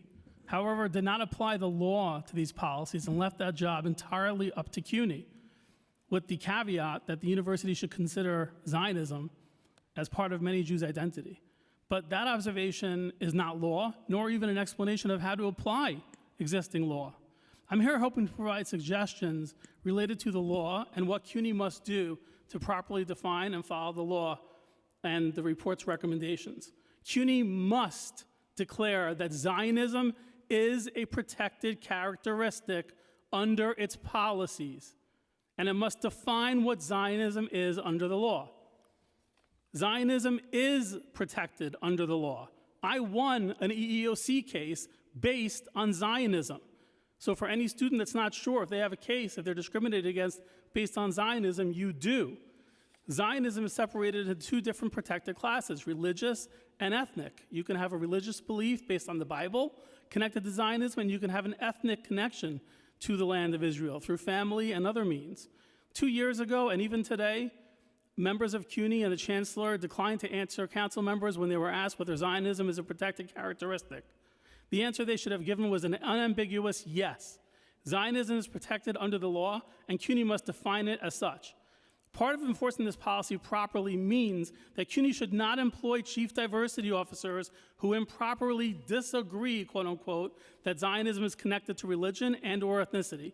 Currently, the chief diversity officer, as my colleague here mentioned, is an anti-Zionist BDS activist that has no place at CUNY. She is the top chief diversity officer across the entire university. She oversees 25 campuses.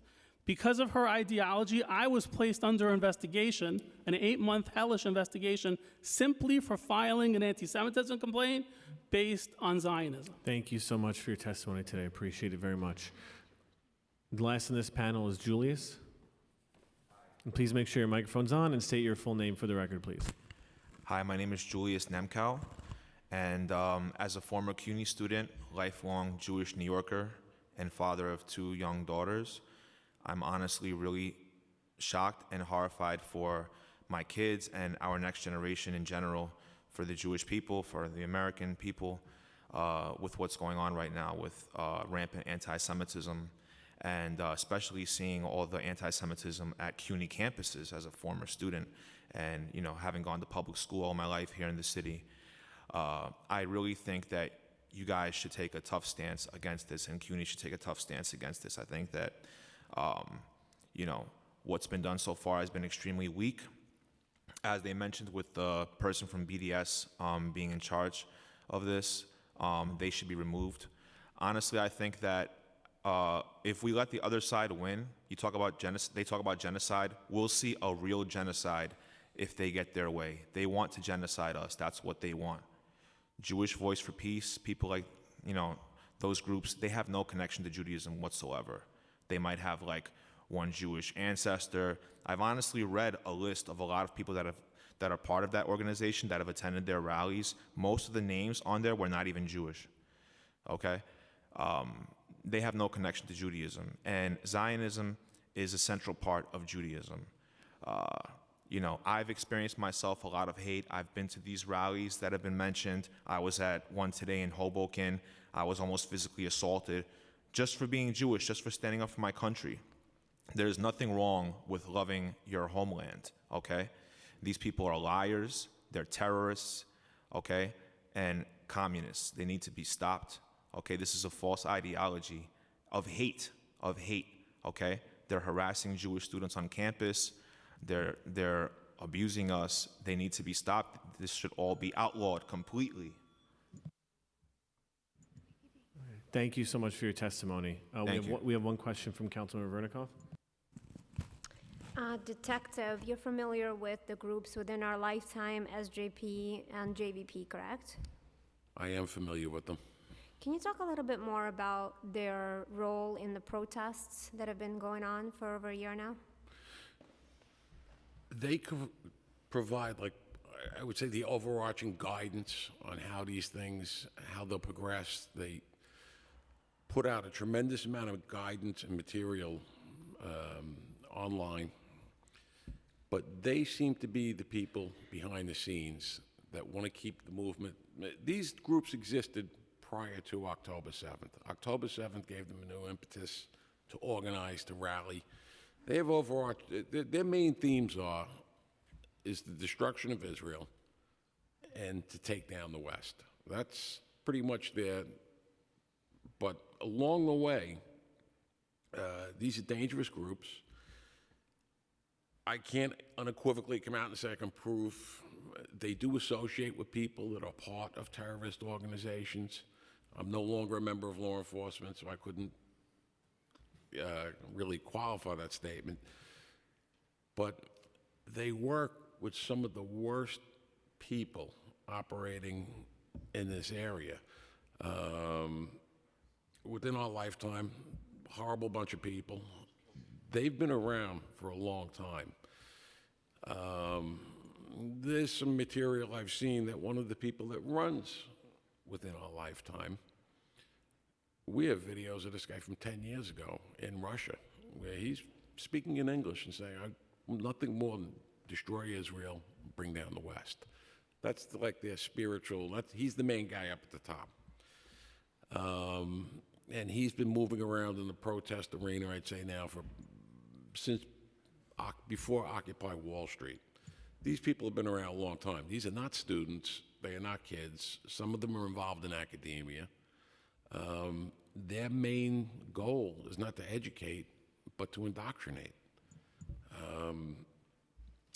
Some of these people, there are ties.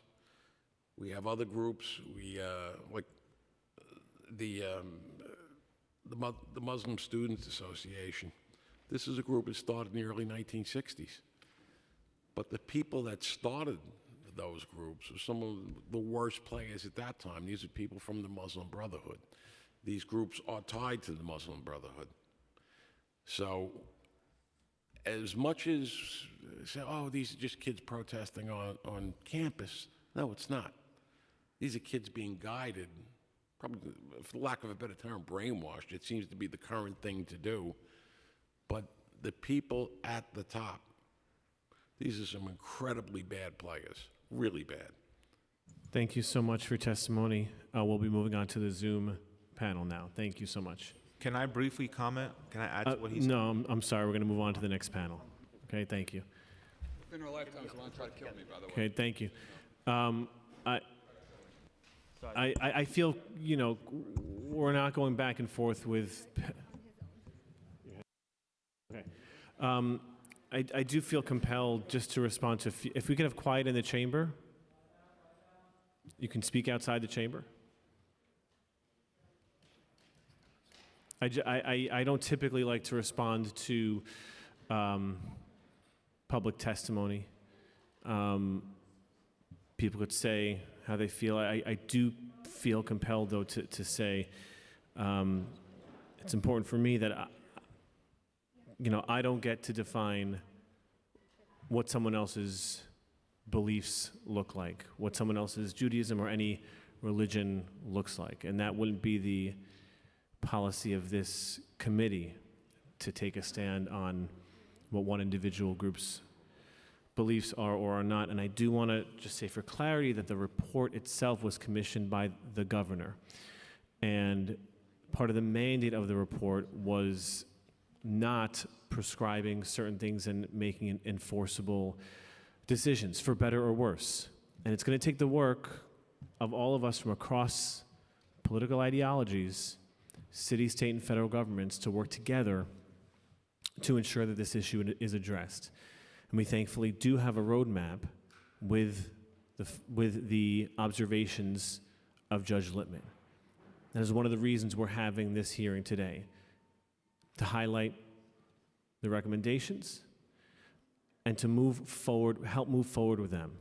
And it's going to take partnerships in city, state, federal government across the ideological spectrum. I want to move on to our Zoom testimony, and the first person I will call is Alex Jacobs. Alex, you may begin. Good afternoon, thank you. My name is Alex Jacobs.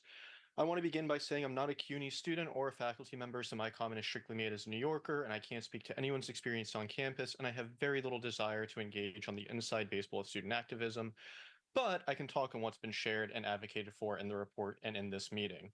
First, Judge Lippman's report seems mostly focused on the structural and procedural hurdles that some people have to reporting hate crimes and seems agnostic on any specific protest. So I'm a little bit confused on how a mask ban promotes safety. The report is also somewhat silent on this, but the council for some reason wasn't. I think it's mighty big of Councilor Member Vernikoff to be so concerned with safety and what people bring to protests when we know that she brings a gun to them. So masks are apparently this terrifying thing, an impediment to public safety. But our takeaway should be that to Councilor Vernikoff, guns are fine. But since so many council members seem more concerned on making political polemics, let's recognize that the report notes that the different definitions of anti-Semitism have multiple shortcomings, the obvious issue being the anti-Semitic conflation of Israel and Zionism with Jewish people. For what it's worth, there are more Christian Zionists in this nation than Jewish, so I'm not sure how Zionists should be a protected class or conflated with being a Jew. But that aside, I'm not sure why anti-Israeli propaganda is the subject of a discussion on anti-Semitism to begin with. Israel is a country. It's not a Jew. To be clear, it's a country that's perpetuating a genocide and has been doing so for multiple decades.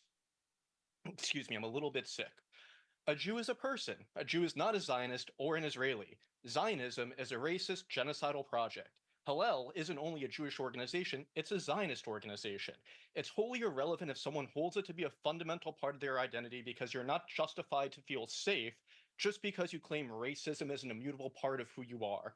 And it's abundantly clear that council members are not really concerned with protecting Jews, students, or protests. In fact, Councilmember Yeager has said Palestine does not exist, but apparently that's not hateful. But God forbid that somebody supports Your time has BDS. expired. Thank you. Thank you so much for those opinions. Dr. Mary O'Riordan, next. You may begin. Thank you. My name is Mary O'Riordan. In 2020, I retired from 30 years teaching at CUNY, where I've been tenured senior faculty. I mainly taught ESL students. I've published several papers on college access for ethno-linguistic minorities and how to best prepare them for academic success. When I worked full-time at City Tech, I co-chaired the CUNY ESL Discipline Council and regularly met with the Vice Chancellor. In addition, before becoming a teacher, I was a human rights specialist at the New York City Human Rights Commission. From my conversations with faculty and students and from my time at the Human Rights Commission, I can tell you that anti-Semitic remarks and activities have been happening in CUNY classrooms. I believe fueled in part by the faculty union. Last November, former colleague Susan DeRamo told me that she had asked her ESL students matriculating at Lehman to collect signatures on a petition for a ceasefire. Mostly living in Spanish-speaking neighborhoods, they would surely not be using English to do this. Students were deprived of class time and activities that could have helped them prepare for academic success to instead promote Ms. DeRamo's partisan agenda. The time she spent on anti-Zionist activities in class was also reinforcing negative stereotypes of Jews, which ESL students often bring with them from their countries of origin. In addition, she had been for many years an executive officer in the Professional Staff Congress. I then spoke to another ESL colleague at CUNY College, at another CUNY college. It was Bronx Community College. She told me that she didn't see anything wrong with making students work on that petition and that she understood October 7th, as the Palestinians must have been jealous of the success of the Israelis. As her college's grievance counselor, she too had been active for many years in the union. I then found that our union had not only Thank you so much, Mary. Can you please just finish up your final thought as your time has expired? Thank you so much. Yes. I then found that our union had not only passed a BDS resolution, but had passed for anti-Zionist political education on campuses. I believe the faculty and their union must be held accountable for their conduct. Thank you so much. And that is related to, I believe, one of the recommendations. I believe it's number 9. Thank you for relating it to one of the recommendations. Thank you. Our next panelist is Avraham Goldstein. Hello, and thank you for this panel. So I am professor of mathematics at BMCC CUNY. So first I want to speak about a concrete event which happened this April. I saw posters near the classroom where I teach calling for intifada with pictures of a Hamas fighter or terrorist, I should say, and calling for communist revolution. Are you a Marxist? Join the revolution. I reported those posters officially from my BMCC email to our president. A few hours later, I got email from the DEI office asking me, and I provided pictures and videos which I documented, asking me if I know who put them and how they're put. And basically, they informed me that the investigation has been opened, investigation of discrimination, which I never filed. I filed safety complaint. I said that it's dangerous. There's a terrorist group putting posters calling for violence on the campus. And there were cameras there, and in my videos you see there were cameras. And I asked the administration to investigate. Instead, there is an investigation open from all I know could be against me. I wrote several emails, including to Chancellor and Derek Davis, who was here today, both to his official email and to the office which he leads. Till today, I didn't get an answer. Did they look at the cameras? Whom are they investigating? Am I a witness in this investigation? Is it an investigation against me because I reported it? So this is an example. What I'm trying to say is that Lippmann report is maybe a good report, but it leaves vague who will implement it, while the administration, both central and on the president level, are complicit in enabling in systemic anti-Semitism. They try to shut down the stories. You cannot let them investigate themselves and implement against themselves the policies which Lippmann recommends. It has to be a totally neutral outside body who will do it in a transparent way. This is what I wanted to say. Your time has expired. Timed it perfectly, sir. Thank you so much. Jennifer McKenzie. Hi, thank you so much to the council members for giving me the opportunity to speak about my work. Teaching has been a great gift to my life. I've spent most of the last 20 years teaching college level writing, and this is my 11th year at Lehman College, which is a Hispanic serving institution. I'm a lecturer there, so for the English and Journalism departments, so I teach 24 credits per year, meaning I serve 70 to 100 students per semester. In that time, I have seen one instance of blatant anti-Semitism in my classroom about 7 years ago. I start there to say that, of course, there is anti-Semitism at CUNY because there's anti-Semitism in America. It has gotten worse since the first Trump administration. And to address the roots of that, I sometimes teach in my media classes Ed Morales' excellent book called Latinx, the first chapter of which is called The Spanish Triangle, and it explains how the logic of the expulsion of Muslims and Jews from Spain was then racialized and exported to the Americas and became part of the white supremacy that we live with today. I put that there because for me, in my time at CUNY, the most common form of discrimination I see among both my students and my colleagues is anti-Muslim and anti-Arab bigotry. It isn't hate. I want to be clear about that. It's ignorance. It's a conflation of terms, and it's prejudices that have been inflated and propagated by the war on terror, which our students were now born into. Our students are not hateful. They are brilliant, empathetic, curious. They're also scared to offend one another, in my experience, and they're afraid to jeopardize their future and the risks that they've taken to be at CUNY. So regarding the Lippmann report, I do not support the adoption of any one of the three definitions of anti-Semitism. I agree with Judge Lippmann that it's not the role of the court to impose one. I do advocate for... Your time has expired. Thank you. Okay. Mara, next speaker is Mara Birnbaum. Hi, thank you for having me here today. I speak as a Jewish student at the CUNY School of Law who has maintained Jewish practice throughout my life, and I've spent over a year living and learning in Israel. I minored in Jewish studies as an undergraduate and was actually once assaulted on the train for merely looking like Anne Frank. So regardless of definitions, I'm intimately familiar with anti-Semitism. I have never once experienced an anti-Semitic incident at CUNY as a CUNY student, nor have I heard of or witnessed any incidents of Jewish students being targeted and harassed for being Jewish at the law school during my time here. I'm a second-year student. The Lippman probe and broader effort to implement the IHRA definition at CUNY is a targeted attack on bold student organizing for Palestinian freedom and for CUNY's divestment from companies that profit from death and genocide in Gaza and ethnic cleansing throughout the West Bank.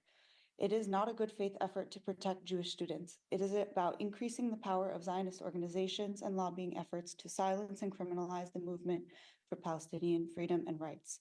The IHRA definition categorizes Jewish individuals' feelings of discomfort with the mass shaming of Israel's abhorrent actions as victimhood of a hate crime.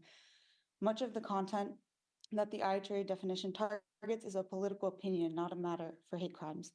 This is a matter for serious self-reflection and reckoning with the reality of Israel's actions and interests that we need to engage with as a Jewish community in the diaspora. Shame on Councilmember Vernikov for threatening students at Brooklyn College with a firearm. Shame on Councilmember Yeager for calling student activists terrorists. My time spent living in Israel as a teenager revealed to me how fundamental and core its apartheid system of governance is, and that Jewish supremacy and democracy cannot be reconciled. Israel's outright denial of Palestinian existence through genocide, ethnic cleansing, and occupation is much to the glee and support of white nationalist, xenophobic, evangelical Zionist Republicans who are in fact anti-Semitic. And this is the most tragic irony that I have ever known. Anti-Zionism is central. Your time has expired. Thank you.